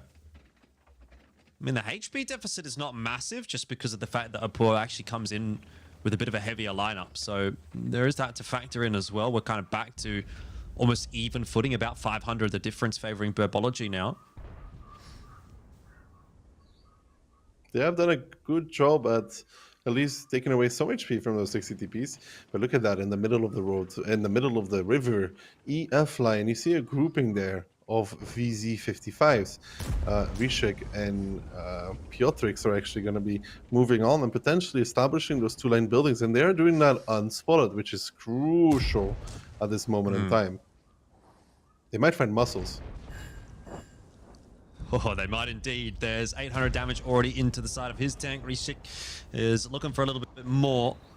And Piotrix will now look to have his turn as well. But it's not as if this is damage for free. And in fact, fire for Piotrix is not an ideal scenario at all. He's going to be fine in terms of surviving, but these trades have been You want to find the CSs though. Poor. Now you got to watch. Look at the 60p on the A5. The conversion, the double of them. Ketsai and his comrade pushing up. If they can find the CS and spot them out, then they will be able to find right after the S-Kung. That is crucial right now. Vova and Floppy, I think, are getting pincered here by DJ and Ketsai. Oh, Ketsai's actually taking a little while to get there. He hit his gun on the doesn't CS. manage to connect with the first shot either. So these are the kinds of things that Apur really need to make work. Still, though, those CSs try to escape, and ultimately that costs a huge chunk of HP for Floppy. He has not been having a fun time so far in this grand final. Didn't get to play that first round at all. Almost feels like he won't get to play this second round either. And very quickly, you see things starting to swing back in the favor of Apur, and Ignite again, this time from them. So even in that department, and Burbology starting to slip in terms of that HP deficit. And Rishik, they're finding some shots on muscles as well. You can see now they're really starting to converge, though, the boys from Apur together. You see that triple 60 DP starting to make their play, starting to make their move. I think muscles is going to be the one as well. The player we highlighted for the Bears here, for Burbology, he's getting pounced upon by the Apur side. The quick deletion of Ketsai and Rishik with a shot each shuts him down, and now that HP lead that Burbo had, it's completely swung the other way. They are down, and not just HP, but also in positions. They're trying to do something with the meter and the sound, though. But is that enough to change the tide for Burbo? I'm not sure. Yeah, down on tanks as well. It's not a fun place to be in. I mean, look, yeah, it's a minnow, but the IS-7 is still going to take a little while to get through. And actually, for Pan's Fury, I wouldn't be super surprised to see him even have a reasonable shout at trying to find this 1v1. He's playing it quite nicely, just trying to get around the side. There's a bounce shot as well from December off the back of the IS-7, so that's going to put even more pain on the side of Burbology as another tank goes down. Vova out of the picture now as well. Floppy will be soon to follow on 440 HP, and he is running out of positions to hide in. He's indeed running out of positions to hide him, but another thing that's happening is that the time is running out, though, for the side of Opor. They still need to make this happen. There's some good shooting there to the lead OP hackers, Minotauro and Octo there in a 1v1. It's just him and Kenway left standing, and Opor have shown us that Tundra has been their map this tournament. I mean, they've had a pretty good showing. Did they even lose a single Tundra round? I don't know if they did. I'll have a quick look back as we pretty much watch the dying stages of Tundra here. Apur, they were able to 2-0 reject on it on day one. They then played it against Dopamine, 2-0 Dopamine on that map on day 2. On day 1 as well. And then they played against W. It was banned by them. So 4-0, well, 5-0 now actually on the map at this point. Yeah, that's huge. Actually, from the beautiful stuff, right? Really showing that Tundra has been their map, and coming out 2-0 here, slow, methodical, and really just putting the hurt on the boys from Bourbon. They really pushed them out of those positions that they wanted to hold by taking. It's like a little bit like chess, you know. They started pressuring them back across the board, put them into a chokehold, and then started taking the pieces away. Muscles was the first one after the CS had to leave, and that was really, I mean, Burbo was in such a far back part of the map, nowhere to go. The double CS, I don't think it worked either. I mean, initially they did some damage with those CSs, but then when they lost the 3-4 line, they run away, and even lucky that Ketsa hit the gun of one of them, because that would be minus a CS right there. The other one does get set on fire, so I guess that compensates. Yeah, the gimmick that did not go well for Burbo, but I mean, let's say it like it is, so poor. Masterclass of Tundra. Yeah, much better performance so far from Apua than what we saw to kick off their semi-final against W. And you did mention multiple times, we've heard the conversation around once this team gets going, they really do get going. And not only have they started well on Tundra, they're now also moving on to their own map choice on Ghost Town. They're playing on their own server. If they find the 2-0 here on Ghost Town, I mean, Burbology doesn't come back from that, surely, right? 4-0 lead for Apua. You'd expect them to get at least one more for the rest of the series. And they looked really dominant on Tundra as well. Particularly, like, okay, the first one I'm prepared to call a bit of a write-off. Things were a bit weird in that game, whatever. But round 2, I mean, Burbology started well. Like, they had the initial bleed. They had the advantage in terms of HP at a certain point, and it kind of looked like Apua was under a little bit of pressure. But just the way they responded to that and how cleanly they ended up closing out Tundra, it's a bad sign for Burbology going into the rest of this series. It is a bad sign, but you know they have an opportunity here to stop them in their tracks, being Apur, by winning the next round. If they don't, we're in so much world of trouble. Ghostland is a map where you can win 2-0. It is 100% one of those. So if you give away this round here, we could be looking at a 4-0 in super quick succession. Big fan of Ghost Town, even after the rework. Long time ago that was, but pre-rework Ghost Town was also pretty fun, for those that don't remember. But yeah, look, let's see what we get here from Ghost Town. I always enjoy the way that this map plays out, because I think there's a lot of different ways to play it, and also you can sort of play to your own strengths, right? You can play in the town, you can sort of do the heavy brawls if that's what you want to do, but you can also play a little bit lighter and try to control the extremities of the map. So interesting to see what kind of options both teams go for and what kind of approach they want to bring to this map. We saw a lot the meta recently on the EU side of the tournament was very quick pushes into the cap. However, Opur with double bat, double I7 and triple mouse could still go for this actually. Yeah, I mean, look, they've got a bit of a 50-50 there, right? With the double bat, you can, again, continue to sort of try to fight for those extremities, particularly when there's only one CS63 on the side of Burbology, right? So those bat chats, if they do run into the CS63, they obviously have that inherent advantage just by the fact that there is a couple of them. So it might be a little bit easier for them to sort of work the outskirts of the map. But I suppose understanding in the 7v7 format, it is a little bit easier to cover all or the majority of the angles. Obviously, I'm a little bit more used to the 5v5 format where there are, you know, just naturally more gaps in the defense. Maybe there isn't as much room for these bat chats to work. Piotrix looks like he's going to find a nice timing to spot Floppy there. Gun hasn't quite reloaded just yet in that bat chat, so unlikely to get too much damage out here. Floppy stopped going though. Goes straight into the ground. Floppy stopped driving up in the Kong. Bat chat gun though. Yeah, but it's more important that he's not taking the position. You see how far back he is? He's not going up. If they can stop him from going up at all, that is super, super important. Well, he wants to give it a crack now. Might have found his timing. That said, this is a very scary climb in the Super Conk when you're going this slow. You're just hoping no one's got an angle on you, and it turns out to be the case. Very quickly, though, Apua is onto the 1 flag, and they're putting a lot of pressure on that already. 30 seconds on that timer. 2 IS-7s trying to match the push into the A4 position of the Super Conk. DJ in his trademark mouse is locking down the angles in the town. And Burbology are going to have to sack a lot of HP to get this reset somewhere. Yeah, and it's not going to be Floppy because he's not able to peek. He wasn't even able to destroy many buildings. He had Panzer Fury and Rex are in front of him. We're just going to go peek up and over to push him down. It's going to actually have to be Octo coming in. I think he's even loading HG at this moment in time in that BZ to try and get that reset. Piotrix is spotted out to in the bad shot. He needs to be careful. They're going forward, trying to dodge. 4 seconds left now. They might just have this in the bag if OP cannot get the reset. It's meant to be for Opor, and they do it. Oh. They actually do it. Cap goes through. 3-0. Yeah. That's a cap, no cap, as you say. Tisek, he did take a shot, but it was too late. 0 seconds left on the cap timer, and that is just not it for Burbology at this point now. You are down 3-0, and every single one of these rounds has just been so decisive, so dominant from Apua. These are like pretty much the most one-sided rounds we've kind of seen in the entire tournament. Like, I mean, I suppose Rejects kind of got a little bit pounded, but this is definitely not living up to the grand final that we hoped it would.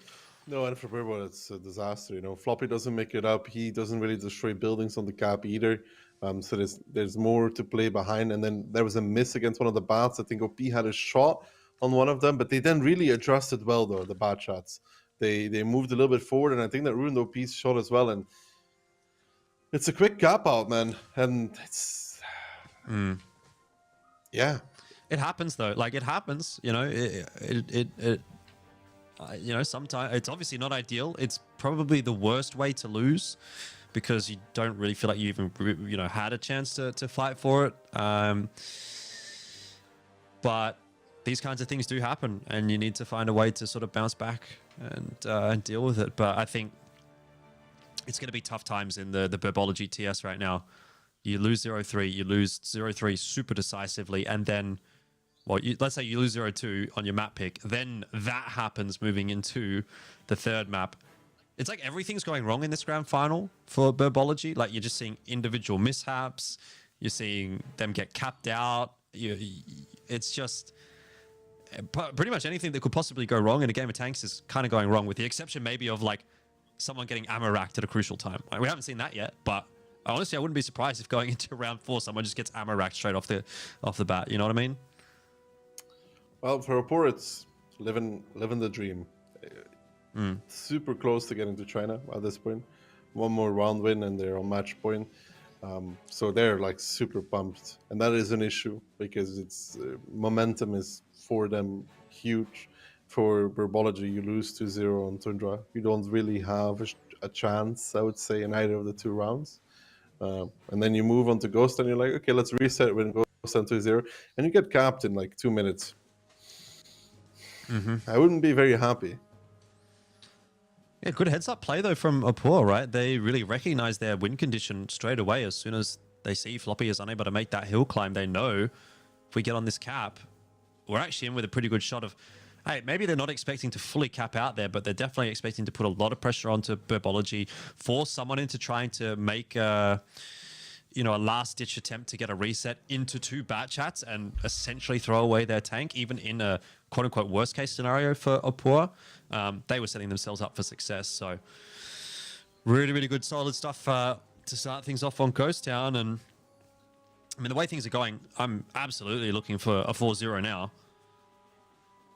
Yeah, we're on that train, but you know, Burbology is not going to give up that easy. They're going to try it on defense, triple BC, double mouse, double CS 63. This is on defense, on attack. Versus Opor's more well-rounded lineup, to put it that way. Yeah, I like the T57 Heavy. I'm always a bit of a fan of that tank. I think it brings a nice bit of flair to the game. Batchat as well for Reseek to try to deal with the double CS63 on the behalf of Burbology. But yeah, I mean, look, Burbology, they really do love to sort of lean into these BZ75s. It is Something that I recall from their game against Bricked as well, they were really leaning into the BZ75s. And obviously, you know, that was a fairly tightly contested series as well. So, look, something that they've really opted to go towards throughout this event. And sometimes that is for the better, sometimes that is for the worse. In this case, for the better, because they're quite quickly onto the cap. They very much beat Opor to the punch there. But to be honest, I mean, there was no world where Opor was ever going to beat them onto this cap. So But look at it, now though. it's kind of just a case of the reset time. Opor's kind of aware. They're using that one group in the south, the 57 and others, to block off the mouses, while DJ and Orchek are able to just peek out and get that reset. There's nobody in front, and that is deliberate by Opor. The meta that Burbology is playing right now is the one we saw in EU, where you just overpush the guy close to the corner immediately after. But there was nobody there. So that's not something they're going to be able to find. And December already getting flanked by the IS-7 as well. It's just looking really, really dear. bad for Burbology. Oh, I think you can probably use a little bit more of a serious word than just bad at this point. It's looking horrible. It's looking horrifying. It's looking awful. Ketsai right behind this mouse should have the easiest kill of his life. We'll slide that one right through the backside. Reese gets out as well. One shot's worth of HP, but he'll be ready for another clip in that bat chat in just a moment. Piotrix should be coming off the reload. In fact, he's already firing. That's how quick the T57 heavy autoloader is. To be fair, Burbology are at least trading in terms of the tanks pretty well, but the HP deficit is definitely starting to get the better of them, and Opor, I would say, once again, well and truly in control of the round at the moment. Floppy suffers massively at the hands of Ketsai, who has just been an absolute dominant force in this round so far. Yeah, that IS-7 is going to cleanly pick up that BZ. He tries to boost away. I mean, Panzer Fury dying on the north side off screen in the meantime. But we can see it's a 4-on-4. But however, it's a 4-on-4 that Opor has a tremendous amount of HP more. And that 57 becomes super, super powerful now.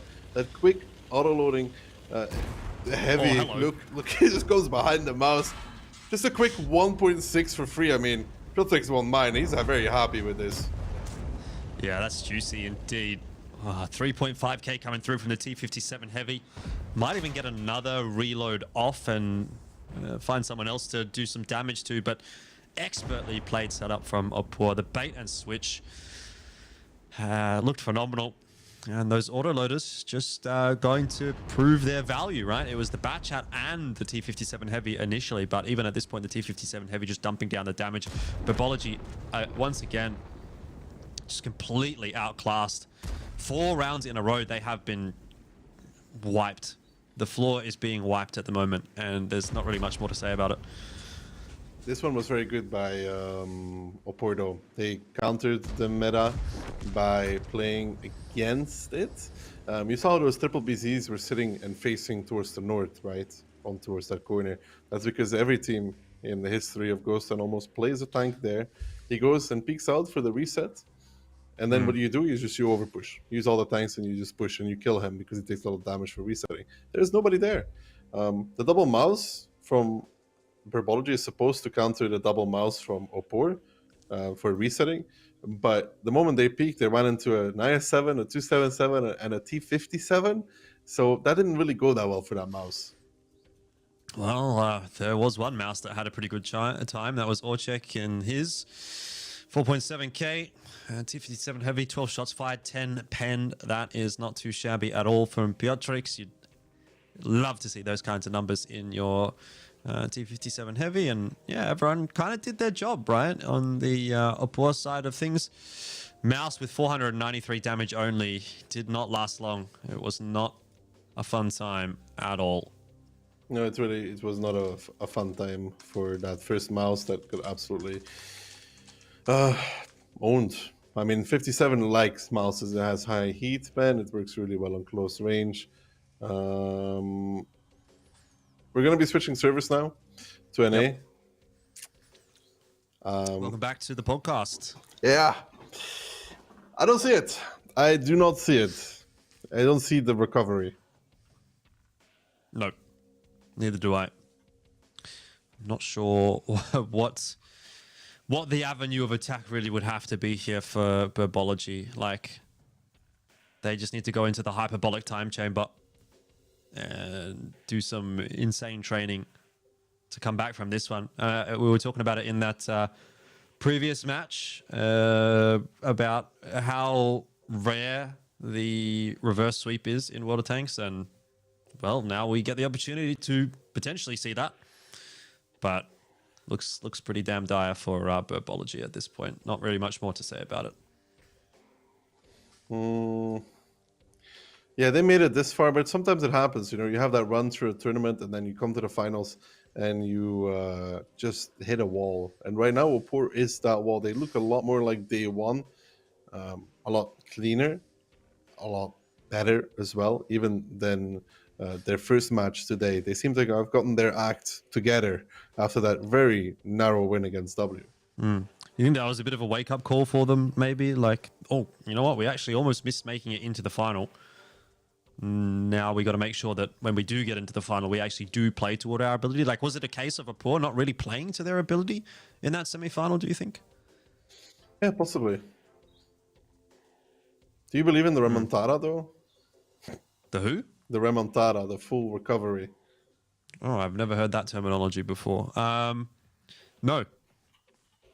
Yeah, like, I mean, I don't know really what there is much more to say about this series. Like, if there was any straw to grasp at, I would be kind of doing it. And it kind of reminds me of what we were saying about the first series when we were going into that Mines tiebreaker, and we were like, man, there's really just nothing you can say that, like, there's no positive, like, there's no silver lining. There is a silver lining for card. Burbology, actually. It's just not the silver lining they're looking for. If they lose the next game, at least it was over fast.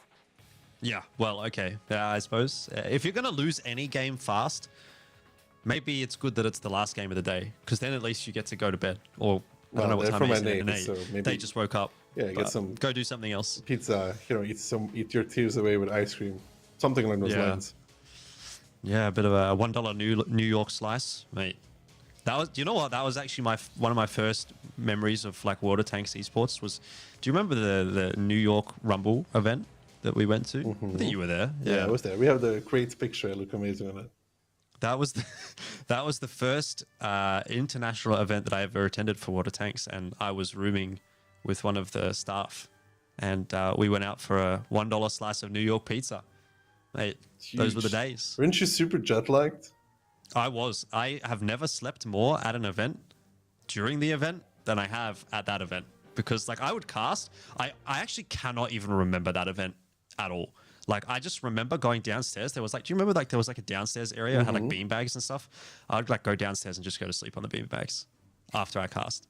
I could not tell you what happened at that event beyond me sleeping. Yeah, it was pretty fun.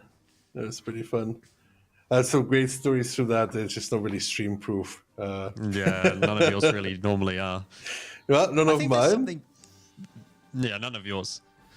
There isn't there something like about how like when you travel from one side of the world, like in one direction, it's bad for your jet lag, and if you go in the other direction, it's like you can kind of deal with it. I can't remember. I think if you're going west, it's okay, and if you're going east, you kind of get cooked on the jet lag. Yeah, and obviously, I remember something like this. I actually had a mega cooked flight as well, because like obviously I'm from Sydney, for people that don't know. I flew from Sydney to Korea, which is like basically going directly up, so I don't want to go up, I want to go across. Yeah. But I had to go up and then across, so I have like a 10-hour flight to Korea and then like a 15-hour flight to New York or something like that. Yeah, so That sounds I mean, great. I guess at least you're not that going. tall, so you have leg space. Well, yeah, okay. Don't know if we're talking about the same kind of plane, to be honest with you, but yeah, still would do again, just to catch up with the boys. It'll be a fun time, but yeah, I don't know which boys we're going to be seeing in China right now. It certainly doesn't seem like it's going to be the North American boys. Wow. Well, Too soon, man. One, too soon. But there will be one, that's for sure. there will be one, just like there will be one APAC team. But Yeah. looks like we're going to get an extra EU team. I have some faith in the Japanese team, though. They seem pretty good. Yeah. I haven't got a lot of experience actually watching them, because I've been obviously mostly doing the ANZ stuff. And I know that the Japanese league was playing in tandem as well, but I didn't really, tune into it all that much. They were also playing 5v5 though, so that again is sort of like a cross in the book for them. It's always going to be a little bit. It's going to be a talking point, I think, definitely throughout probably the next couple of months until we get to the point where the majority of the tournaments that you're seeing played in APAC again are sort of shifting back to 7v7, which I mean it seems like obviously is the trend now, like we're going back to 7v7, but at least for this first tournament back on that format, then yeah, something that all these players will have to adapt to. Looks like we are moments away from getting into the next map. Just for those of you that are wondering, the reason that we've been talking all this while is that we have been swapping servers, so all the players have to move over from EU production as well, have to do the same and move over to the US server. Yeah, they're currently in their plane, and it's going to take a while.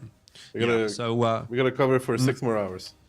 Yeah, but hey, at least everyone in chat will be happy because they'll be able to get their drops. Everyone's worried about their drops, but don't worry, guys. Plenty of time. And Daki, you're probably not feeling too confident about your prediction anymore, are you? Just a little fun, Honestly, I was either predicting 5-0 for Opor or 5-1 or 5-0 for the Burbs.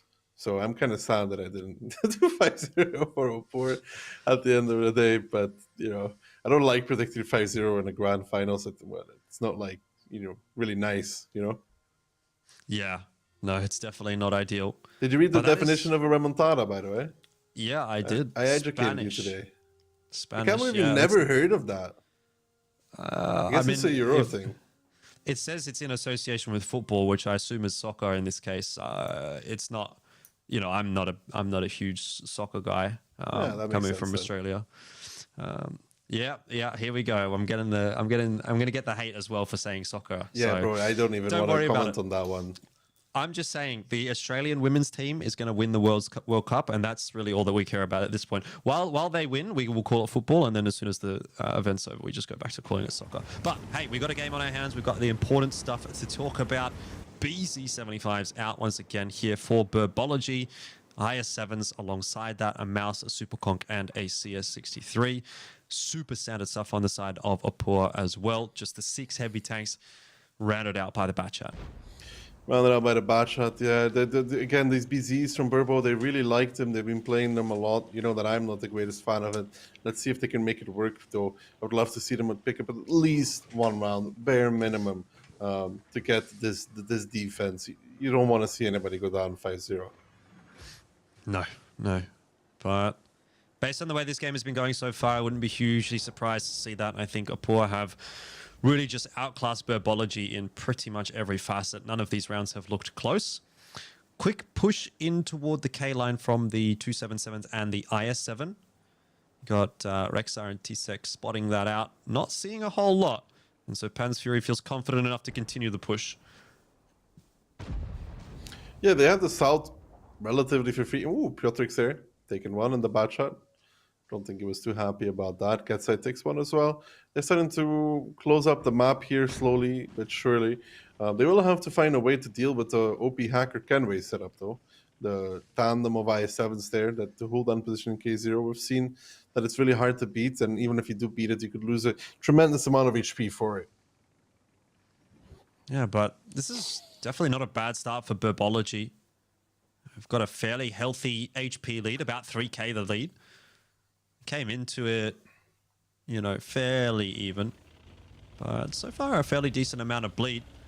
But it does remind me of that Tundra game that we got to see where Opor looked like they were struggling initially. They were eating a few shells, and then it kind of just swung back super convincingly. So I don't think we can really count our chickens before they hatch necessarily right here.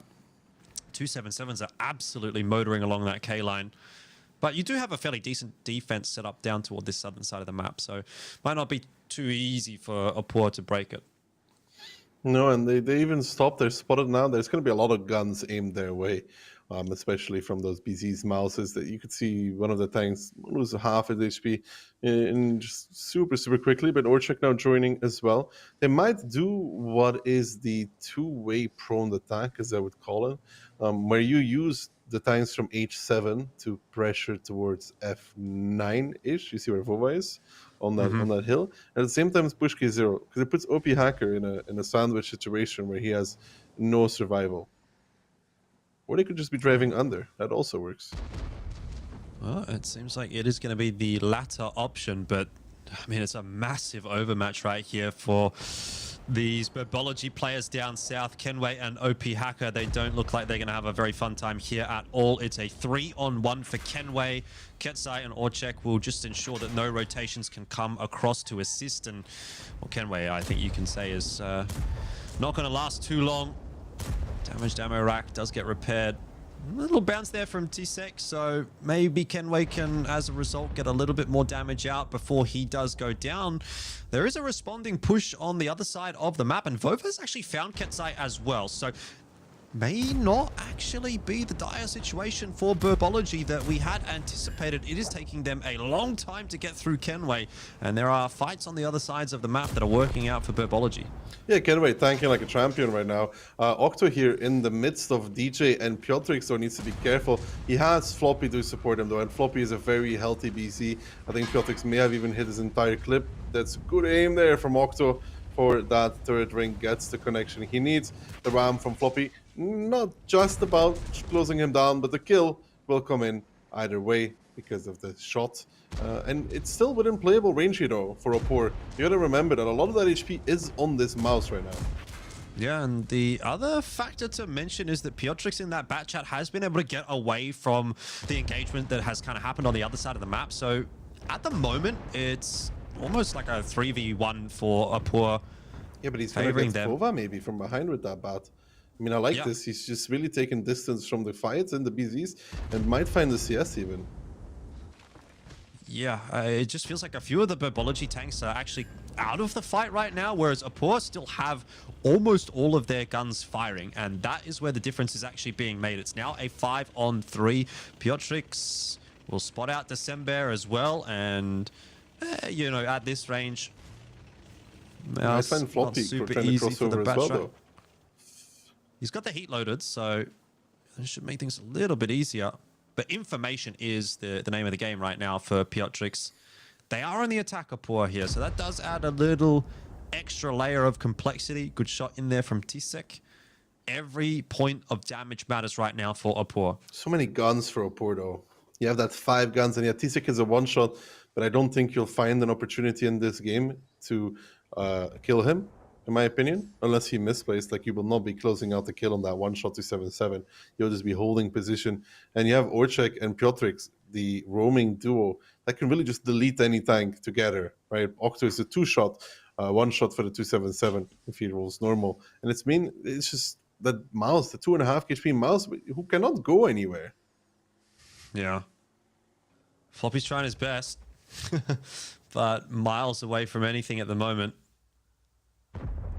You must start capping, though. I like it. Fury and Rex are capping. Add that little bit of an extra element of concern. 48 seconds.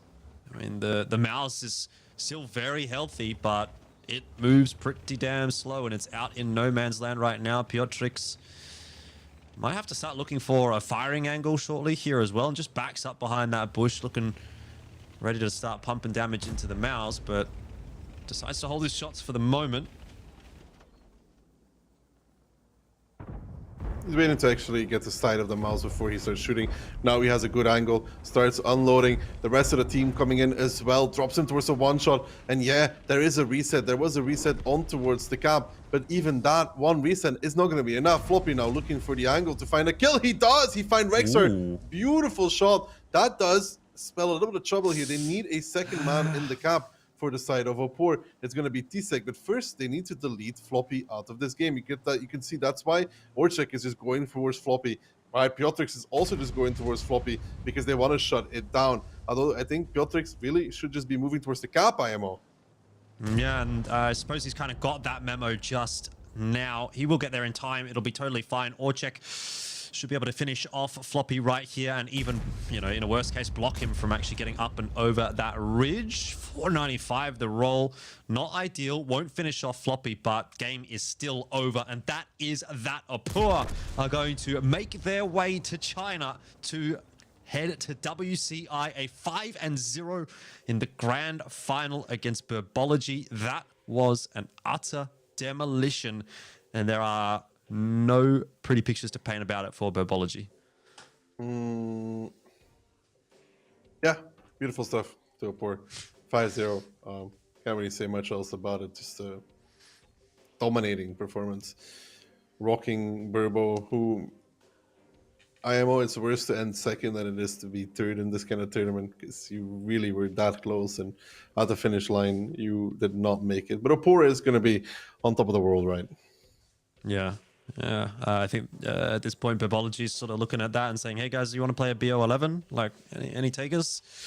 Not sure it will really make much of a difference to the results.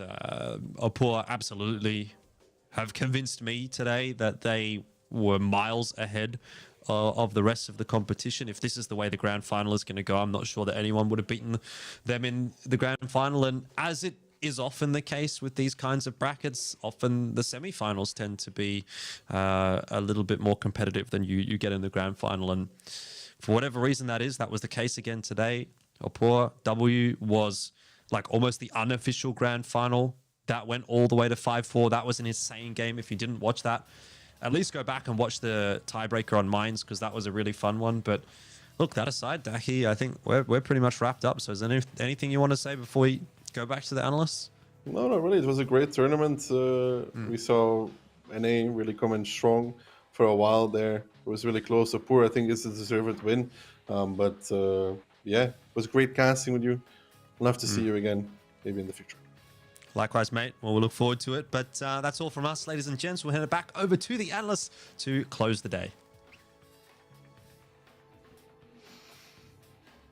Well, thanks a lot, guys. And Toxic, we had hopes that Burbology would actually give a challenge to Opor, but Opor is gonna take it 5-0. In what manner? That was pure domination from the Polish team.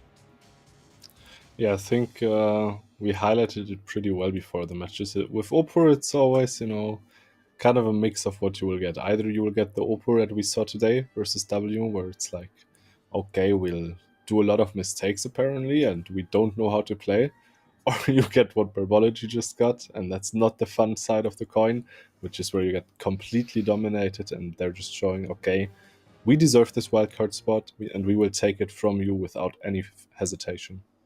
Yeah, they had a good reset. I mean, their match against W was scary, and they probably realized that they had to be very serious, and that's exactly what happened. You could see that during the entire time against Burbology, they performed, they were methodical, they were really good in the calling, in the team play. Everything was really well done from their side. And on the other hand, Burbology, maybe they didn't have that momentum after winning against Dopamine, and they were a bit lacking on that department. Maybe they are also tired. It's pretty early for them, but let's look at the replays to actually summarize what happened. Yeah, definitely. Let's take a look. And we were starting on Tundra with Opor in the defense and Burbology in the attack. And what a start it was from Opor, because they completely caught off guard Burbology with this opening. You could see those things over the cells being caught, trying to rotate out. Even Floppy making a huge mistake, flipping on top of that rock and crashing afterwards. That was pretty interesting. Yeah, Floppy's play definitely a bit sloppy there, as you could say.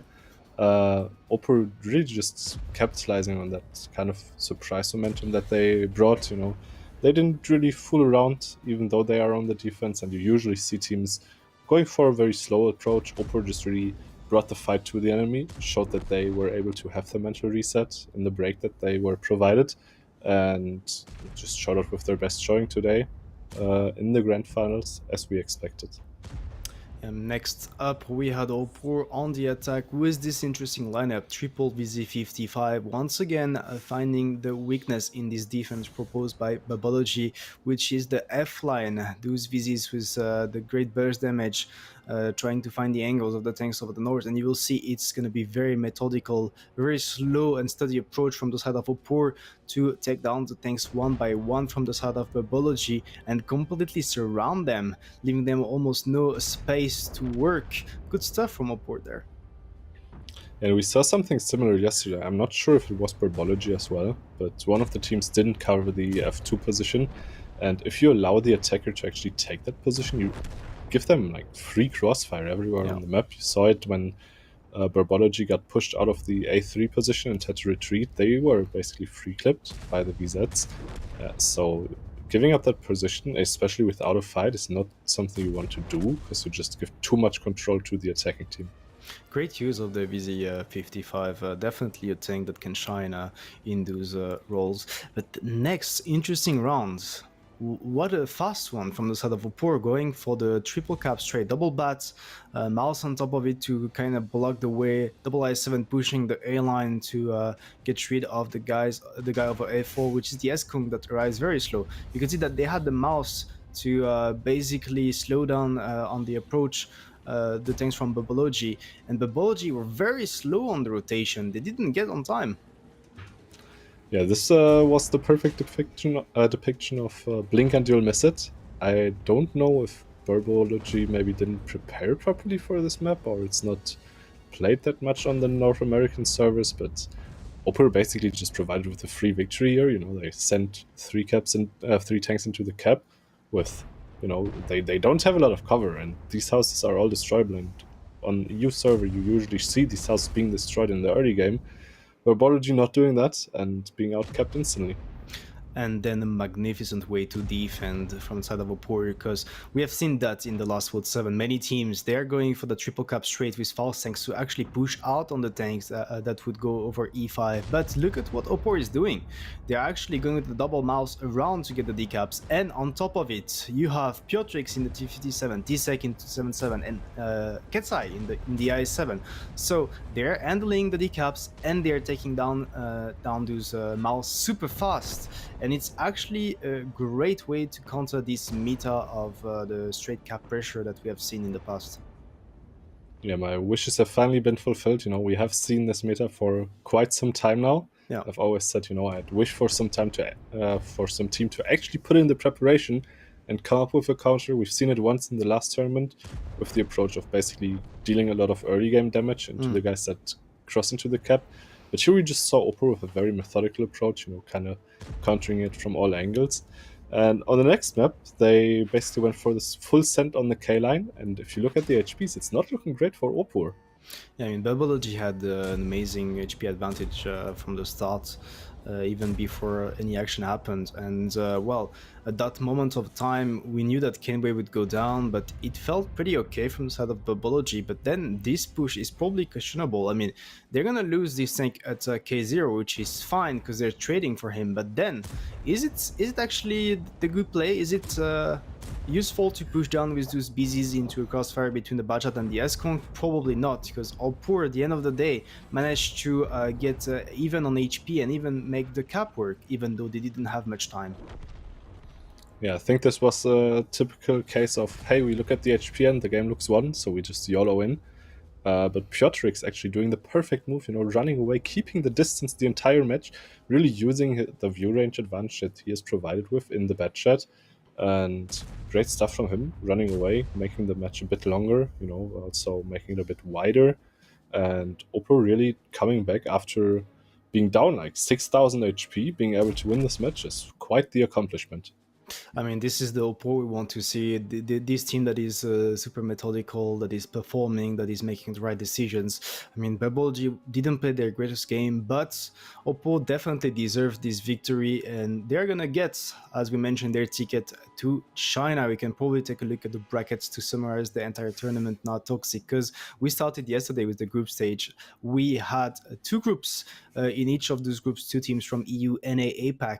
And then, as you can see, Britain Rejects didn't make it to the playoff, the teams from APAC. We had then two semifinals, an NA clash and an EU clash. W almost making it against Opur all the way to the tiebreaker. And at the end of the day, Opur 5-0 against Burbology. They are the ones that we will be seeing in the end of November in Shanghai, China for the WCI. And they will also be hit and run from EU, if I'm not mistaken.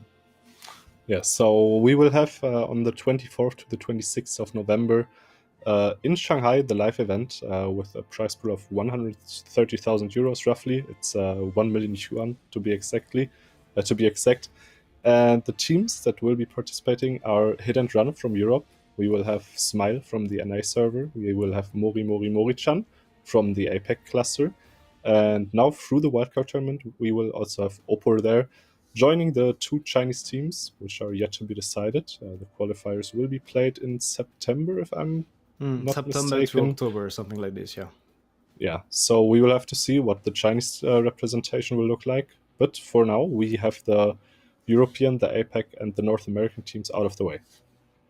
Yeah, well, Toxic, it has been a blast. This is now over for this tournament. Congratulations once again to Opor to make it to the WCI. We hope you had a great time. I mean, the Grand Finals was not the greatest match, but overall, it was very fun for us to analyze and host those games. What do you feel about this tournament? Did you enjoy the games? What did you prefer? I think it was actually very interesting to see Oppo start off so strong in the first day.